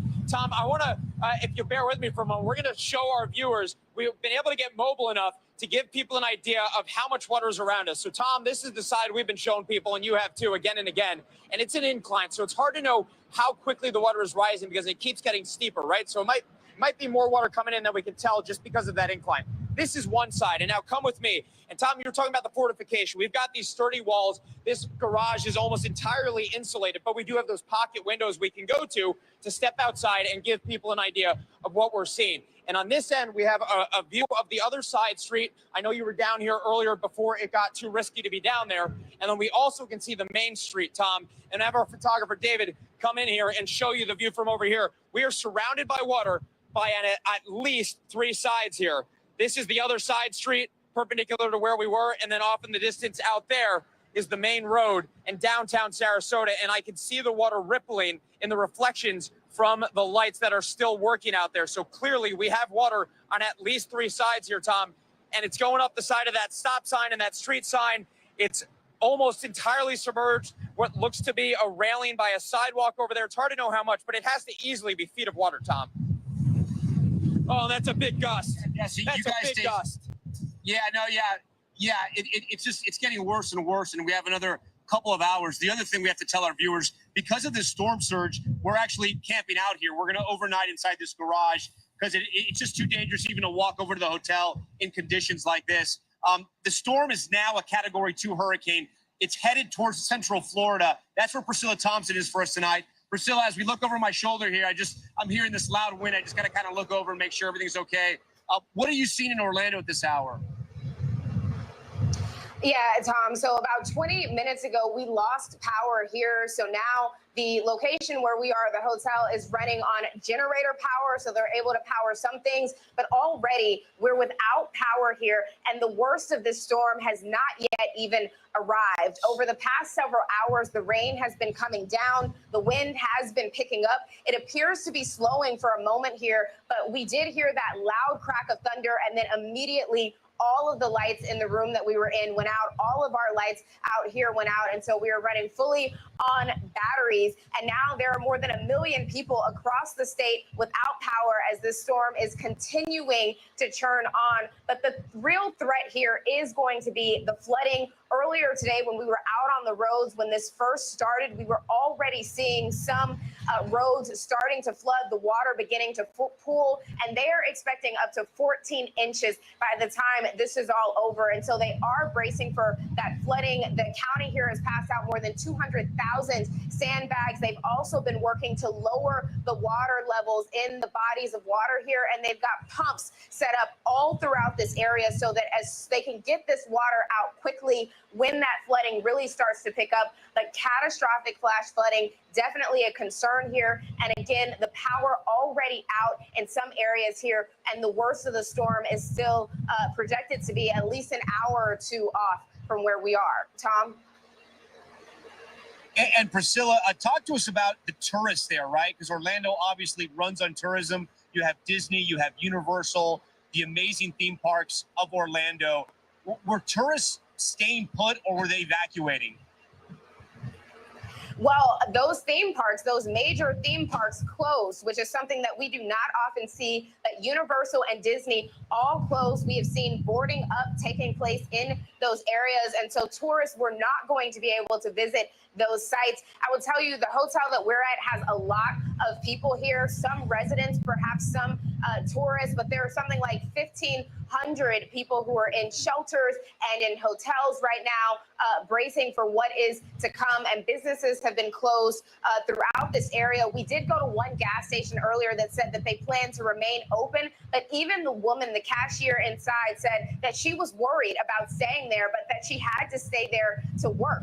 And so a lot of folks heeding the warnings, making sure that they're closing, but you do have some folks who are remaining open, and that could be a real problem because, as we have heard from first responders and emergency officials, once this gets bad here, they are not going to be able to get out to help people, especially as we're talking about flooding, which we know how deadly and concerning that can be, in addition to the tornadoes that we saw ripping across central and southern Florida earlier today. And so now this new wave of a threat is preparing to come in here. Tom? All right, Priscilla Thompson, you stay safe tonight. We appreciate your reporting. We're looking live right now at what is, I guess, a tennis pavilion. It's right next to these tennis courts that are on top of this parking garage. And the vinyl siding of that structure is getting ripped off. And you can see it's kind of flapping back and forth. But we're watching that because we just don't want to see that go airborne, because that can be pretty dangerous. While we kind of monitor what's happening here in Sarasota as the hurricane force winds are just crushing this city right now, I want to get over to Sam Brock, who's live for us in Fort Myers. Sam, talk to us about what you're seeing where you are. Well, it's an interesting way that you phrased that, Tom. What I'm seeing right now is not a whole lot because it is dark. About 30 to 45 minutes ago, we were doing a live report with Gotti, and the lights just started flickering, and then the entire block just went out, and I'm staring out right now into the abyss. There is a building down the street that is likely on a generator that's still light, so you can probably see that. But beneath it, just oceans forming in the streets. You know, there's obviously a river right here in Fort Myers that we were talking about. The potential for it to breach the streets over the course of the last couple of hours, absolute change in the sense that there's 2 to 3 feet minimum. I would say more, just rushing through downtown Fort Myers right now. And I'm not talking about Fort Myers Beach, which of course had that horrific experience with Hurricane Ian a couple of years ago. That's a barrier island, 20 minutes, 30 minutes from where we are, and then crossed by bridge. This is downtown Fort Myers, and I'm looking around and I'm seeing tree branches floating in the street. Haven't seen dumpsters yet, so it's not quite strong enough to perform that. But this is a snapshot emblematic of what, no doubt, corner after corner looks like throughout this town. And I say this because I just checked the U.S. power outage numbers. Priscilla was talking about this a second ago. In the state of Florida, 1.5 million customers, no power right now. 1.5 million customers means you figure 2 or 3 or 4 people at home. You're talking about 4 or 5 million people in Florida without any power right now. That includes right here. There's not the sort of metal siding that was pulling off. I've certainly seen that before. Have not seen that where we are. So please take care where you are right now, Tom. But just we're sort of getting that information. Also, just to update you on some of the key talking points right now, there's more than 100,000 people across the state that are currently in shelters. Excuse me if this has been reported previously. Our colleague Marissa Parra was updating me on that. That was as of about an hour or so ago. The previous update had been 30,000, right? So there have been these widespread calls for evacuation all over Florida, from where we are in Fort Myers, south to Naples, which is in a major flood stage, and that was as of 2 hours ago, north to Sarasota, where you are, and beyond Tampa. It's a whole region right now that has folks that are displaced, that doesn't have any power. There were confirmed fatalities in Fort Pierce, Florida, St. Lucie County. We got an update, John Filippelli did, from our Miami bureau, from officials there that said that there's been multiple fatalities from a tornado. And now think about this. 19 confirmed tornadoes, or the way the governor phrased it was tornadoes that have touched down, because we know they have to be surveyed, as of a couple of hours ago. So they're all over, right? That's just one little portion. In all likelihood, you're talking about dozens of tornadoes. This remains a threat. It's dark in a nocturnal sense. You know, it's much harder to see them wrapped up at night. And so that's a cause for concern as well. And sort of to put a bow on all of this, what you were saying earlier, we have been seeing big green flashes in the sky. Haven't seen it for a little while now, but it certainly seems likely that it is transformers blowing and affecting the electrical infrastructure here. And yeah, I'm just looking into darkness. I can barely see the camera in front of me, but at least the winds have come down a little bit in the last 20 or 30 minutes. All right, Sam Brock, you and your team stay safe as well. We thank you for your reporting and staying up late for us tonight here on NBC News Now. We are up and we are broadcasting live from Sarasota because Hurricane Milton has made landfall, and it is just absolutely crushing the city of Sarasota.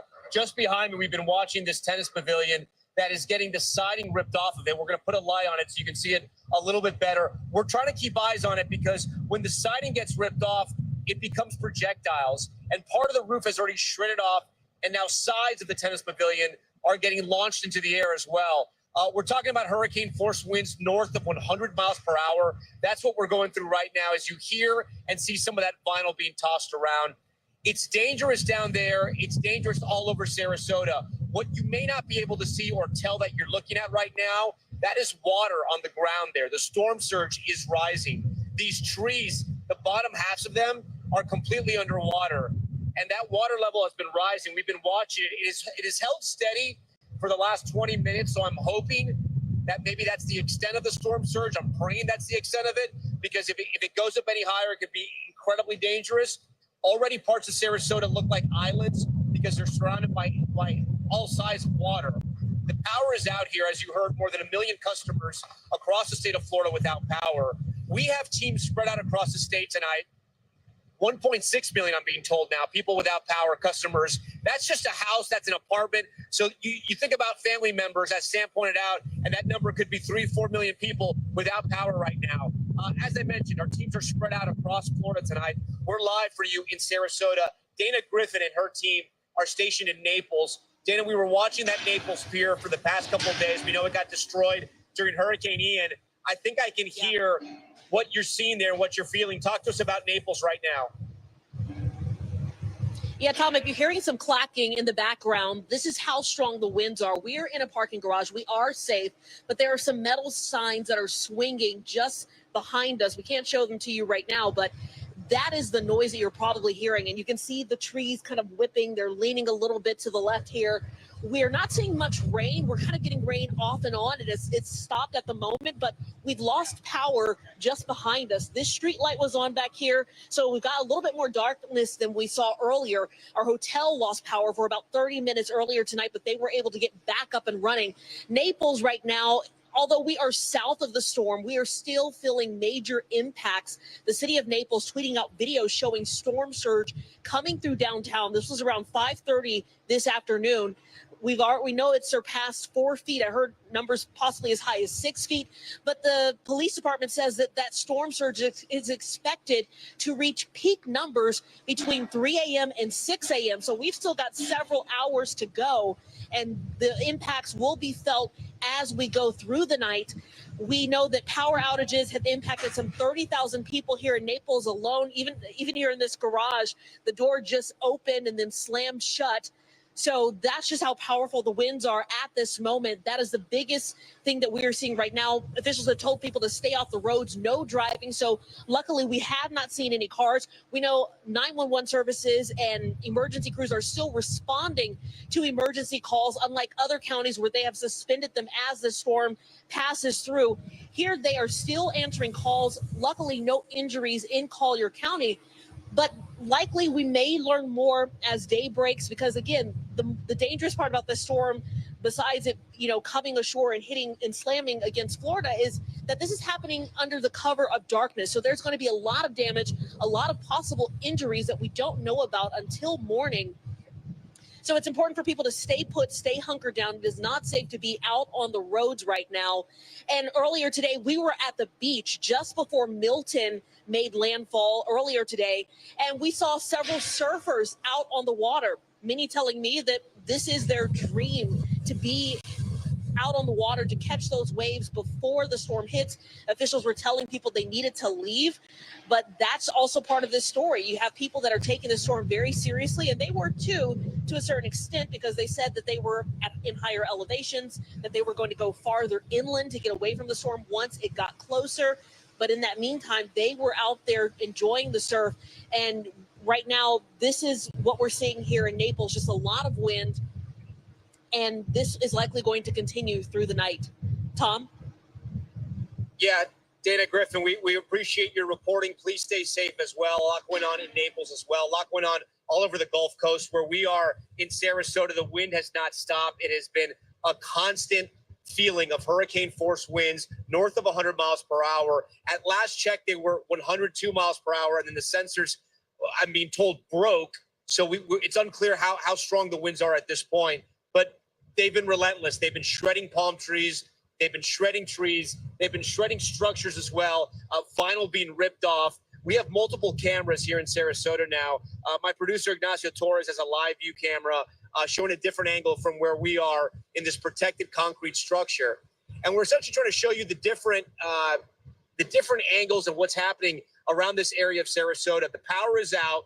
More than 1.6 million across the state don't have power right now. The hurricane force winds don't want to stop. They keep going. And it's just getting started. We still have another hour to 2 hours of being hit with these relentless winds. But we're staying put. We're in a protected space. We hope people evacuated, because you would not be able to survive this on a barrier island. It would be incredibly difficult. As we're watching the storm surge continue to come in, the good news is I've been monitoring it for the last 20, 30 minutes. It looks like it's kind of staying where it is, but it's already overtaken one story of a parking garage below us. So that gives you an idea of how much water's coming in from the bay. We were out in the storm covering it when it was the eye, and the eye is obviously the calm part of the storm. And we knew the backside was coming. The backside is when things get dangerous. Right now, this is the backside of the storm here. But the weather turned on us so quickly. We were reporting live, and we had this moment happen when a transformer exploded over our head. Here's that clip now.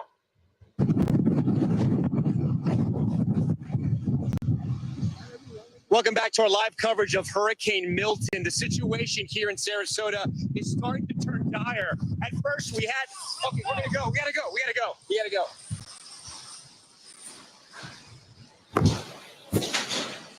Wow, that is There was essentially a transformer exploding over our heads. It was, we felt it was way too dangerous to be out there. We wanted to come way in, but I got to tell you, the weather turned on us within minutes. We were out there. It was calm. We were talking about how it was almost like a calm Sarasota summer night, and then within minutes, that's why the eye is so deceiving. As soon as the eye passed us, it was the back of the eye wall. Things got really intense and really dangerous really quickly. But again, now we're in this concrete structure. We're monitoring everything behind us here. Angie Lastman is back at 30 Rock. She's monitoring the hurricane and where it's headed. Angie, what can you update us on? Well, we've got a category 2. I heard you mention that earlier, Tom. We are, of course, seeing the system interact with land, so no surprise that we're going to get some weakening. It's still looking pretty good, though, when it comes to the winds, 110 miles per hour. It's moving quite quick, still northeast at 16 miles per hour, but we have an ongoing flood emergency happening across parts of the Tampa area, so we're specifically going to hone in on that here to start. Here's what's going on. We've got this entire area, Ruskin, Tampa, Clearwater, St. Petersburg. We have recorded 16 inches, more than 16 inches of rain at St. Petersburg Airport here throughout the day today. That just tells you what's happening. We've had multiple inches happening in 1 hour. We had a report of over 5 inches in 1 hour in St. Petersburg. This is likely going to shape up to be a 1 in a 1,000-year rain event when it comes to folks in St. Petersburg and the surrounding area. So that flash flood emergency is going to last until 2:30 for this region.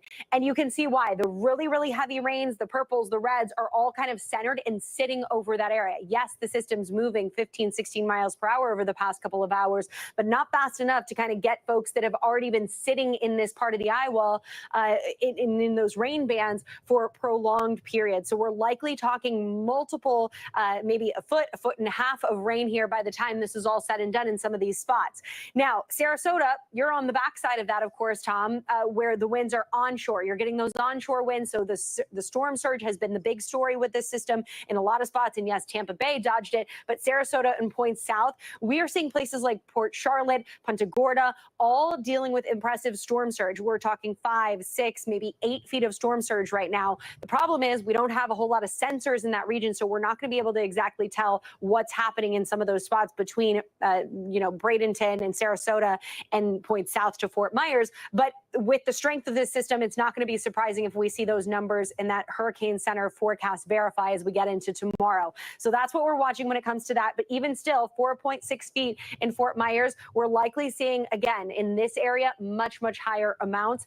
That is what we are so concerned about for folks there. This 9 to 13 feet, still very possible. And we're going towards high tide time. That happens around 6 o'clock in the morning. So that means that the water, just astronomically, is still coming in. And so is that big rush of water from this massive hurricane that continues to work across the state. Now, the hurricane gusts that we've seen have been impressive. Sarasota, where Tom is, 102 miles per hour. That was last hour, and we're not going to get any more updates when it comes to the gauge there because, unfortunately, the sensor has broken. So, unfortunately, we're going to be looking at likely those strong wind gusts sitting in that same kind of area here as we go through at least the next couple of hours. Where Tom is, but we're not going to get those updates.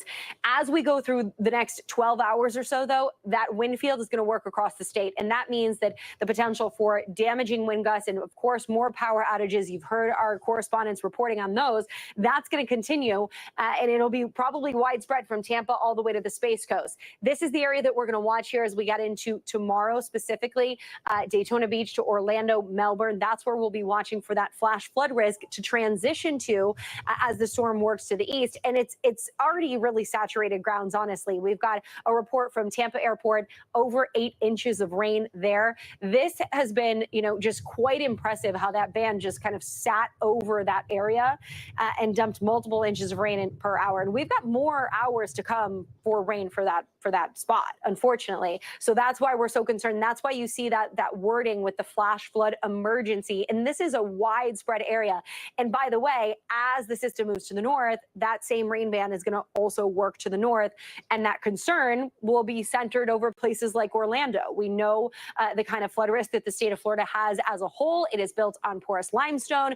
That water doesn't have a whole lot of places to go. So we know the flood risk that happens here as we get really, saturated grounds and heavy rain events unfolding all at the same time. So unfortunately, this is what we're going to be watching here well into the daylight hours. Tom, this is going to be ongoing for the morning hours. The only good news in this is the system is going to cruise across the state of Florida pretty quick.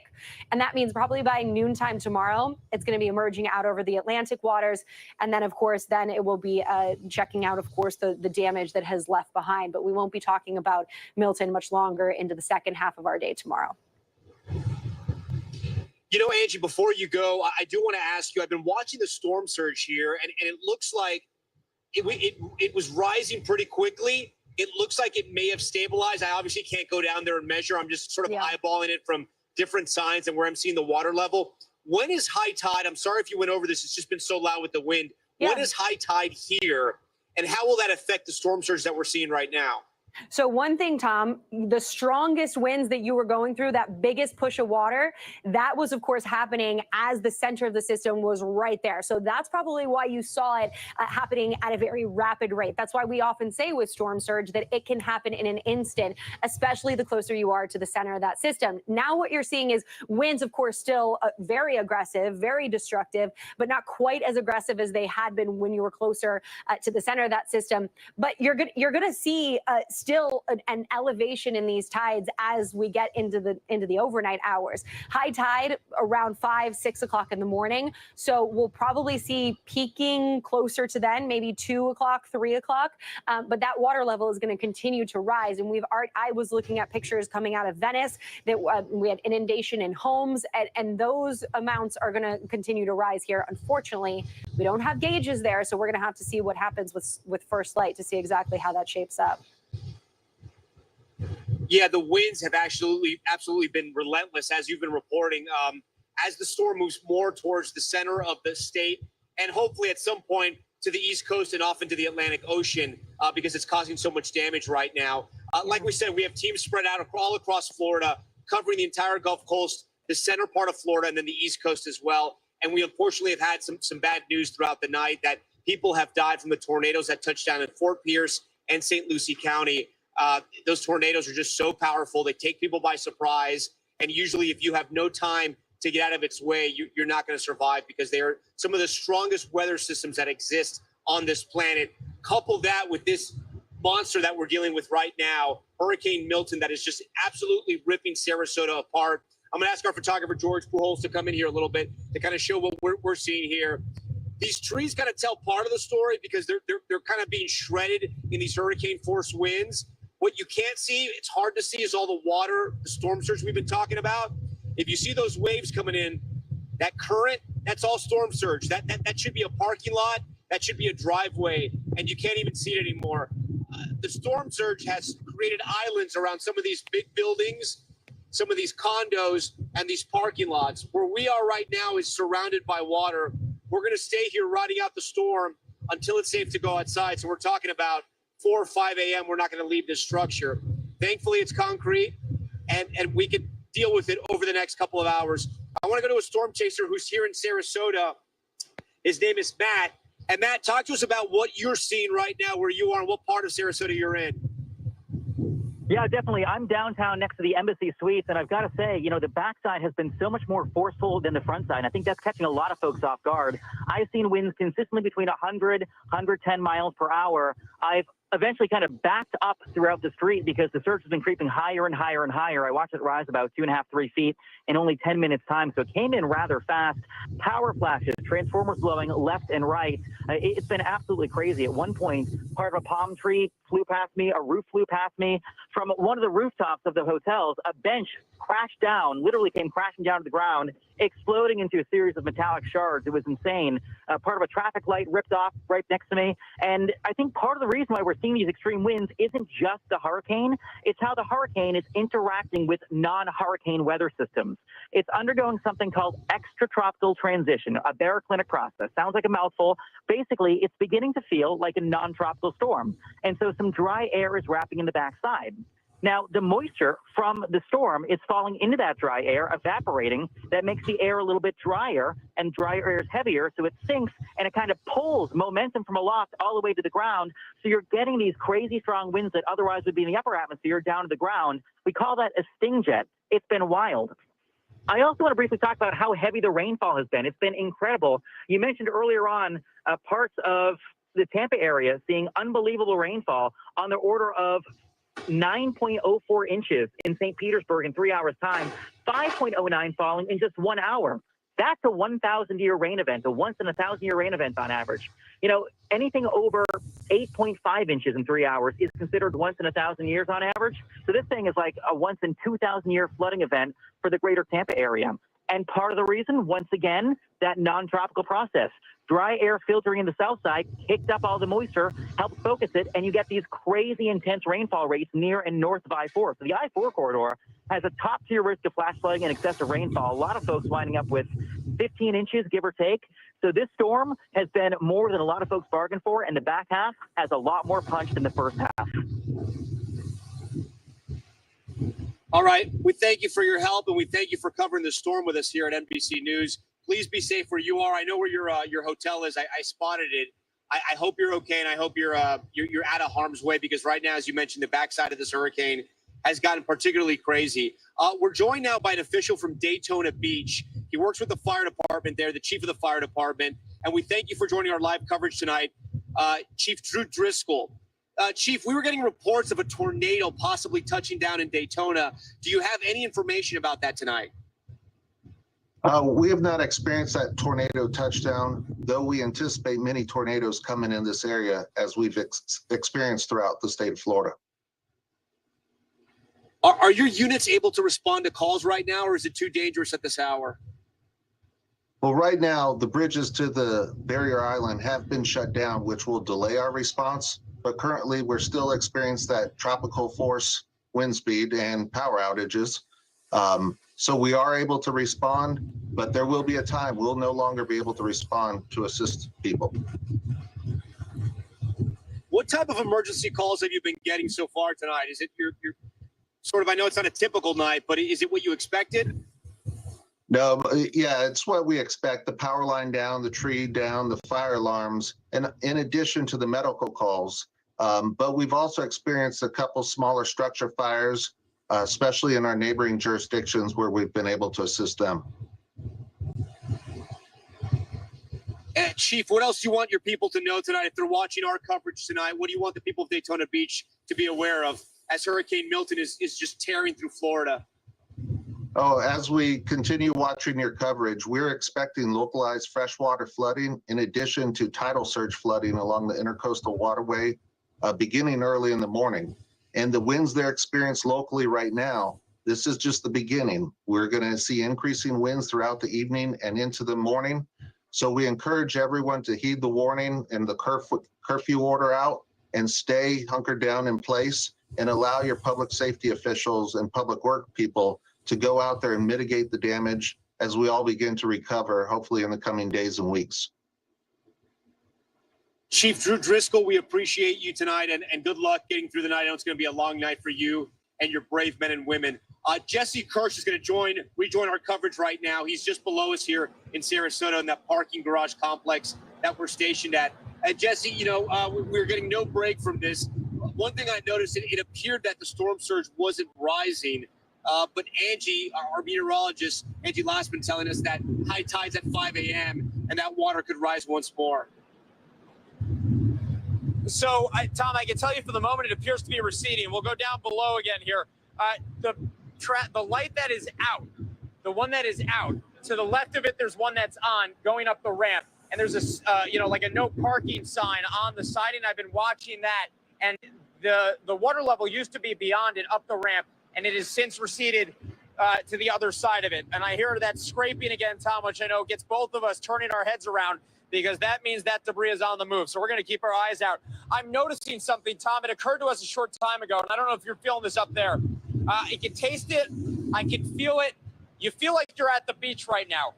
This is salt water. This is not flooding from rain. This is storm surge, which means we're dealing with water from out there in the bay, in the ocean, that has made it onto land.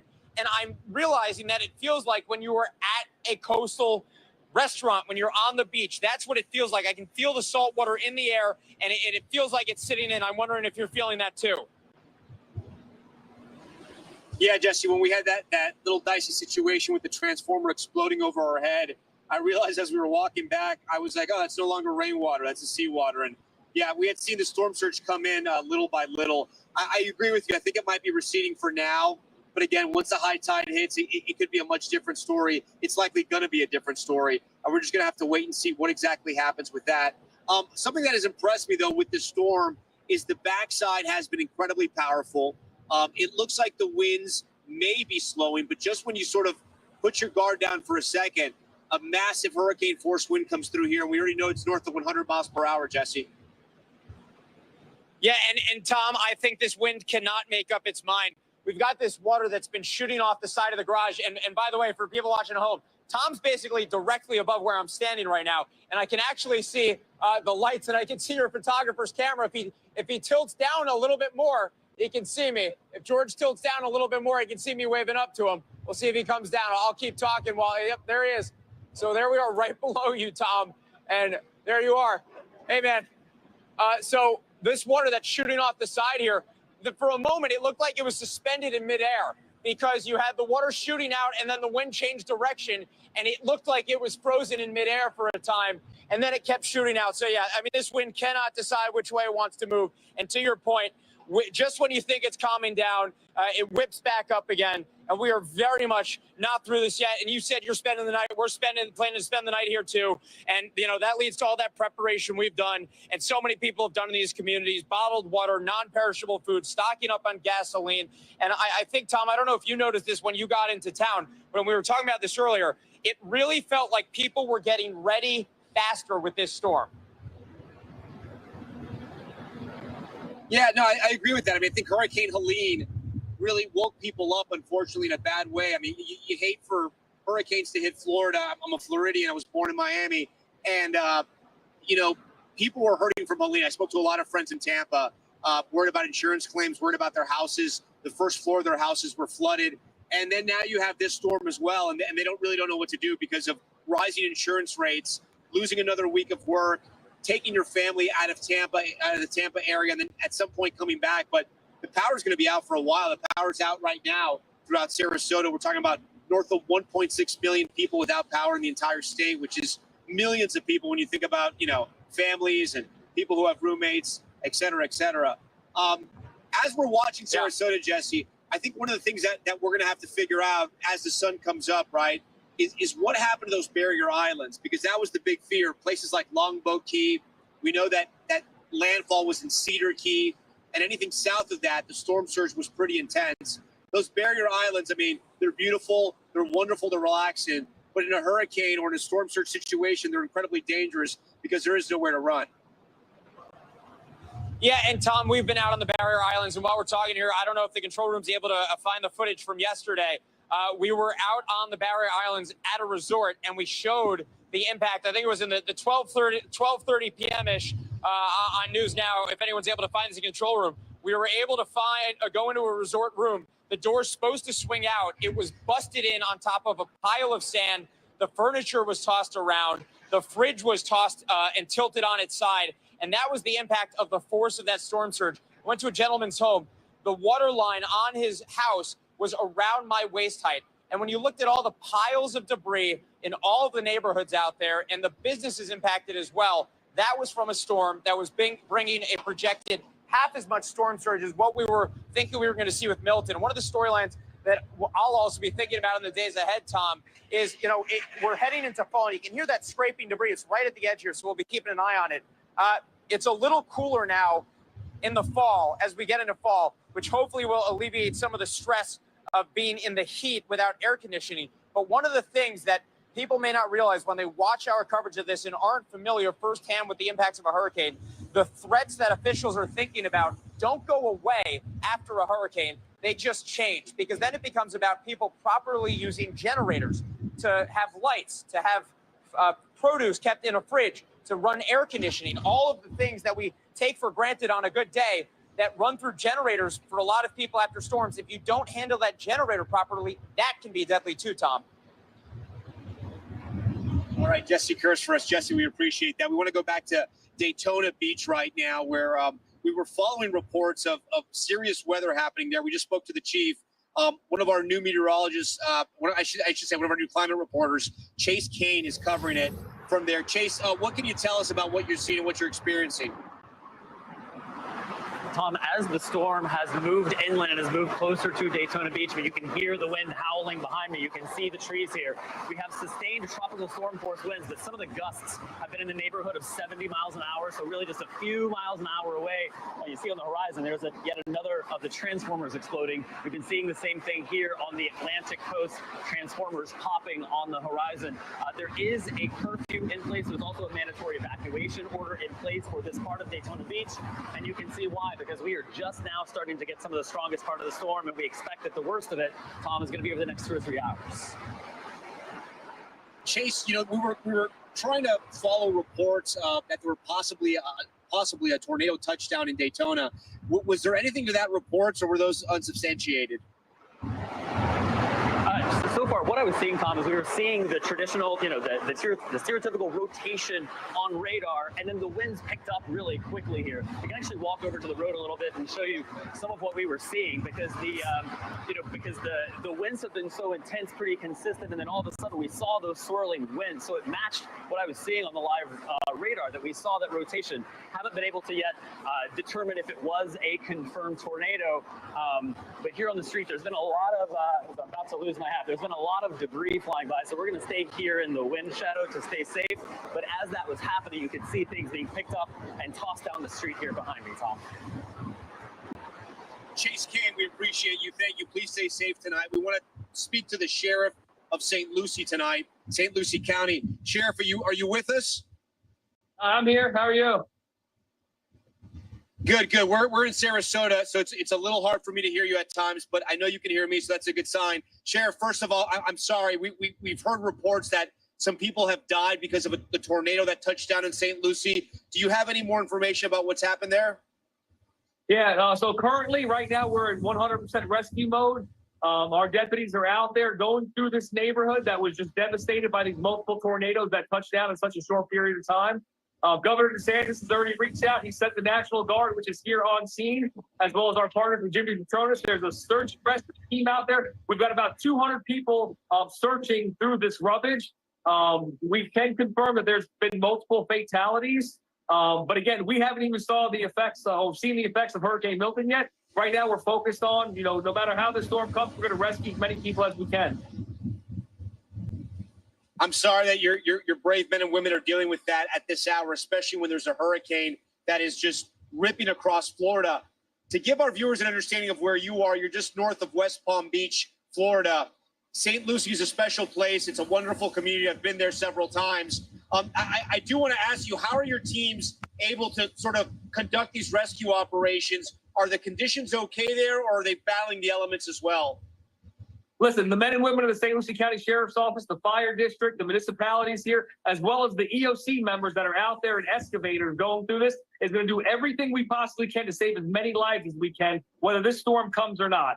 So there's people out there that need help. Our deputies are out there. The National Guard is already here. They were here within an hour. Specialized search and rescue teams are here. We're not stopping until we rescue everybody that needs rescuing. It's the right attitude to have, Sheriff. I do want to ask you, did the tornadoes take your community by surprise? Was there any warning whatsoever, or did they just sort of appear, pop up, and just cause complete devastation? Well, we know that the hurricanes, the feeder brands, kick out tornadoes. We don't normally see tornadoes here on the Treasure Coast. Unfortunately, I don't know if you saw the reports, this whole thing started off, my actual sheriff's office, a 10,000 square foot red iron structure, that was housing all of our high water rescue vehicles and our branded vehicles was hit by a tornado 50 yards away from where we were, and it completely wiped it out. We were outside pulling out as much high water rescue vehicles as we can out of that. Complete devastation. I'm talking about tens of millions of dollars worth of damage. As we're there, all of a sudden in a 20-minute period, we've got reports of 17 confirmed tornadoes that just destroyed our community. Now, there's been over 100 residences that are completely destroyed, and we don't even have the hurricane here yet with the sustained winds. Those other neighborhoods, we've checked, they're good. All life was taken care of. So right now we're focusing in a 55 and older community that's mainly consisted of modular homes that, I mean, you wouldn't even recognize it. I'm not sure how strong tornadoes are rated, but I can tell you this, there was cars lifted and flipped upside down, moved hundreds of yards. I could tell you that there was nothing left to some of these places but foundations, and these whole trailers were moved, 10, 15 rolls. I mean, you can't even recognize it.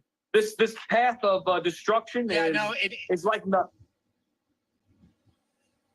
Yeah, in a lot of cases, tornadoes are more powerful than hurricanes.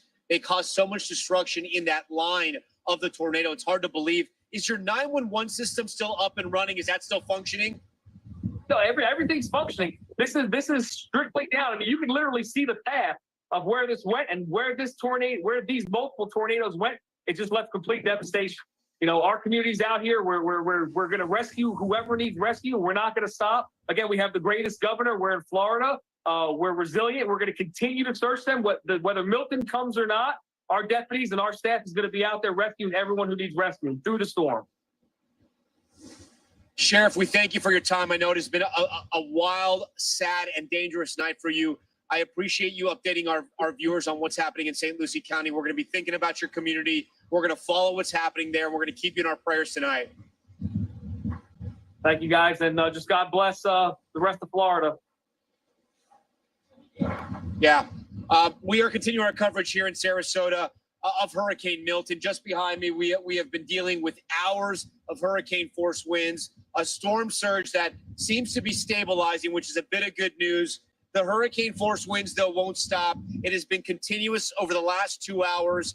The eye passed over us. It was calm. It was quiet. And then suddenly it was chaos. And it's been that way for the last few hours. We still have about an hour to 2 hours to go as we continue to cover Hurricane Milton striking Sarasota and the Gulf region, cutting across Florida right now is a Category 2 hurricane. We're going to stay live on the air as we broadcast here on NBC News Now. Stay for the most comprehensive coverage. We have reporters fanned out across the state.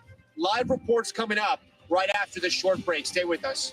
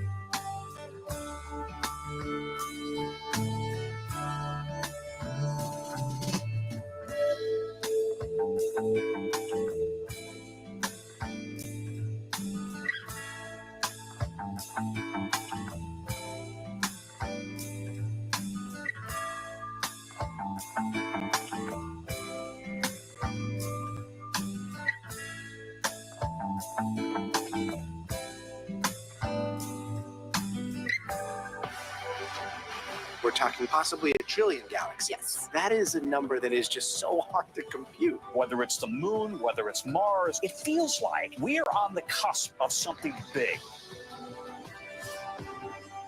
What is going to happen now? Going back and forth because This is it.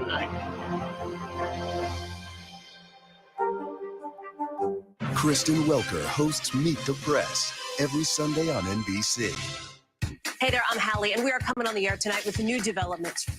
Let's talk about the implications on women's health and then the political fallout. Start with what this law actually will and won't do.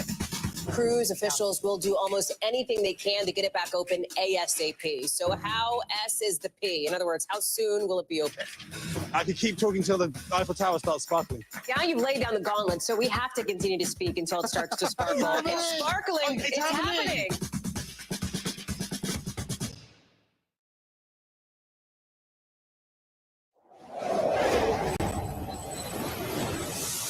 Welcome back to our live coverage of Hurricane Milton. We are live in Sarasota. I'm Tom Yamas reporting on our special coverage of this hurricane tearing through the state of Florida, now a Category 2. Our meteorologist, Angie Lassman, is standing by at 30 Rock. Angie, before I toss it to you, I do want to show our viewers here what we're experiencing in Sarasota. It has been hours and hours of nonstop hurricane-force winds. Couple that with that dangerous storm surge we've been seeing.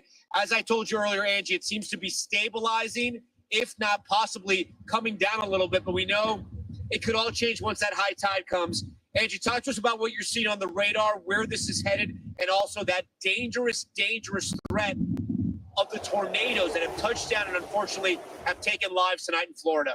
Yeah, so one thing about the storm surge, Tom, that I'll tell you, we saw Naples peak about just over 5 feet. Now, if you're wondering, is the water going to start receding anytime soon? Unfortunately, no, because as you mentioned, yes, we are going towards high tide time. So 5 feet that far from the center of the system, that just tells you, I fear, we're going to probably be into double digits when it comes to storm surge amounts when this is all said and done, closer to the center, Sarasota area and points near where it made landfall. So we'll be watching for that. That storm surge not going to let up here anytime soon. We'll see that lasting through at least the early morning hours before we start to see things receding significantly. The other big concern with this is the flash flood emergency that's going on across St. Petersburg, Clearwater. Now we've seen this extended. Notice if you were watching just 30 minutes ago, you didn't see Plant City included in this or Polk City. And that's because that area that we've been so concerned about with all of that heavy rain kind of just sitting over the St. Pete and Tampa area is starting to shift a little farther to the east as Milton continues to work across the state. So that means that this is going to be extending, and what you're going to notice here as the night goes on, this extends farther east as Milton works closer to Orlando, works closer to Daytona Beach. Here's where the center of it is right now. So again, on the northern side of that center, as it works up towards Titusville, Daytona Beach area, that's where the heaviest of the rain is going to be. And we've seen impressive totals already, over a foot in some spots. And we've seen 5 inches of rain in 1 hour in St. Petersburg. So that just tells you how robust that area of rain is. And as it moves across the state, it's going to continue to cause those problems. Notice where the heaviest of it is right now. It was centered closer to Tampa. Now we're talking just to the north and west of Winter Haven, where you have those deepest of pink kind of returns on the radar. This is going to be along I-4 here for at least the next couple of hours as this works a little farther to the east. Notice where the center of it is. That onshore flow is going to continue for folks south of that. So we're still going to be dealing with the onshore flow for a little while longer, Sarasota and points south. But that offshore flow will continue north of that. So no surge issues, but definitely the flooding concern remains from the Daytona area all the way to the Tampa area as we gear up for that honestly catastrophic and life-threatening flooding to expand across the state as the system works to the east. Notice where some of the highest amounts are here as we get into the day tomorrow, like through Thursday. We're talking over 10 inches of rain. Some of those highest totals, Tom, will be upwards of 18 inches. And that expanding wind field means destruction on top of it as the center of it moves to the east and northeast. That means that so does the damaging winds along with the heavy rain threat. All right, Angie Lassman for us tonight. Angie, we appreciate you. Thank you for keeping us updated and explaining what we're seeing and experiencing here on the ground with the radar and with the science. We do appreciate that. I want to get over to Stephanie Goss, my friend and colleague who is live in Tampa for us tonight. Stephanie, talk to us about what you're experiencing there. Sure, Tom. It's been hours now of very heavy wind and very heavy rain. And although the rain has let up just a little bit, it is still coming down. But what you're really seeing here is what makes a hurricane so dangerous. We are in a parking garage, Tom. We're about 3 stories up in a parking garage, and we've had to move around it because the wind has been moving around. And what that means for damage is that you've got things bending this way and then suddenly bending that way. And we're seeing trees break. We're seeing lights flicker and go off, even a transformer in the background. We've seen that very indicative blue light. We do still have power where we are right now, but we are seeing it go off and on behind us. You know, the rain right now in the flooding, flash flooding, is really the concern. There's an emergency right now, a flash flood emergency for Tampa, for St. Petersburg, and that's because the rain has been falling so hard and so fast. They're warning people not to go out, of course, to stay put, unless, of course, Tom, that the water is rising and the water becomes a problem where you are.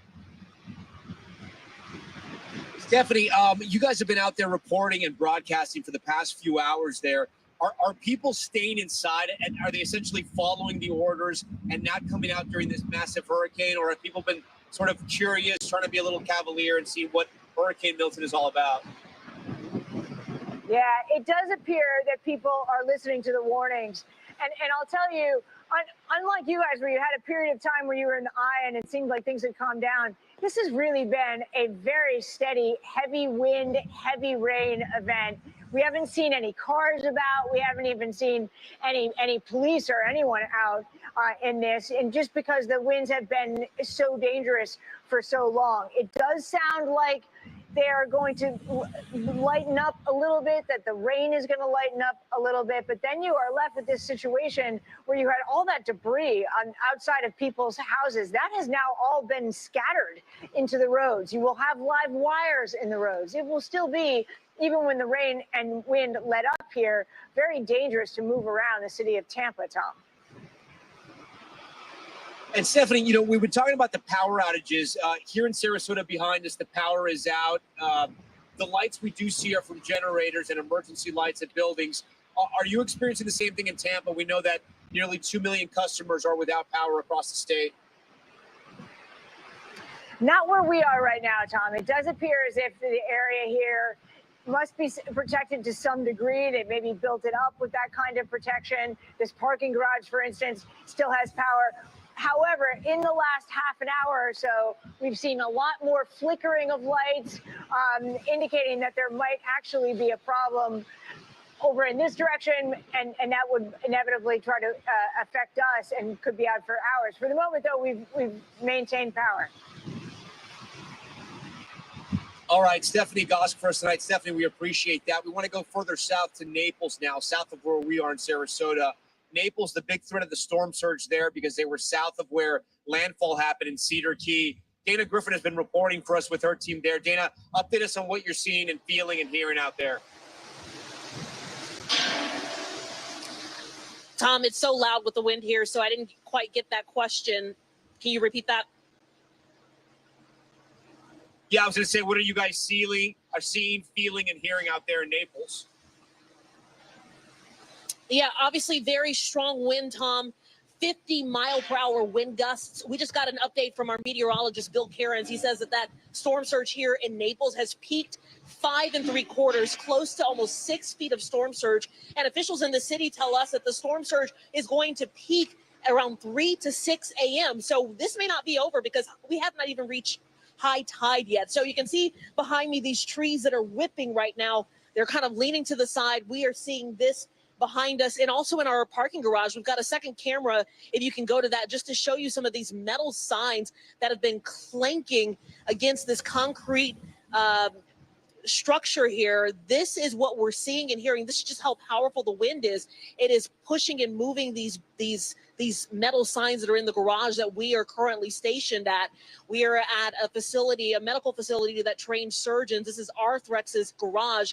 They let us in here to come report live so that we are safe from the elements outside.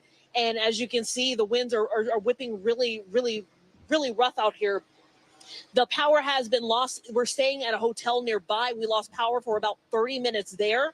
The power did kick back on, but the street lights that we saw here just outside of this parking garage, they have now gone down. We're seeing a patrol officer here on the street just driving around, but the streets here in Naples have been empty for several hours. That's because the city asked people to not be on the roadways. And I think people are heeding that. Several people we spoke with earlier this week said that they were leaving, especially those people that were in the evacuation zones, zones A and B. Those were the cities most, or the areas most vulnerable to 1, flooding, and 2, storm surge. So we're going to have to check in with them tomorrow to see how they are doing, because there's one particular pocket that is very that is very vulnerable, and there is a concern there for that storm surge, which again is more than 5 feet at this hour. We have not reached high tide. So we are kind of hunkered down here for as long as we need to, and we're getting more wind gusts. We're hearing the clanking from those metal signs again. They're getting pretty loud. That's just how gusty the winds are. Again, 50 miles per hour at least in this particular area. You know, one thing that we're hearing from officials is that about 30,000 people have lost power in this area. And that number seems to be climbing. When it comes to people that evacuated, we don't have a total number of how many people left, but we have heard from officials that there are about 1,900 people that have gone to their shelters. They have about 9 total, including 1 that's open for special needs. These are people that need generators because they have medical devices that cannot lose power. So they've got people in that shelter. They've got a couple of shelters for people with pets. We've seen people, you know, leaving the area, getting supplies, preparing for this storm. So we are hoping that everyone in Naples is safe. We know that law enforcement is still responding to emergency calls, unlike some other areas where they have had to suspend those emergency services because it is too dangerous for even law enforcement to be out there. But our hope is that people are being safe and that they are hunkered down. And as this storm passes, hopefully we'll get a better sense of the damage out there once we can leave this garage and head to lower ground. Tom. Dana Griffin for us tonight, live from Naples. Dana, we thank you for that. We're going to take a quick break. More from Hurricane Milton live in Sarasota right after this.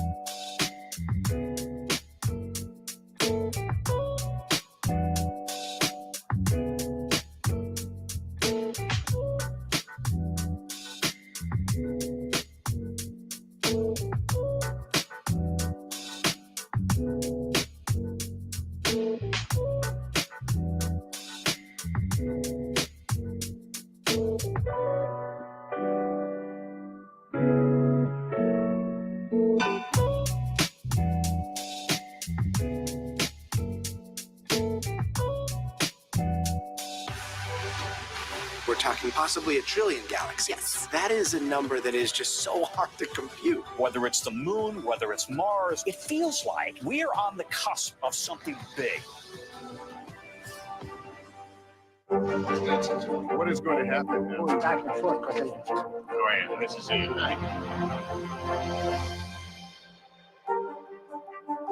Kristen Welker hosts Meet the Press every Sunday on NBC.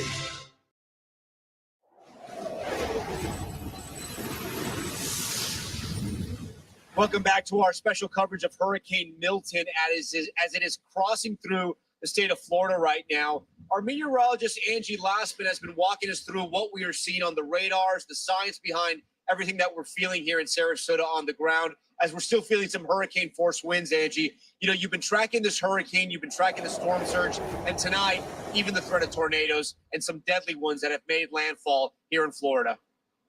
Yeah, and unfortunately, Tom, it doesn't look like any of those, those threats are going to subside all that much. The good news is that we no longer have any tornado watches that are in effect, but we'll of course keep an eye on how things escalate here as that system works across. We know with the circulation of a tropical system, we could see a spin up or two.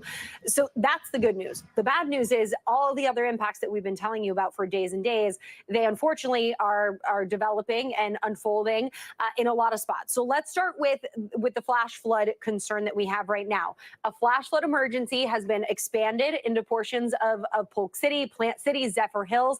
It initially was just confined to the Tampa, Clearwater, Rusk, and Bradenton area. Now that has, of course, expanded because the system is on the move, and we've seen just incredible rainfall happening and unfolding, specifically places like St. Pete, 5 inches of rain in 7 o'clock to 8 o'clock time frame. That's 1 in 1,000 year kind of rain event. It is unprecedented for us to see these kinds of things developing in such a quick time period. And we likely will see that continue, that same trend continue here as the system works to the north and east. And it's going to be kind of slicing right through the heart of Florida. Notice Cat 2 still at this hour, likely remaining at least a Cat 2 or maybe a Cat 1 here by the time it works into the Space Coast area. But Winter Haven up into Orlando, Titusville, Daytona Beach all have the potential to see some very heavy rainfall. Some of those spots are already starting to see it ramp up. Notice Orlando, we're getting into some of the heaviest of that rain. Notice the pinks that you see in the reds just to the north and west of Winter Haven. And by the way, we're seeing some strong wind gusts in those same areas. So incredible rain, strong wind gusts. And this is going to be something that continues here as we get through the evening and night hours and go into the overnight and into early tomorrow morning as the system starts to work offshore. But that's kind of the setup as far as the rain goes for essentially the next 12 hours in some of these spots. The highest of risk from the Tampa area up to the Daytona Beach area. I think when this is all said and done, double-digit rainfall amounts are not going to be out of the question for a lot of spots, not just singular spots. These are entire communities that are dealing with flash flooding happening right now. That's what that flash flood emergency means. It means we are currently seeing flash flooding unfolding community-wide for a good chunk of the area. You have some of these major cities included in that, Tom. This is going to be one of the most concerning things. The good news is we've seen some peak storm surges happening in some spots like Naples. The bad news is we don't have those gauges between, Sarasota and Naples to kind of determine exactly how bad things got there. And unfortunately, the barrier islands, Tom, likely going to be some of those spots that we see double-digit storm surge values, just as the National Hurricane Center predicted. Yeah, that is. There are a lot of unknowns right now, Angie, but that happens sometimes with hurricanes, right? Yeah. You report what you have, you report what you know, and then we stay up and we keep studying everything and making sure we can get it right the morning after once we can sort of confirm some of the things we saw. But we're seeing so much tonight. Sam Brock, live in Fort Myers, he's seen a lot, not only in his lifetime, but he's seen a lot tonight here with Hurricane Milton. Sam, talk to us about what you're experiencing over there. We've lost nothing if we've lost our sense of humor. I should say we've lost everything if we have. Tom, we're seeing some of the most vicious winds so far since I've been up here. It really does feel like the directionality changed. There we go again. We're now getting hit on the backside of this thing after the eye wall obviously made landfall. And I'm looking out on these streets. I can't even see patches of street anymore. Angie was just talking about storm surge warnings and flash flood emergencies. I am looking down right now. You don't need to tell me about the warnings. This is what's playing out on the street in front of me. It is just a river, but it's a river in every single direction. I can't look at a vantage point on this garage right now and find a place where there's not water. So if this is just one little slice or snapshot from Fort Myers, I can't imagine what this will look like in Punta Gorda, where there's videos 15, 20 minutes, 30 minutes to our north of people an hour ago walking through their homes and seeing the water coming up to their knees. Over my shoulder, there goes a piece of tree. There's a dumpster in the distance. I don't know how dark this is for you, Tom. The water is about halfway up to the dumpster. I mean, that dumpster has got to be 8 feet tall. So that's at least 4 feet of water. There was just a lot of commenting, if you will, on social media when we started posting this information. People saying, you guys are embellishing. There's no way there's going to be an 8 to 12 foot storm surge. Get out of here. Well, as Dana was talking about a second ago, 6 feet, and you were as well, in Naples. Perhaps that's crested, perhaps it hasn't. We know that it doesn't really hit high tide until 8 o'clock tomorrow morning. We'll find out. The water is all over the place. I would also add, it's not exactly clear how many deaths there will be. We have several confirmed already from one tornado, Fort Pierce. Okay, that's the east side of the state. Governor DeSantis earlier today was talking about 19 tornadoes that had touched down in his estimation. They haven't been surveyed yet. There's got to be likely dozens of them in reality that have actually occurred in Florida, and we don't know how many of those led to, sadly, fatalities. You just extrapolate and extrapolate. As I stare into a black space right now, 1.6 million people in the state of Florida with no power at the moment. So you have a power crisis. You could have certainly a water and sewage crisis tomorrow. We'll find out how well protected those pieces of critical infrastructure were. We saw this play out with Helene just the last week or so. When you don't have water, how that impacts communities. As a result of just so much water, it's damaging infrastructure. So that's all something that needs to be figured out. And then the shelters. I mean, you have 100,000 plus people situated in shelters right now. Can you imagine if there hadn't been these mass evacuations, the kind of situation that we'd be looking at? So that's sort of, in a nutshell, what we're seeing. But God, these winds. We are getting hit once again with some pretty powerful winds. Our car was rocking earlier a second ago. This has been going on for the last several hours.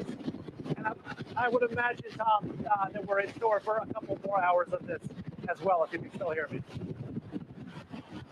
Well, yeah, I was going to ask you, I mean, do you feel like your hurricane force winds there are getting stronger? Are they maintaining? Or do you think they're slowing down a little bit?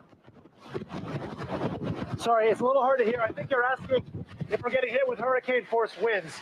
So hurricane force winds pick up at obviously 74, 75 miles an hour. Certainly these gusts feel like they would reach that level. I don't know that this would crack 90 or 100. I don't have the odometer, whatever that device is.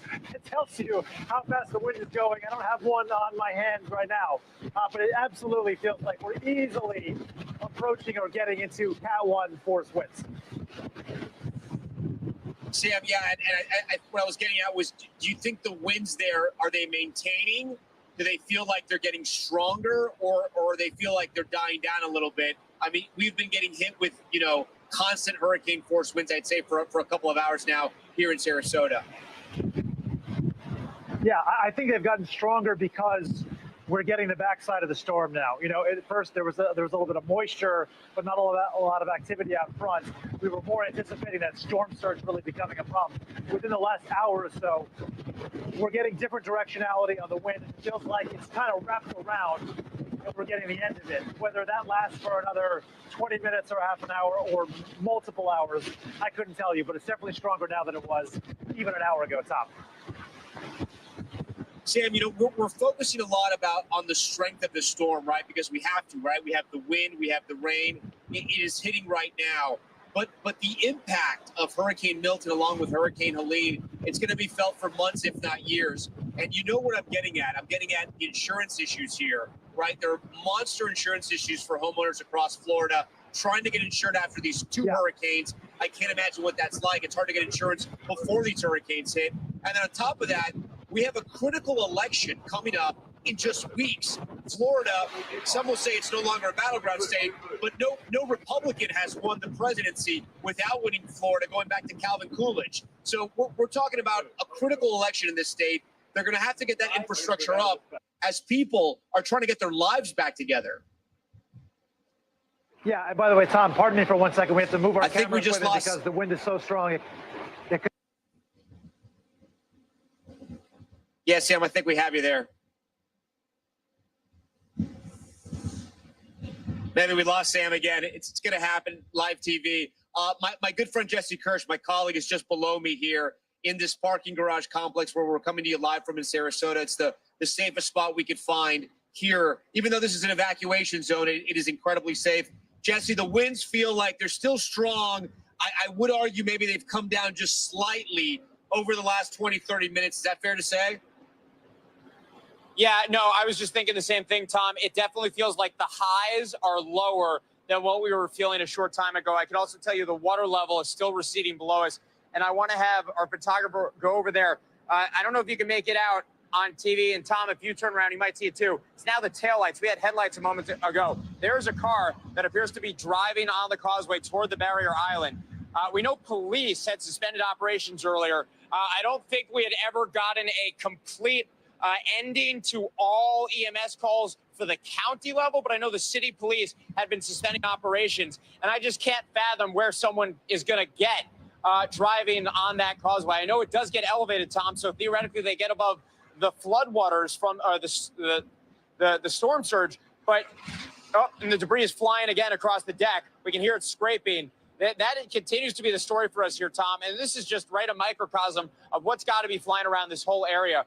But, you know, I keep seeing headlights and taillights. We saw them early on the backside of the eye. I think we've seen far fewer. But the idea that a car is out there right now, first responder or not, is pretty remarkable to me. And what you and Sam were just discussing about, you know, the insurance and the infrastructure around voting and just getting life back together here. We're just past the 2-year anniversary of Hurricane Ian, which obviously was most devastating south of us in the Fort Myers area, where I believe Sam is right now. I spoke with a couple back then who had their home and their business, you know, under threat, and their home badly damaged, was my understanding, from Hurricane Ian on Sanibel Island. And I spoke to them yesterday as we were getting ready for this new storm. And they told me over 2 years later, Tom, they still are not back in their home. And this is the same general region getting slammed again. And it just speaks to the ripple effect and the duration of the impact for so many. And the idea that some people might be having devastating damage to their homes from not one but 2 storms in less than 2 weeks. Yeah, no, it is wild. I definitely think it's going to have some type of impact on this election, just like Hurricane Helene is going to impact the elections in North Carolina, a state that is a battleground state, and that area of Asheville. I mean, not to get too political on a night like this because we're focused on the storm, but that's a blue pocket in a red area, and the state is important to both parties, just like Florida is. And the last thing people are on people's minds in Florida is going to be voting after they've just gone through 2 hurricanes. They have to deal with insurance companies, their families, and all types of other messes. I was watching that car, as you mentioned, Jesse, there in the distance. I have no idea what they were doing. That couldn't be the police because they're not out here right now. And to try to get to the barrier islands during the storm surge is crazy. Jesse, I want to thank you. I want to thank you for your reporting. I want to thank all the crews and teams of NBC News that have been reporting through the night all across the state of Florida in the elements, up against this hurricane, bringing you the story to make sure that at NBC News Now you get the full story and you get the facts right. We're going to continue covering Hurricane Milton as it carves its path across Florida. I'm Tom Yamas reporting live here in Sarasota, Florida for this special edition of Hurricane Milton on NBC News Now. Stay right there. More news on the way.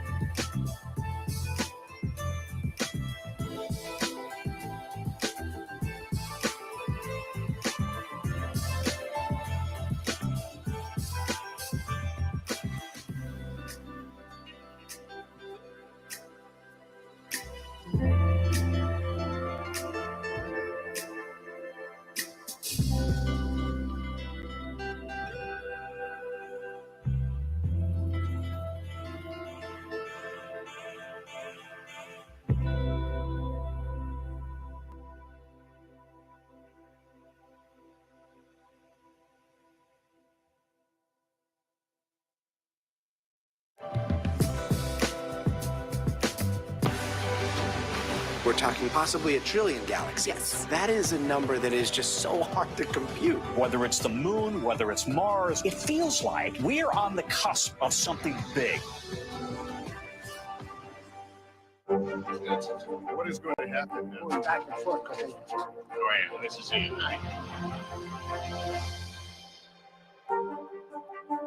Kristen Welker hosts Meet the Press every Sunday on NBC. As we're coming on the air tonight, Milton, a catastrophic Category 3 hurricane, has just made landfall near Siesta Key, Florida. Now, this is a life-threatening situation with officials stressing if you did not get out, you need to be sheltering in place right now. This is a live look at the conditions in Fort Myers, Florida, as we speak. Milton is packing winds of up to 120 miles per hour. Nearly 800,000 people are already without power. Storm surge warnings are in effect up and down the coast, as some parts could see up to 15 feet of rising water tonight. Now, this is on top of a record-breaking number of dangerous tornadoes ripping through the center of Florida throughout this chaotic day. Dozens of twisters through communities hours before landfall.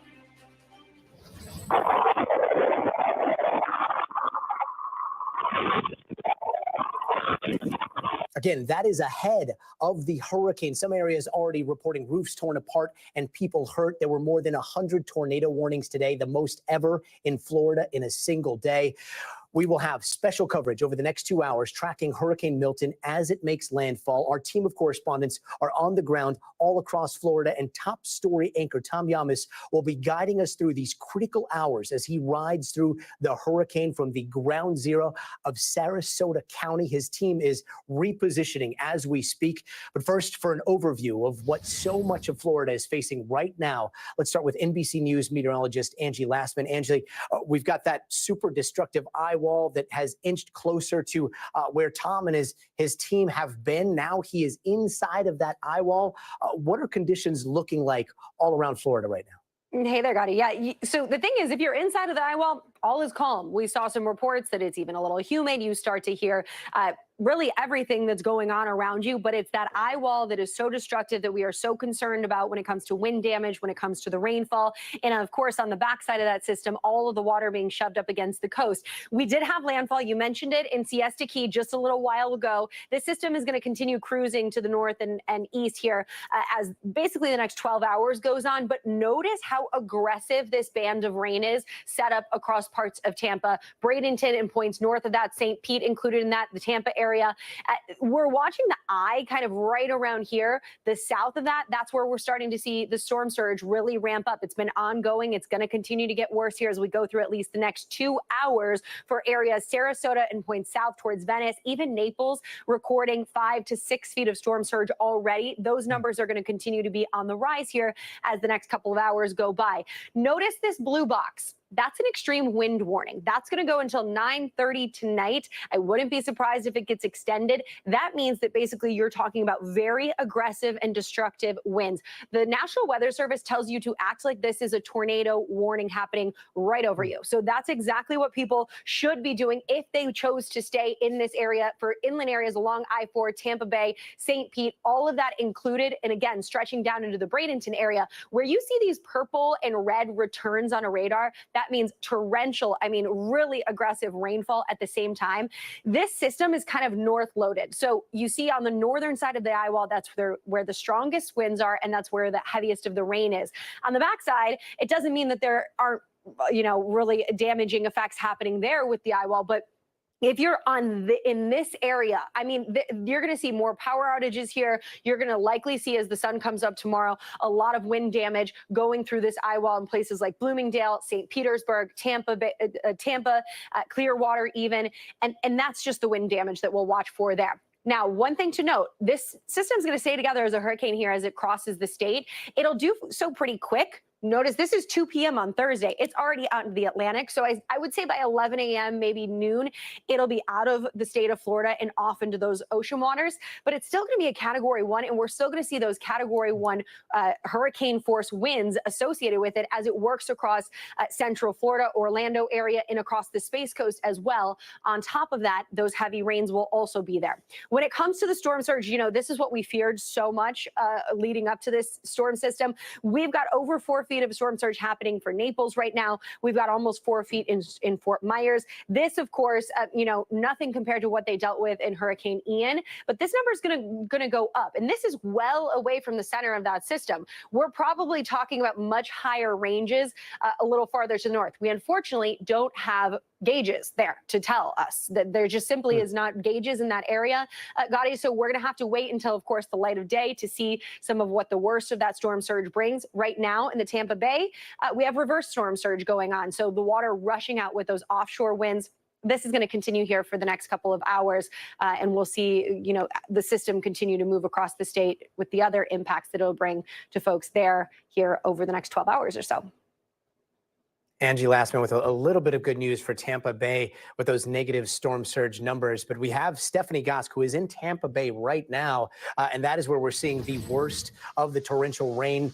Stephanie, what are you seeing on the ground right now? We know there's been torrential rain and flooding, but the storm surge might not be as bad as feared. So describe the situation that you're in right now. Yeah, I got it. It's the rain, but it is also the wind. I mean, we are seeing ferocious gusts of wind. They have to have topped 100. They were up to 95, 96 earlier, maybe about a half an hour ago, and they've just picked up and ratcheted it up even further. We're seeing trees bent over, signs whipping off of buildings. This is certainly the worst that it has gotten. And then there is the rain, the torrential rain. It's been raining all day here, but has started to come down much faster and much harder. You can tell these gusts are coming in pretty strong. Their rain, according to Bill Cairns, for the next 3 or 4 hours, this area of Tampa could get 2 to 3 inches of rain an hour. That will be on top of what's already fallen. So, yes, there isn't going to be the storm surge here in Tampa Bay, but you're looking at upwards of a foot of rain falling on a place that is already saturated from a previous storm, on top of the damage that this wind is inevitably doing on this region as I talk to you. And Stephanie, people may be tuning in right now and wondering, how are you still standing and those palm trees behind you are blowing like crazy? Can you walk us through some of the safety precautions you and your team have taken?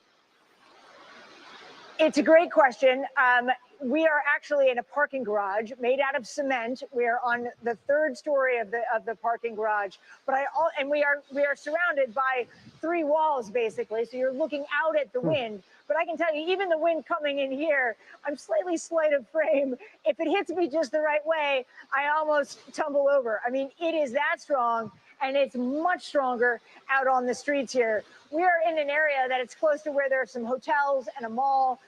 You just don't see any sign of cars or people or anything. They have cleared out. They have heeded the warnings. They're staying in place, and we are taking precautions to be safe here as well, Gotti. It seems like Tampa has had a lot of close calls over the years, but a hurricane hasn't hit that area directly in almost a century. So how prepared is Tampa for a hurricane?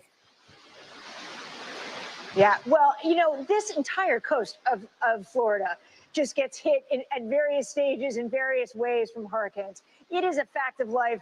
You live here. And yes, there hasn't been a hurricane that has directly hit Tampa in a century, but people here know that they're going to have to do it. There's a great example and a critical one for the city of Tampa, and that is the Tampa General Hospital.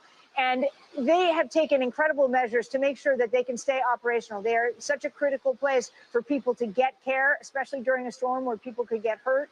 They have flood walls that protect for storm surge up to 12 feet. They have their own power plant, Gotti, to keep the lights on 32 feet above sea level. They have moved all of the patients and doctors and staff out of the 1st floor, and they keep 5 full days of supplies, medicines, and food so that they can wait out whatever might happen.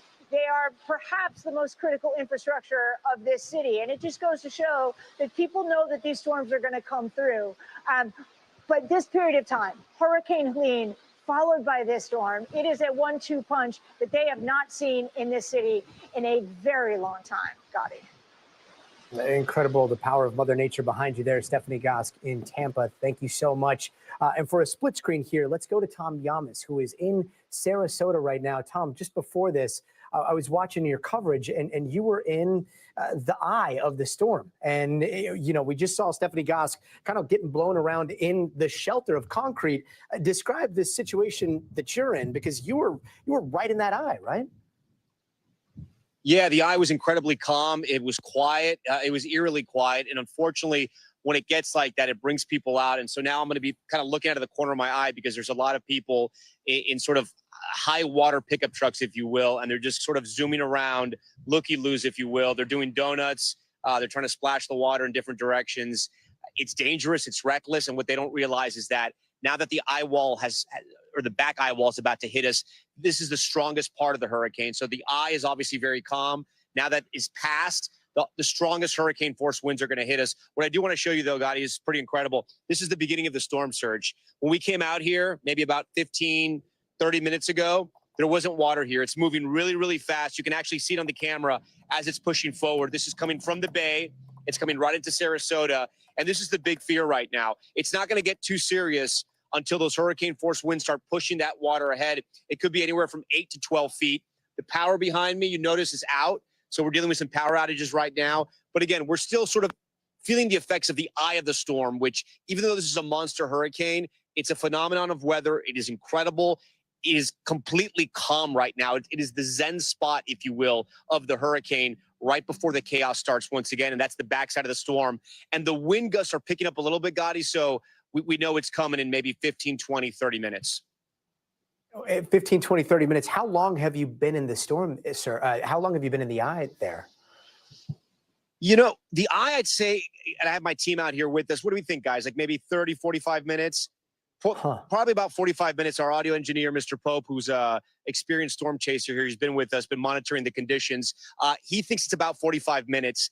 I think he's right. But again, Gotti, like, it's hard to explain. I've covered a lot of hurricanes, and you forget how calm it is in the eye. I mean, it was blowing. There are trees that are already down in Sarasota, and then suddenly it just stops. And it feels like any summer night in Sarasota, and now it's picking up again. What I'm worried about is the people that have come out, because there's a lot of cars now that are out here. They shouldn't be. But the police said, listen, we're not coming back out until after the storm. So these people know that the cops aren't going to be out here. And, there's, again, looky-loos, people being cavalier. I'm going to show you one right now. It's coming through here. George, we can pass over here. You have a lot of vehicles like this. They're high water vehicles. They're pickup trucks. They're Wranglers. They have huge tires. And in some cases, not that guy, but in some cases, they're doing donuts. They're revving their engines up. They're trying to have fun in a hurricane, which, again, I mean, whatever floats your boat, but, it's not safe. No, and it's so misleading. I mean, when you're in the eye, it's eerie. There is almost a beauty to it, because you're in this storm that has been battering the area for hours and hours and hours, and all of a sudden there's this calm, and yet you see the destructive nature on the backside, which is what you're going to be experiencing here in the next hour, 2 hours. Does it seem like most people have heeded the warnings? Does it seem like most people have evacuated and left? It did, until the eye came over us, and then we started seeing all these pickups and all these cars coming through here. So it was calm. It was quiet. It looked like it's safe. Look, we're staying in a hotel on the water, and people have come out. There are people staying in the hotel. This is an evacuation zone, though. But I think some of the people in the hotels that are high up, our hotel is very high up. I'd say it's probably maybe 50 to 100 feet up, 50 to 100 feet up. So, we feel very protected here. But again, I got to tell you, Gotti, the water here, it's wild. It's coming in. And the rate that it's coming in is pretty fast. So I think over the next 4 or 5 hours, we're going to see some serious flooding in Sarasota. I mean, it was forecasted. It's just the question is how high it's going to be. You see, this is what I'm talking about here. People just zooming by, going as fast as they can in some cases. Wow. And the storm surge was it was a huge concern a little bit north of you, and it looks like that is now shifted south. Does it look like the storm surge is already starting to set in where you are? Yeah, look, it looks like it's coming in. I mean, the big fear was the storm surge in Tampa Bay, that black swan event. Luckily, and not luckily for other communities, but luckily for Tampa Bay, the storm, it hit a little south of Tampa. If it hit north, it'd be a much different story. That's why Sarasota will feel the brunt of that storm surge. And that's why people here are concerned tonight. again, once we get to that back of that eye wall, it's going to be a much different story. Gotti, I'm going to pick up our coverage now because I know our colleague Priscilla Thompson is standing by in Orlando. She's been covering the tornadoes and the tornado threats throughout the central and eastern part of the state. Priscilla, what can you tell us tonight?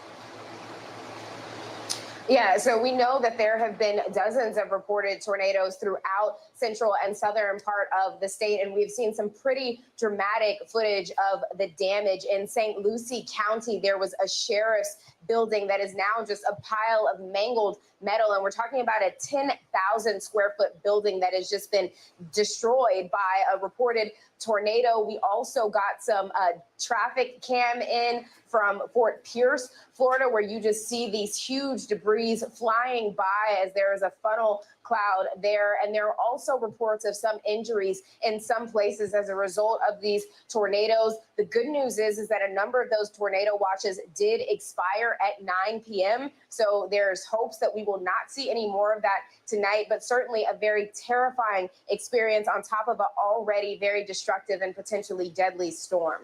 Tom?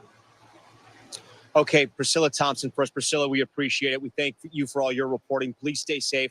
I do want to talk to the emergency management operator for Sarasota County, where we are tonight. Oh, okay. I think we're gonna dial in and talk to her soon. Do we still have Priscilla? All right, Priscilla. We still have you, so I think we're going to stick with you for a little bit. But while we do this, I want to show that the people we're talking about, people in the looky-loos not taking things seriously.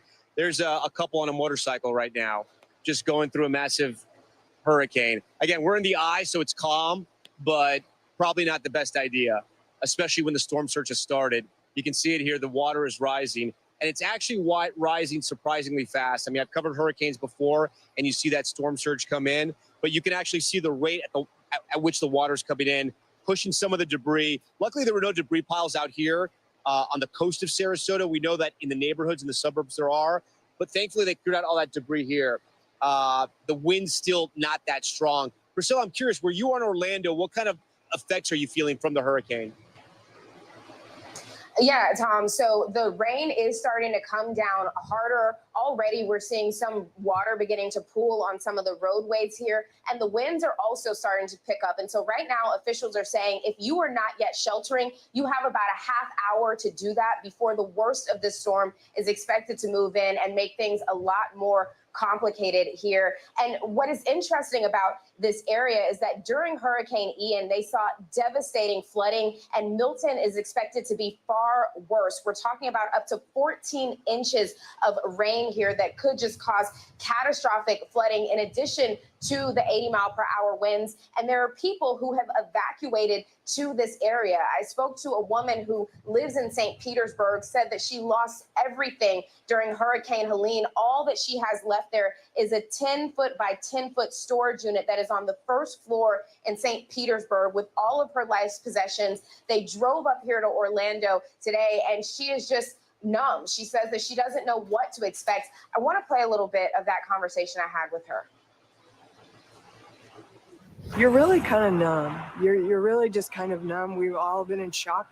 Just your adrenaline just takes over. We've been through a lot of suffering, so I think we understand suffering in just such different ways, and I know that we get through it. And so many people here just feeling lost. And that woman, I don't know if you could see, was clutching a rosary. And she told me that she has been praying nonstop, hoping that the storm will not be as bad as it is projected to be, especially here in Orlando, where she and her family are sheltering. Tom? All right, Priscilla, we thank you for that. We have Sandra Tapfumane on the phone right now. She's in charge of the emergency management for Sarasota County. Sandra, thanks for joining us once again in our special coverage. The eye is passing over Sarasota. It's been very calm, at least where we have been for the last hour or so. The winds are now starting to pick up. Have you gotten any reports about any kind of emergency situation so far? And what are you monitoring? Yeah, hi. Thanks so much for having us on. So right now we have not gotten too many reports of any emergencies. We do anticipate that to increase as the eye wall or the eye passes over the county. Right now it was going over Siesta Key and starting to hit inland a little bit. So it is eerily calm here, and we know that that's not going to be the case in a short time. We're expecting the storm to deteriorate with the conditions. Yeah, I'm here live in Sarasota. We're right by the bay. The storm surge, you can actually see it coming up now. I'd say it's about ankle high where we are, and we're a little bit above sea level here, so it's coming in. Have you gotten reports about the storm surge yet? So we did see, we were watching some Department of Transportation cameras along the Philippi Creek, and it looked like it was starting to flood that area, and some reports about Venice Beach having a couple of feet of storm surge down south.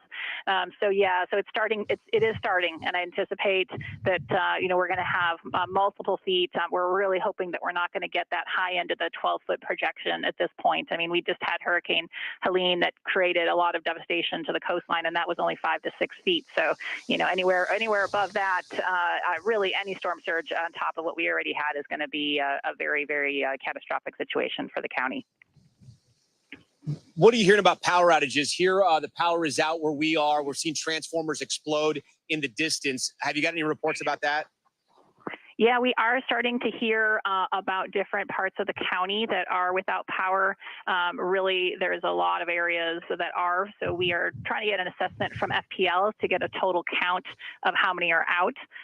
But that was in anticipation with the high winds. 120-mile-per-hour winds is definitely going to take out a lot of the power.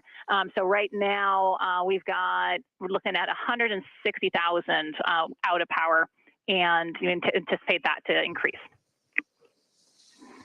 All right, Sandra Tapuvume, we appreciate you, and I know we're going to stay in contact throughout the night. Thank you for all that you're doing for the people of Sarasota. Thank you so very much. When we come back, we're going to have much more from Hurricane Milton. The winds are starting to pick up here in Sarasota as the eye passes us. What else is happening around the state? Stay with us.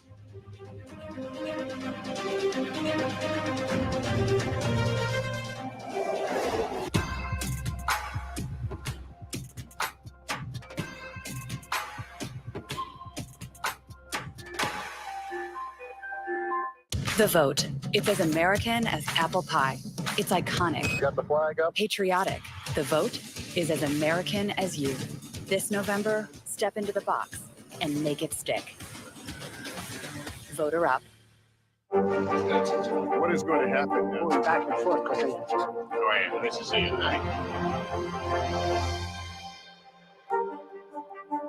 You gotta see this. I'm Gotti Schwartz. We are following some breaking news. Severe storms continue to wreak havoc. The Supreme Court put a pause on a controversial immigration law. Protesters have redoubled their numbers right here at this makeshift barricade. The future of TikTok as we know it is at risk. Is this a ban or not? The craziest ride I have ever hitched. That is totality. Do you see yourselves in space? I don't go to space. I feel great. Stay tuned now, weeknights at 8 Eastern, 5 Pacific on NBC News Now. Top story live from Paris, live in Tel Aviv. We are here in Butler, Pennsylvania. Every weeknight, it's your news playlist. Top story with Tom Yamas, streaming weeknights at 7 on NBC News Now. News lives in the now. Look at this. You can't even see anything anymore. Let's break down what we know. You gotta see this. News for the generation of now is NBC News Now.